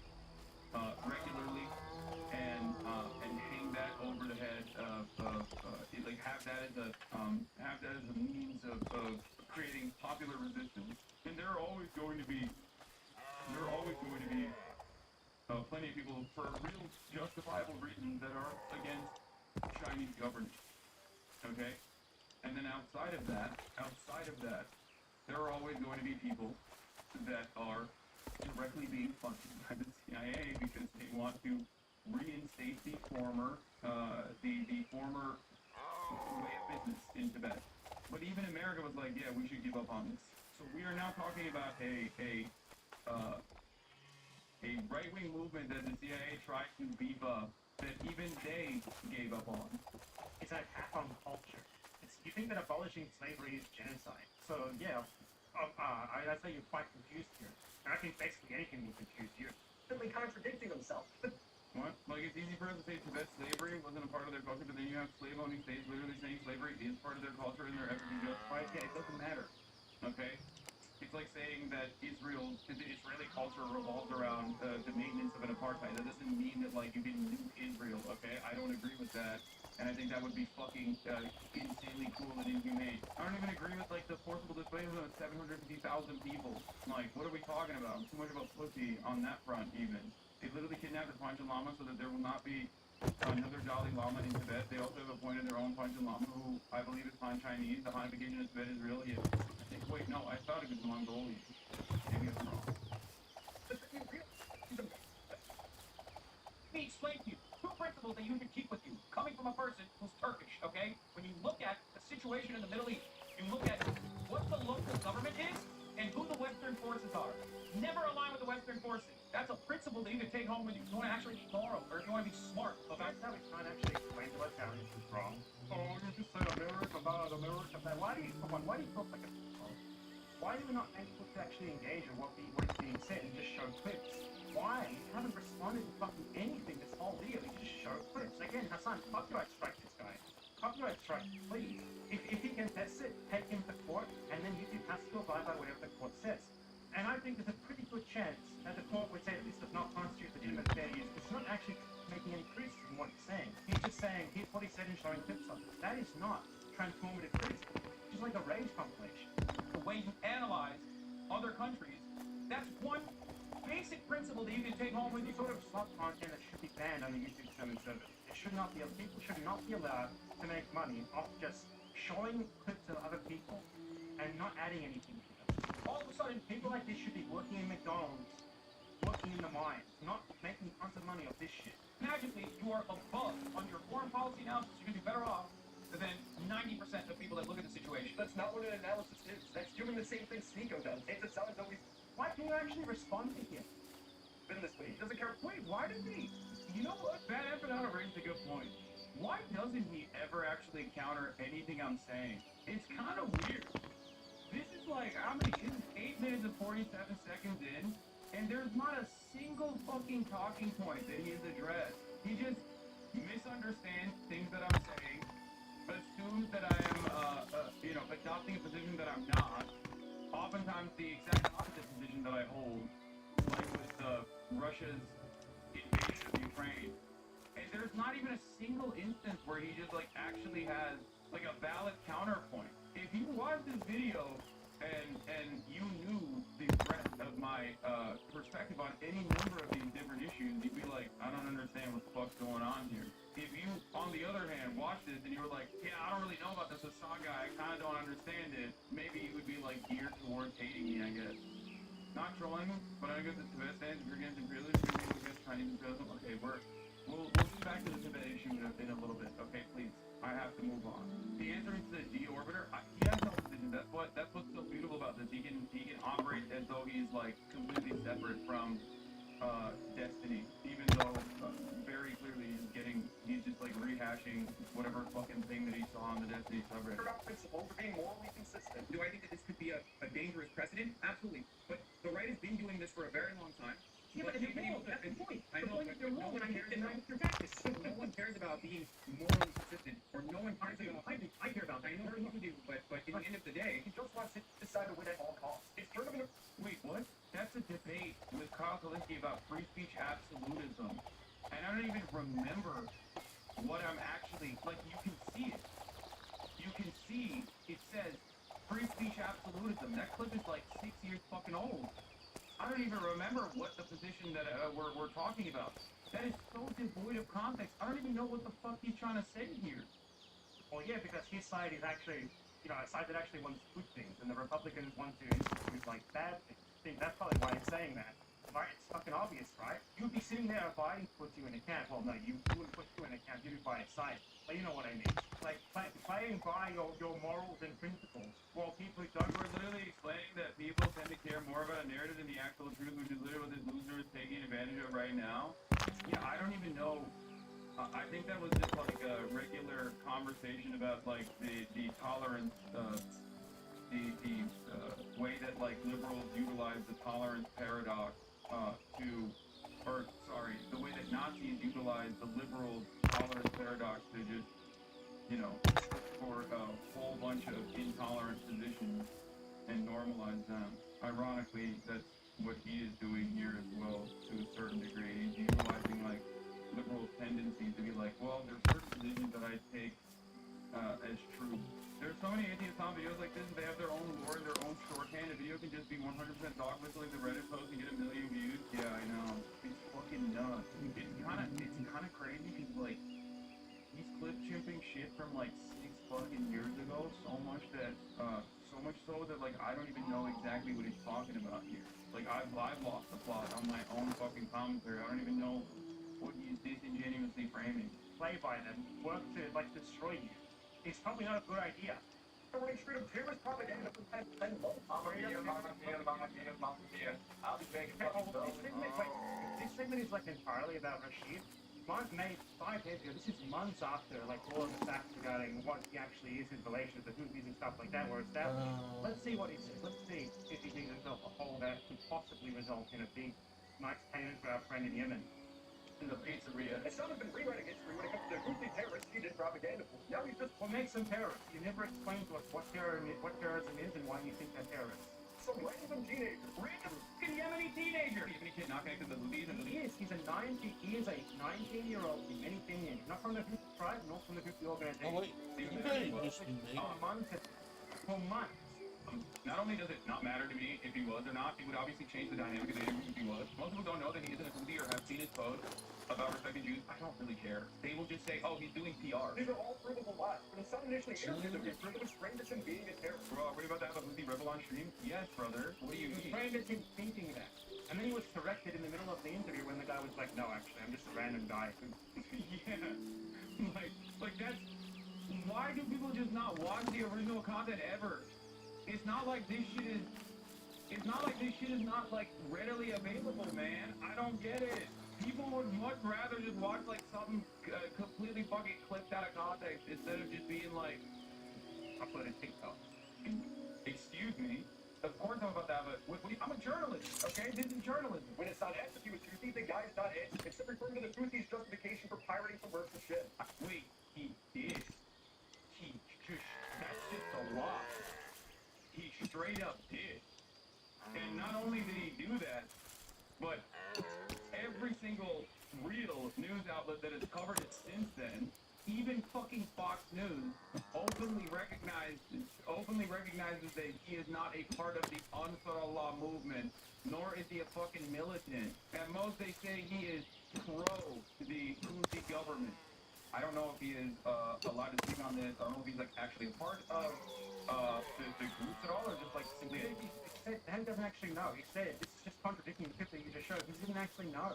TikToker again. You shouldn't show clips that just contradict what you just tried to imply. You know what I mean? I don't know how to ask that in the best way possible, though. Yeah, I feel like you can answer it. His answer is he's a Yemeni who stands with Palestine. Someone go on to greenlight the video. Yemeni stands with Palestine, so he did not say that he is a member of the organization or anything. That's your proof that he is? I think we should at least ask a decent defamation lawyer about this. His mission of attacking civilian commercial ships on behalf of him and his entire shack. We think Attacking civilians. Look at his fucking face. That is like wow, that was incredible. Did you see him? we think I feel like you cannot. His mission of attacking civilian commercial Look at like the fake outrage face. ships on behalf of him and his entire. Like the fake outrage face, the fake gestures, the no chin. Like he's the guy from the comic strip, and it's like, where the fuck is his chin? That's this guy. shack. we think a lot is doing what Putin would do. You can call him that.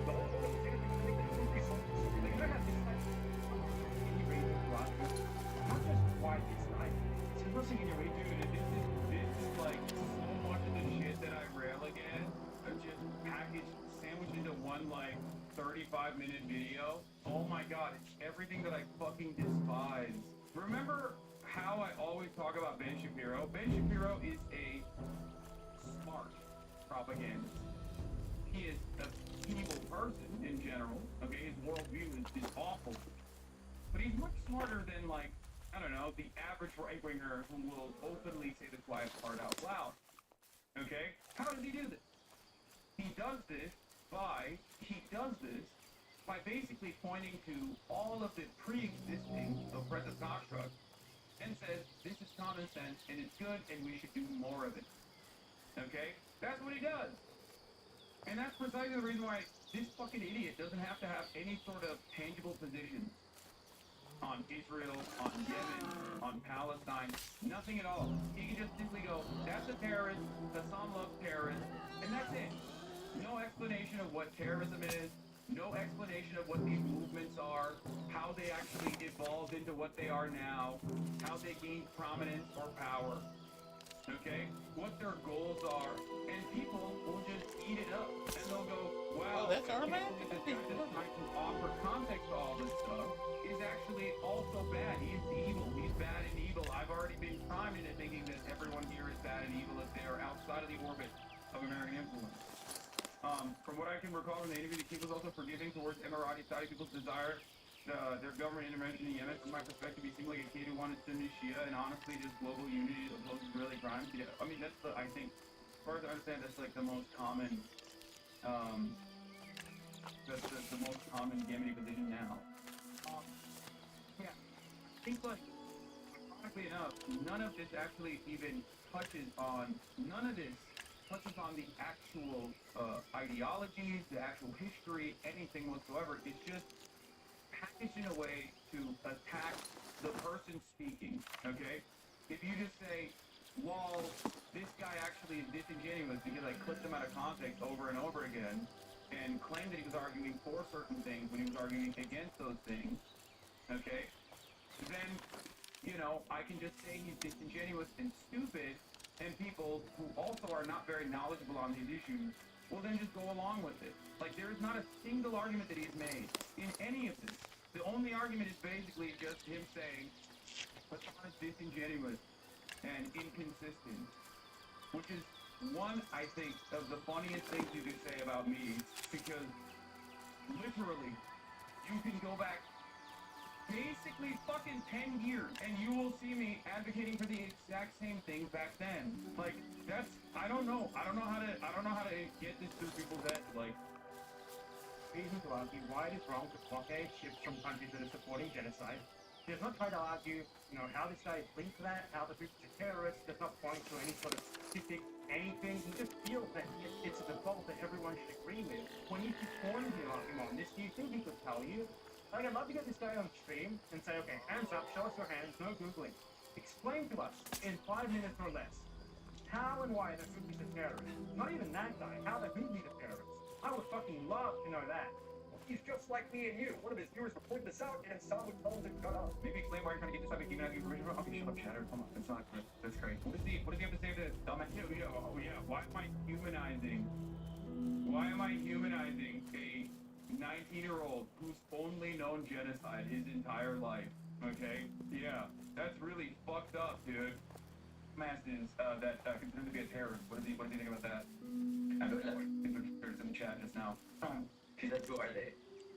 Just dumbass. Wow, what an insightful interview. But if you were offered a real question for his son to ask, it sounded... A real question? What do you mean?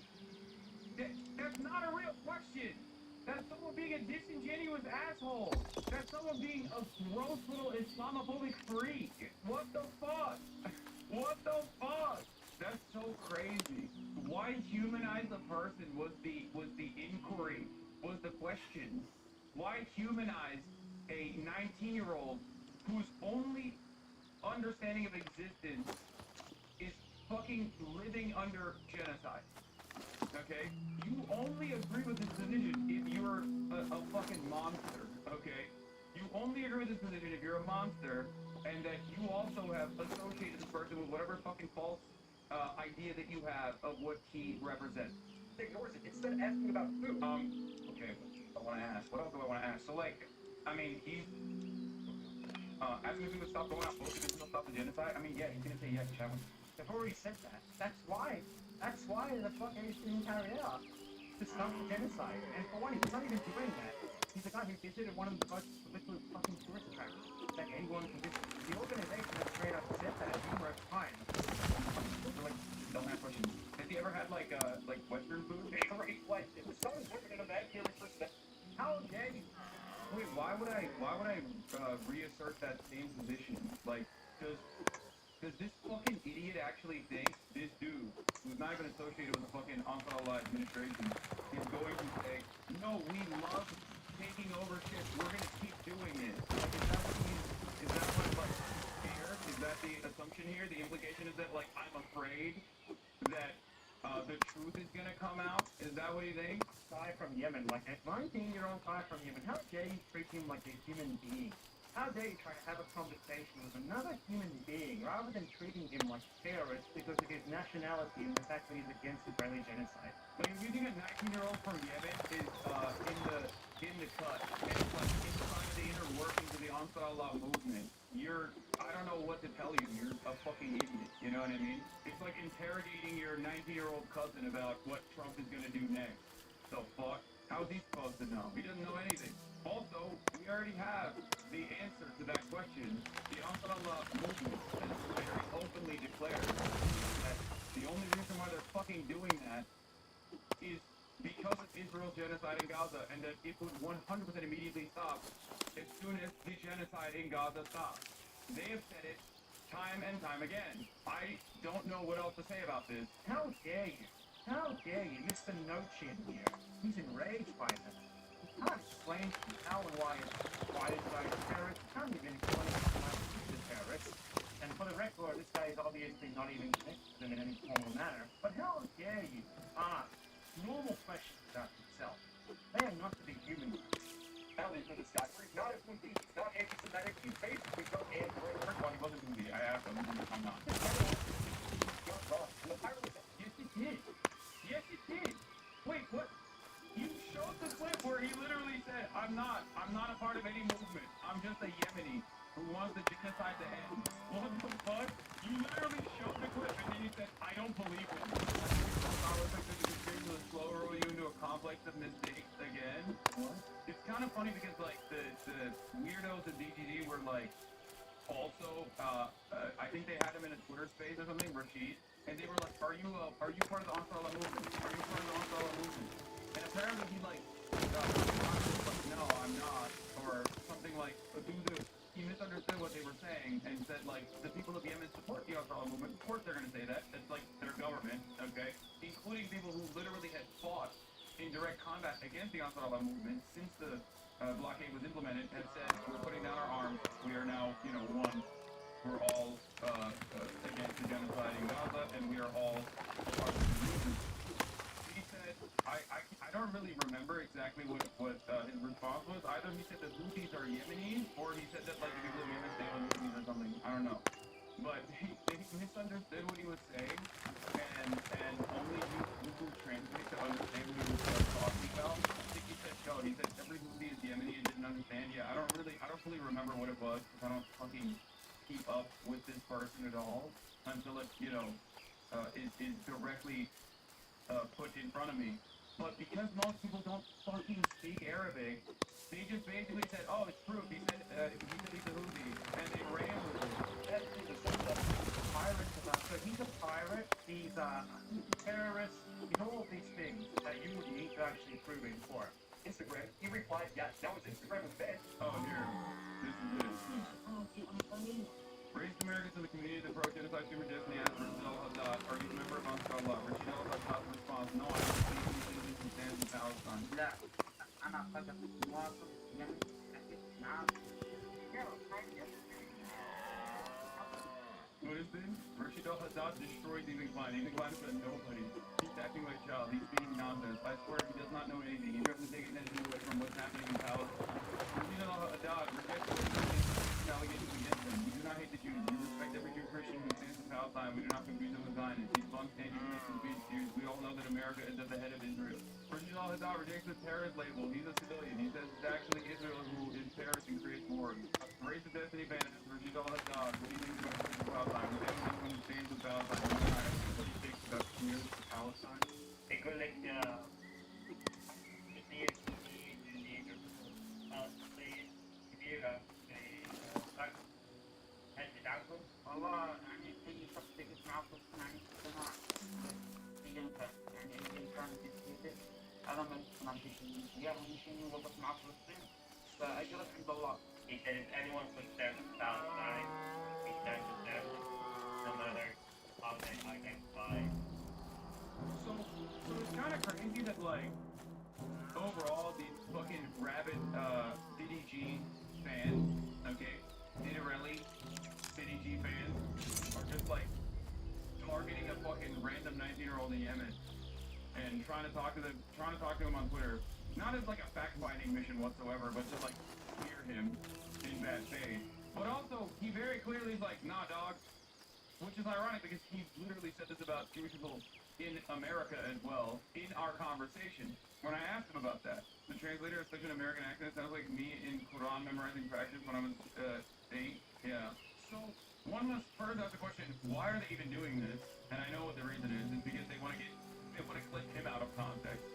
And even when they don't get the actual fucking context, even when they don't actually get the fucking, thing that they want to get out of it, they still turn around and slander the dude anyway. And they don't even give a fuck about the 9-year-old. The only reason why they're doing it is so that they can fucking grab onto this and be like, Hassan interviewed a terrorist.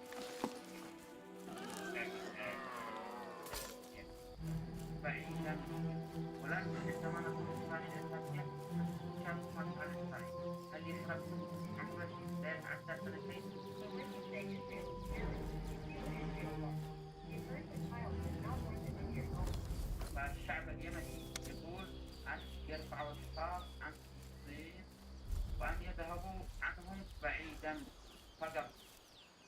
Who would win a rabid fan base trying to get a gotcha or a 19-year-old Yemeni kid? It seems like... الشعب اليمني لا يريد الحرب أو الإبادة الجماعية فقط يريد السلام.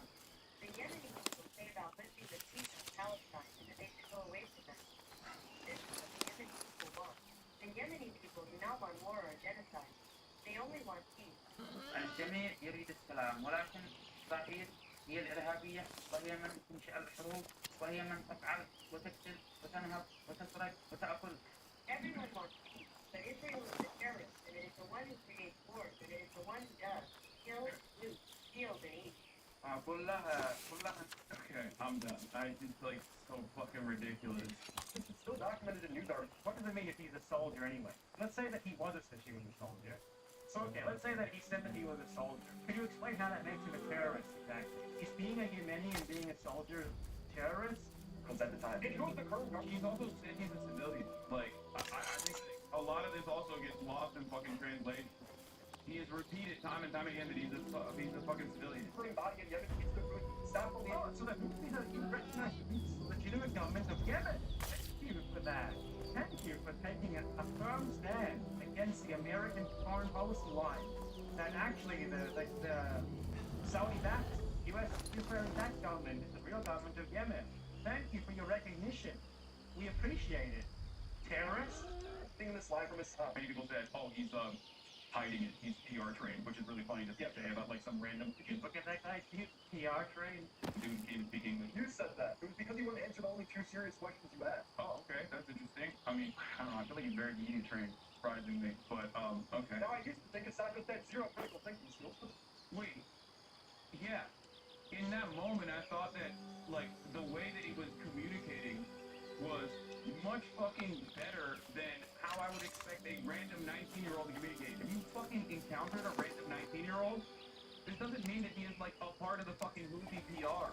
Like what the fuck? Oh my god. Oh my god. The truth is he's doing propaganda. And I asked him like, what do you think about Jewish people? What if I were to tell you that like Jewish people are leading the anti-Zionist movement in America? And he was like, that's great. I love them. That's awesome. Anyone who's against Israel is my friend. Even here, Hassan's completely over-embellishing what was... No, it's not. That's like almost perfect. First of all, it's like literally a year ago that I conducted this interview. Okay? A year ago. And nobody gave a shit. They only brought this back again to be like, we need to cancel this man. So, what do you think about the fact that in America, some of the like leading groups that are pro-Palestine are led by Jewish people who are anti-Israel? How does he feel about that? He's saying anyone that supports Palestine, we're with. Hell yeah. That's it. Wow, I really rewrote history there. Hold on, how did I rewrite history there? What? So critical thinking skills. The truth is he's doing propaganda. And I asked him, like, what do you think about Jewish people? Well, what if I were to tell you that, like, Jewish people are leading the anti-Zionist movement in America? And he was like, that's great. I love them. That's awesome. Anyone who's against Israel is my friend. Even here, Hassan's completely over-embellishing what was said. What do you think about the fact that in America, some of the, like, leading groups that are pro-Palestine are led by Jewish people who are anti-Israel? How does he feel about that? He's saying anyone that supports Palestine, we're with. Bro, I'm sorry. You have to literally be barely sentient if you watch that video. If you watch this video on its own, the Lil Mac video, and you go, damn, he really got you there. Like, yeah, it's an interview from 10 months ago. Yeah, I don't remember the Gothamans that he didn't say I love them, I guess. Yeah, except he has said it in other circumstances since then. So what do you mean? Yeah, I didn't make the accurate accounting at the time of an interview from 10 months ago. He didn't say he loves them. Here he is saying it here, okay? Here. You do not keep this truth. We respect every Jew who stands with Palestine. But I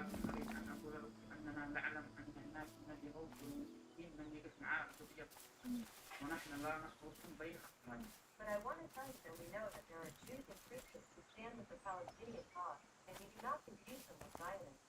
We all know that America is at the head of Israel. I thank all the Jews who stand with Palestine. I tell you to continue. Oh yeah, that's it. Okay. How is that, like, contradictory to what Hassan said he said? Any plans to explain? That's all he said. The same media-trained answer he's been giving Hassan all night. Hassan goes on and compares him to Anne Frank. He is a person whose only experience is like, it's literally like, yeah. Do you not know anything about fucking Yemen? Yemen was subjected to a 10-year fucking long Saudi-American-Israeli genocide. He's 19 years old. This guy, when that began, he was a fucking child. He was like 9, 10. So yeah, comparing him to another child who endured genocide, yeah, I would say that is a fair comparison. It's a way fairer comparison than any of the comparisons that you've made here.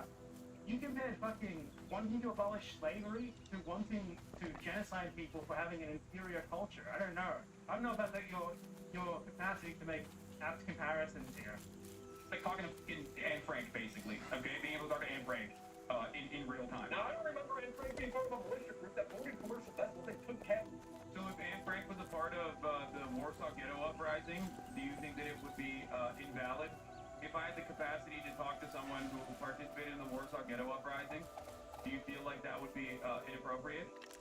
No, the only difference here is that you think brown man bad, brown man terrorist, brown man, even if he's brown child, only experiences genocide, only understanding of the world revolves around being genocided, is still bad. Okay? You know what? Maybe Anne Frank should have been, to be fair, he probably doesn't know what the fuck the Warsaw Ghetto Uprising was, so he's an absolute moron. Part of a militia group that forced commercial bank vetsmen took captive. Maybe she should have. I wish she would have. Are you against, like, blockades on Nazi shipping? Are you against Jewish resistance to Nazi shipping? Do you think that if Anne Frank was a member of a resistance group, she would have been a terrorist? That's the implication that you're making here. And I'm not sure. Who the fuck would agree with this? Why are people are so stupid, dude? I genuinely thought that there was, like, okay, in the past, I genuinely thought that there was an ideological disagreement between me and my interlocutors and my haters. Now I'm beginning to realize that there is none. Okay, they're just stupid. Not to say that, like, my naysayers who are ideologically minded aren't stupid. They are too. But no, this guy is just, he doesn't know anything. He doesn't understand anything. It is shocking. It is legitimately shocking how stupid Willie Mack is. I almost want to watch the rest of this fucking video, which I suspect Bad Empanada tweets out from, because it's like, this is the dumbest thing I've ever seen. For that, you're taking that route. It's a pretty bad one. You might want to backtrack that. Like, defending people who were murdered by the Nazis by saying, like, they didn't even take out weapons is implying that if they did, it would have been wrong. You get that, right? These people did. They took up arms against people who wanted to wipe them out. The Saudis, the Americans, the Israelis. And they grew so strong. And as a result of that, they are now able to blockade ships from countries that support. Is the caliber of Ethan's arguments against you two, they're almost identical? Oh my, and I'm going genocide in another country. They don't have to do that, they choose to do it. And good on them for doing so. If only Anne Frank had survived to be able to do something like this. There's treating missiles that can also have nothing to do with the state of missiles that commercial ships that have nothing to do with their state of no connection to Israel. Do you know that basically like every single ship, every single country in Europe, the US, Canada, Australia, fucking supports Israel. Out the fucking arse. Weapons, trade, everything they could ever want. They get it. Diplomatic support, they get it. So just saying the ship has no connection to Israel specifically is that obvious, right? Because by proxy, by that, every fucking ship there has a connection to Israel. Could you imagine this guy arguing against, going through Israeli ports? Like a British blockade on Germany in World War II, saying like, oh, but they're attacking ships from like pro-Axis countries as well. You right now with your platform Bad Empanada? Yeah, I don't care. Okay. Yeah, dude, I know. Wow, Ethan Klein is mad at me? I'm shocked to find out. That's crazy. Please, thank you guys. Thank you for informing me. What is different than yesterday or the day prior? He doesn't give a shit. Dude, he's been basically rehashing like how pro-Russia I am on his fucking podcast. Like he moved on from Israel and now he's moving down the fucking raw content farm. He's become no different than Willie Maxwell or any number of different like Destiny orders to make these like idiotic fucking videos. The day before that, or a couple days before that, he literally said that I was gatekeeping genocide. He's calling you his friend again too? Yeah, it's so disenchanted to call me a friend to try and fucking farm sympathy in the process of deliberately trying to get me and everyone around me deplatformed. Like, come on, dude. I don't think that's what friends do. After a year of me being so fucking gracious and so understanding and literally defending Ethan's position over and over again, not fully knowing the scope and commentary on this process, but knowing that at a certain point in the past, he had actually said things that were objectively pro-Palestine, objectively pro-Palestinian, hoping that, like, maybe people were misunderstanding him. Okay? Friend. Yeah, he only uses that. He only deploys friend as a statement to invoke sympathy, to be like, oh, I'm the one being fucked over by my friend. Like, do people not understand? Stop talking about H3, my man, chill. It's just, like, so frustrating. Do you think people, like, you just assume that people don't see all the shit you're doing? Of course they see it. They think you're being fucking crazy. Because you are. In the same podcast where Hila Klein called UF Golan a really good guy, he says that Son Hike can stream his views and that here and there will say something really crazy and this is normal.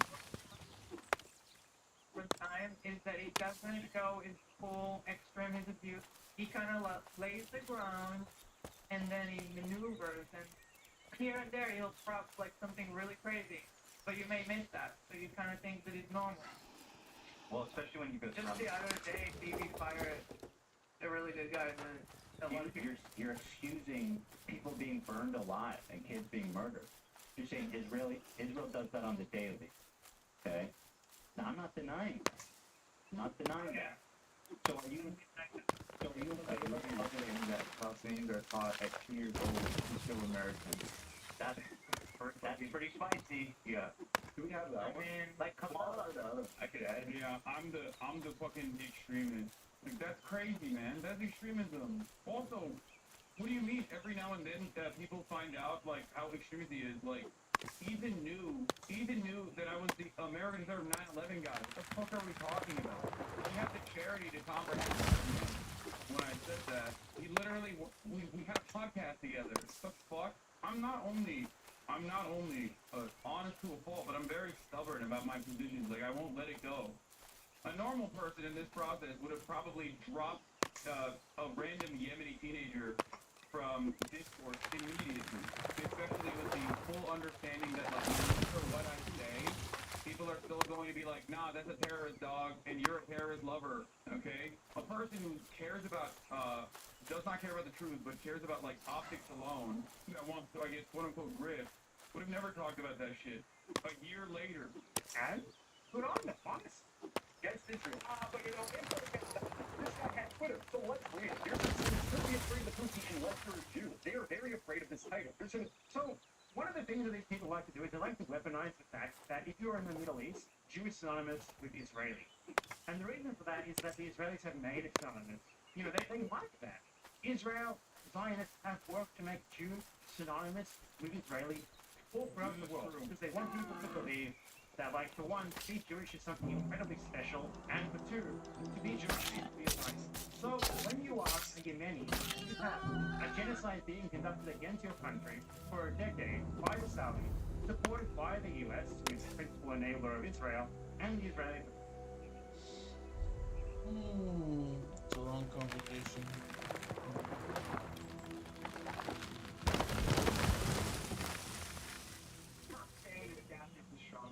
Every time I play it's nice.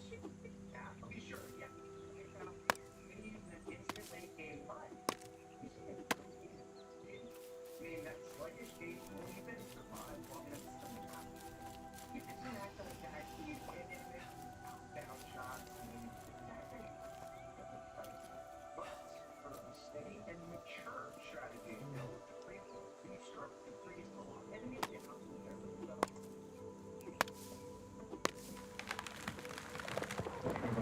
children like me. Oh, the plane crash? Yeah, so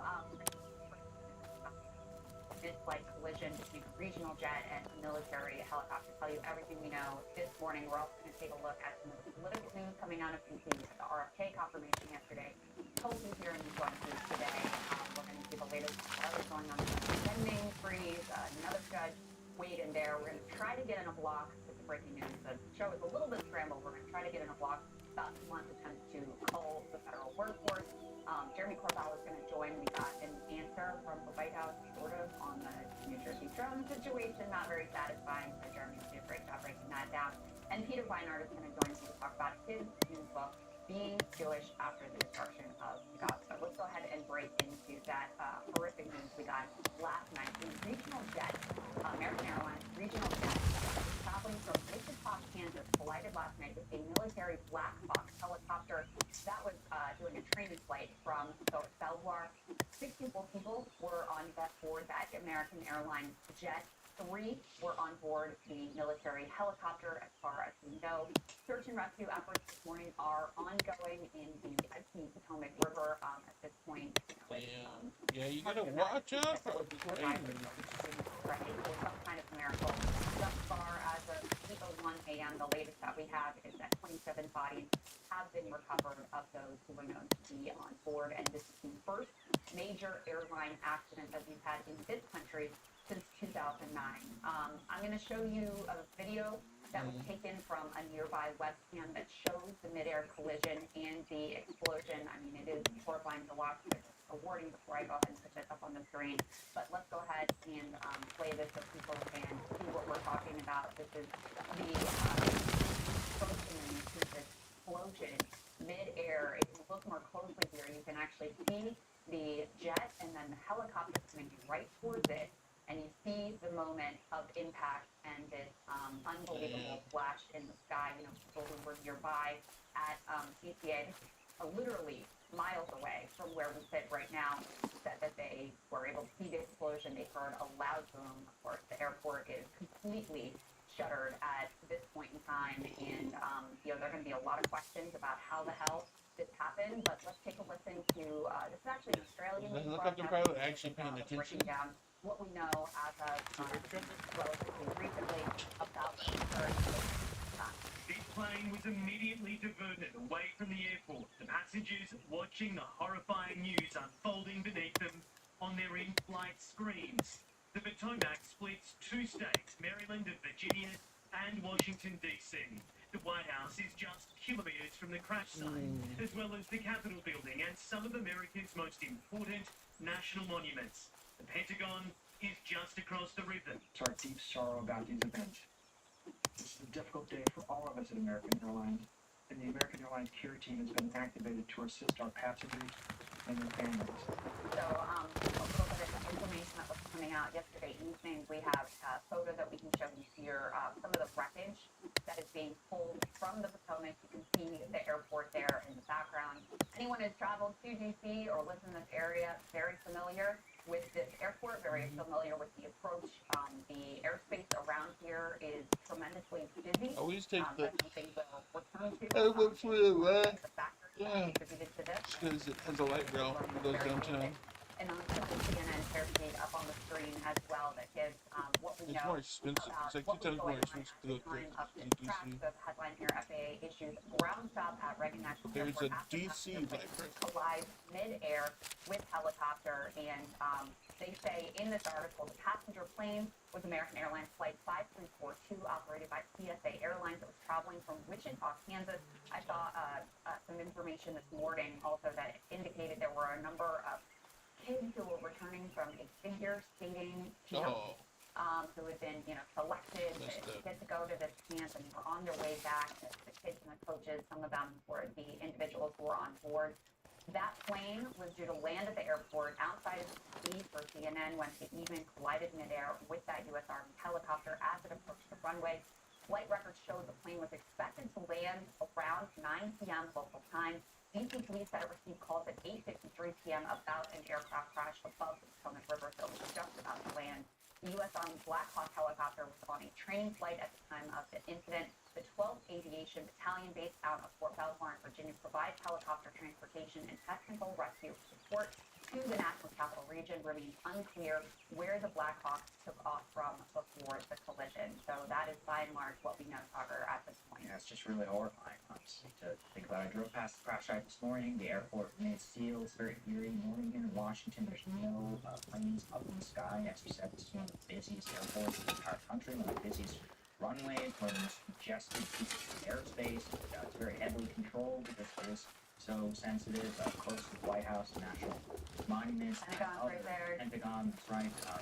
You literally see much of it on my entire drive-in, and it's horrifying to learn from the emergency rescue people. They say that no survivors are expected. We're obviously praying for a miracle, knowing some of what's happened. But yeah, for those who aren't aware, coming into this airport, it happens right off of a river. It's very similar if you've ever flown into San Francisco airport, similar type of approach that comes where you come straight off the water right onto the runway. This is a smaller aircraft, a regional jet that was coming in. This was coming in as one of the smaller ones here in Washington, and that appears to be right where the collision. But the big question mark is how this is all possible. I mean, for me, it's genuinely unfathomable that helicopters are crisscrossing this runway.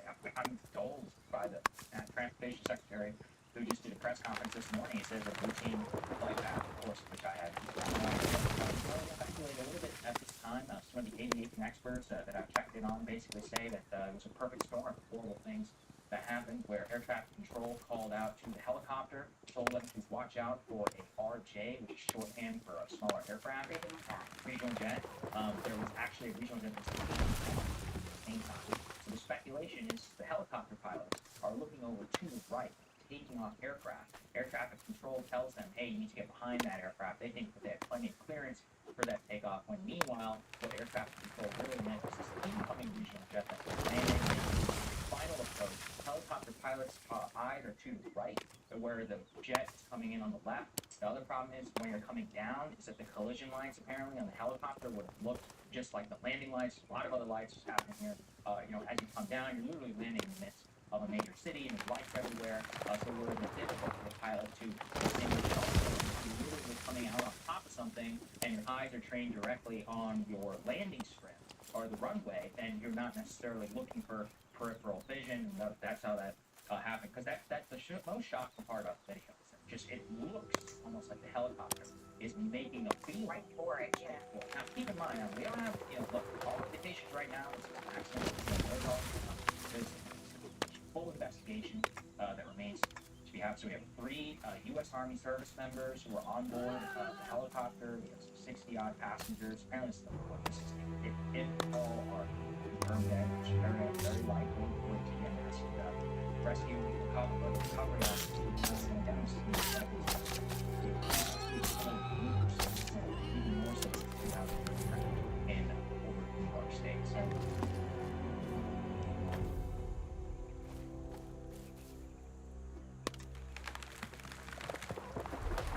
And what is going to change the course of history?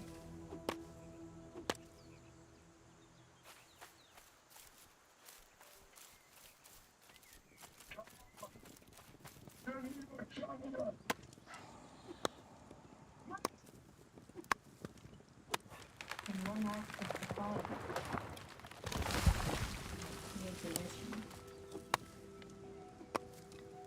I will tell you the story of David. Simple shepherd's boy.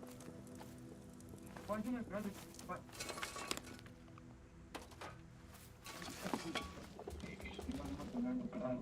Malchus. He became one of the most famous kings ever lived.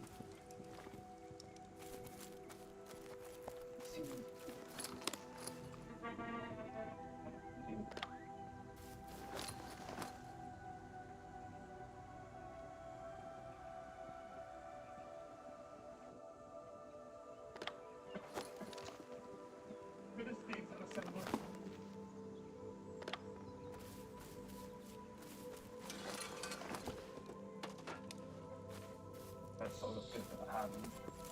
Larger than a weaver's basket.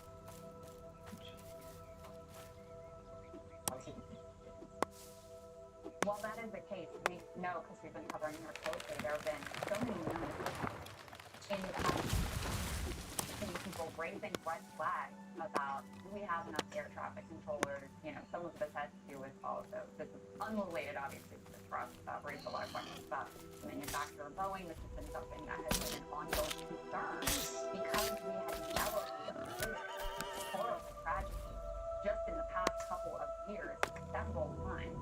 And now everybody's worst news here coming true. This is nothing the new Transportation Secretary's first day, literally on the job. So now he's having to go out and give a press conference about this terrible tragedy. There are going to be a lot of questions about how the hell this could happen. Let me see if I can agree up on the screen.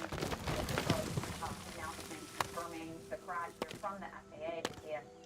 PSA Airlines Bombardier CRJ, sorry if I can read, 700 regional jet collided in midair with a Sikorsky A-50 helicopter while on approach to Reagan Martin National Airport around 9 p.m. local time. PSA was operating that flight as American Airlines departed from Wichita, Kansas. FAA and NTSB will investigate. The NTSB will lead the investigation. Sagar was alluding to the flight path of this regional jet. We have an animation we can show you of this specific flight path as it's being tracked. You can see it there over Maryland, and then it comes across the Potomac River and is just about to land there at the airport when it crashes. And the Potomac River there separates Maryland, Virginia. You go a little bit further down, and you're right there in D.C. And so that is, typical flight path. I did read that this was a particularly busy time at the airport. There were a lot of planes coming in, going out, etc. That could have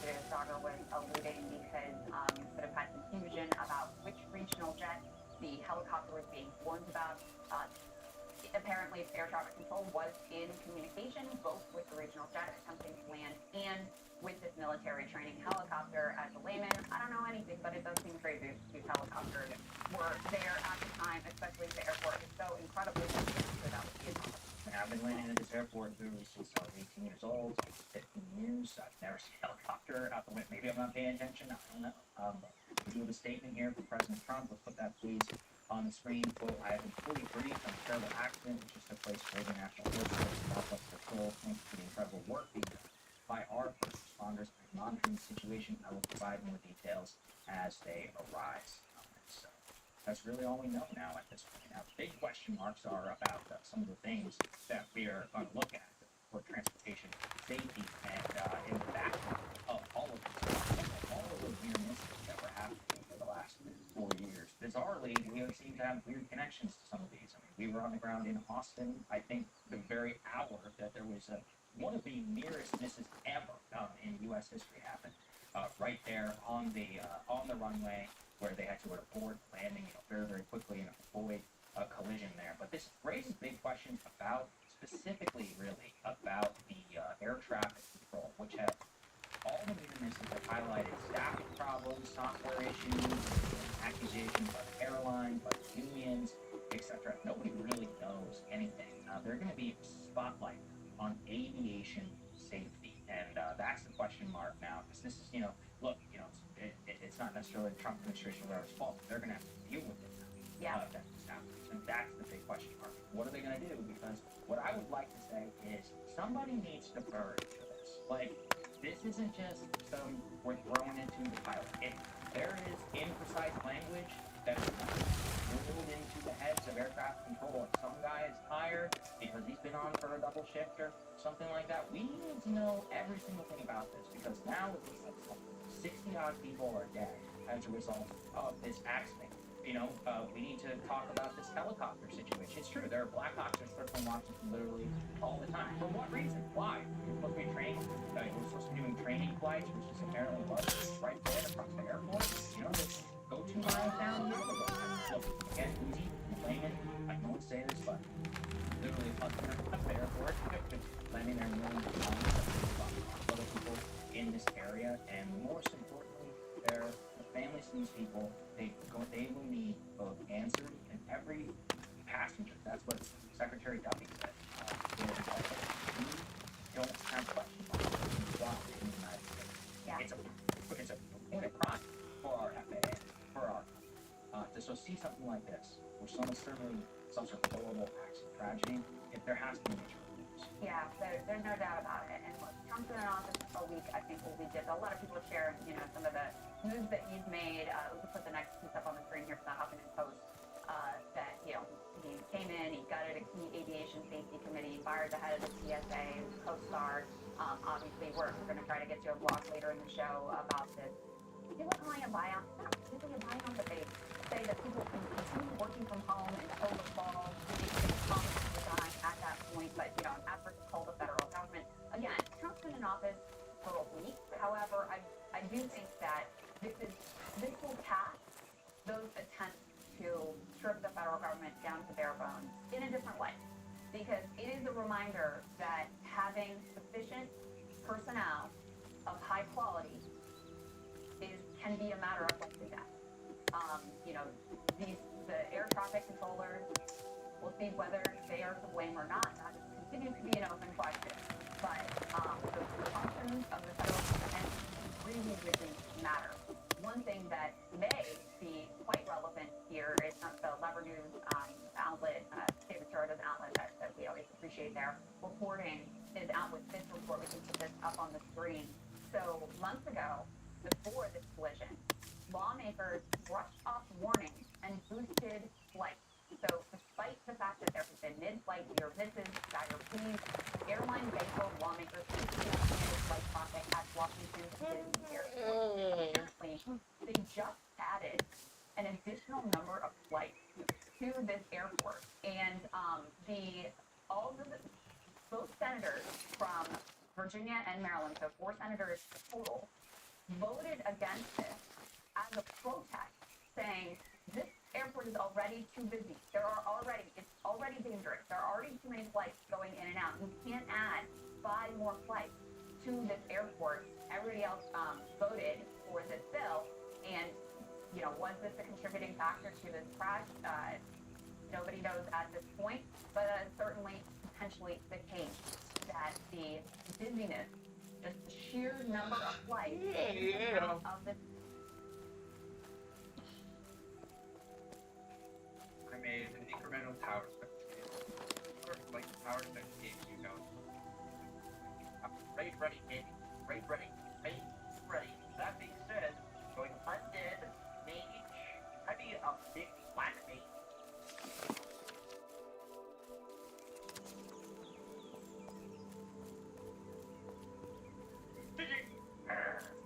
Is this why Yamato says his jaw?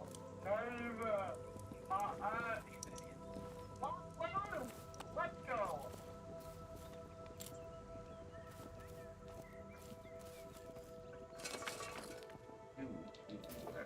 Where you at? I don't understand me and then these are worse than things. They will go to any length to put that dark past cover. Which one of them?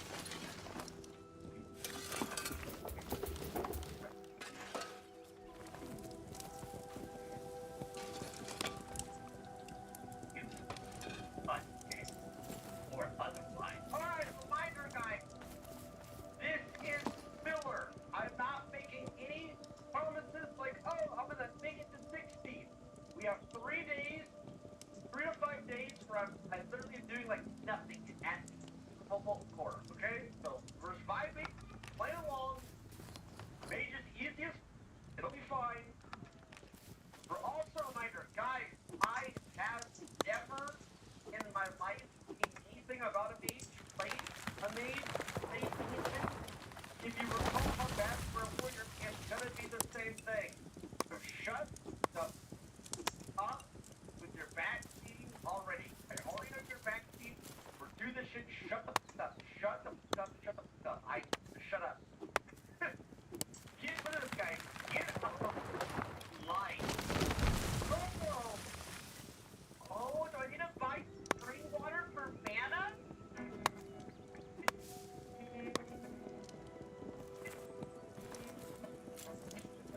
Now taxes?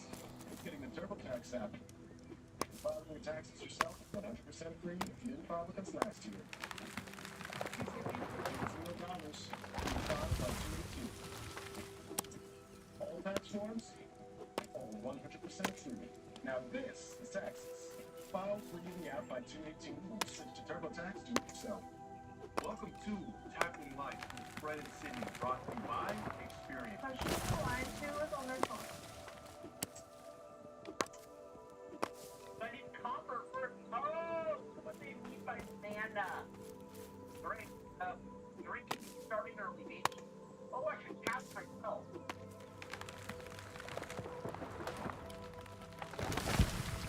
Melee game. The first mob I walk to, I will go with melee. So what? But do me death spin if you pussy. Death spin, you died in 4 times. How are you that bad?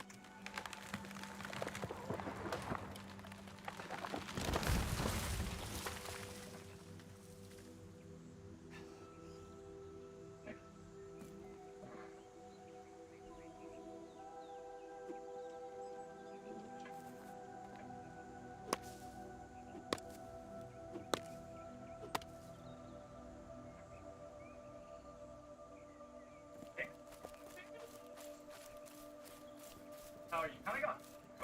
Not at all. I'm all the shit. I'm down for it. Oh, you got I got shit on, bro. Like.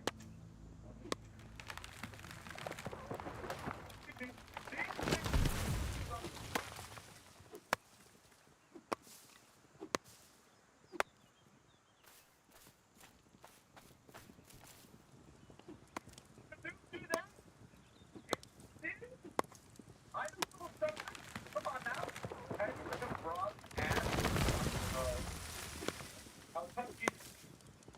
I'm dead. That's the double, the most muscular pose.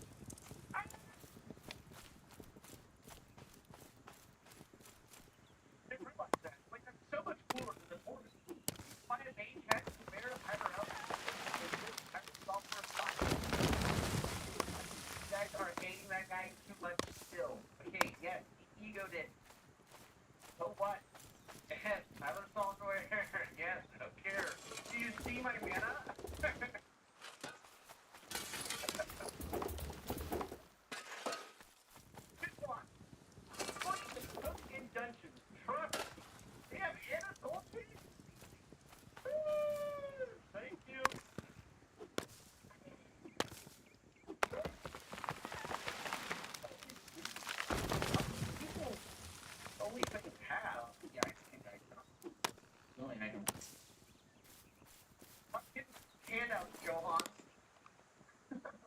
He's a pussy, bro. He gets 7-3. Like, holy shit, play the game. Honey. Yeah. I know. I'm gonna send him over. What?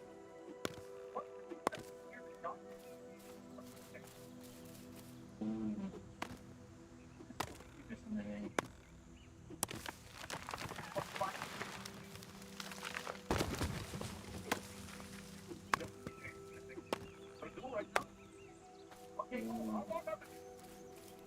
He's gonna pussy. He's gonna pussy. Yeah, that's what I thought.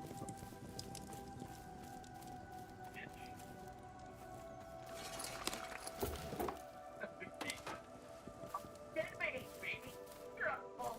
You remind me of my school.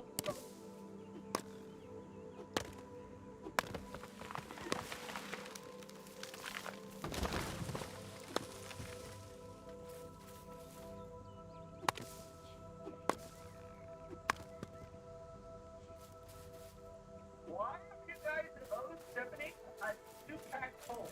Ah, I forgot what that was like. Where people spend every single thing in the world. Dial of 9 on a mage.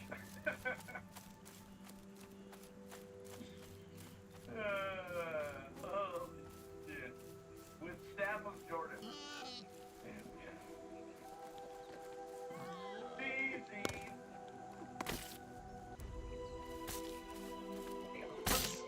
What the?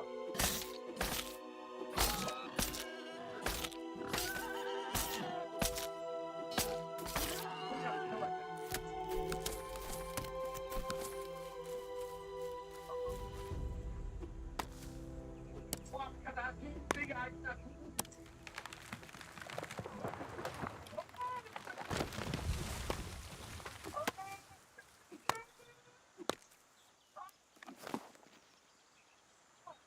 Let's go. Yes, sir.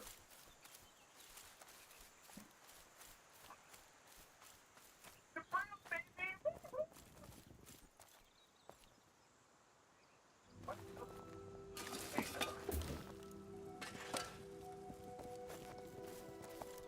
but it's the right guy.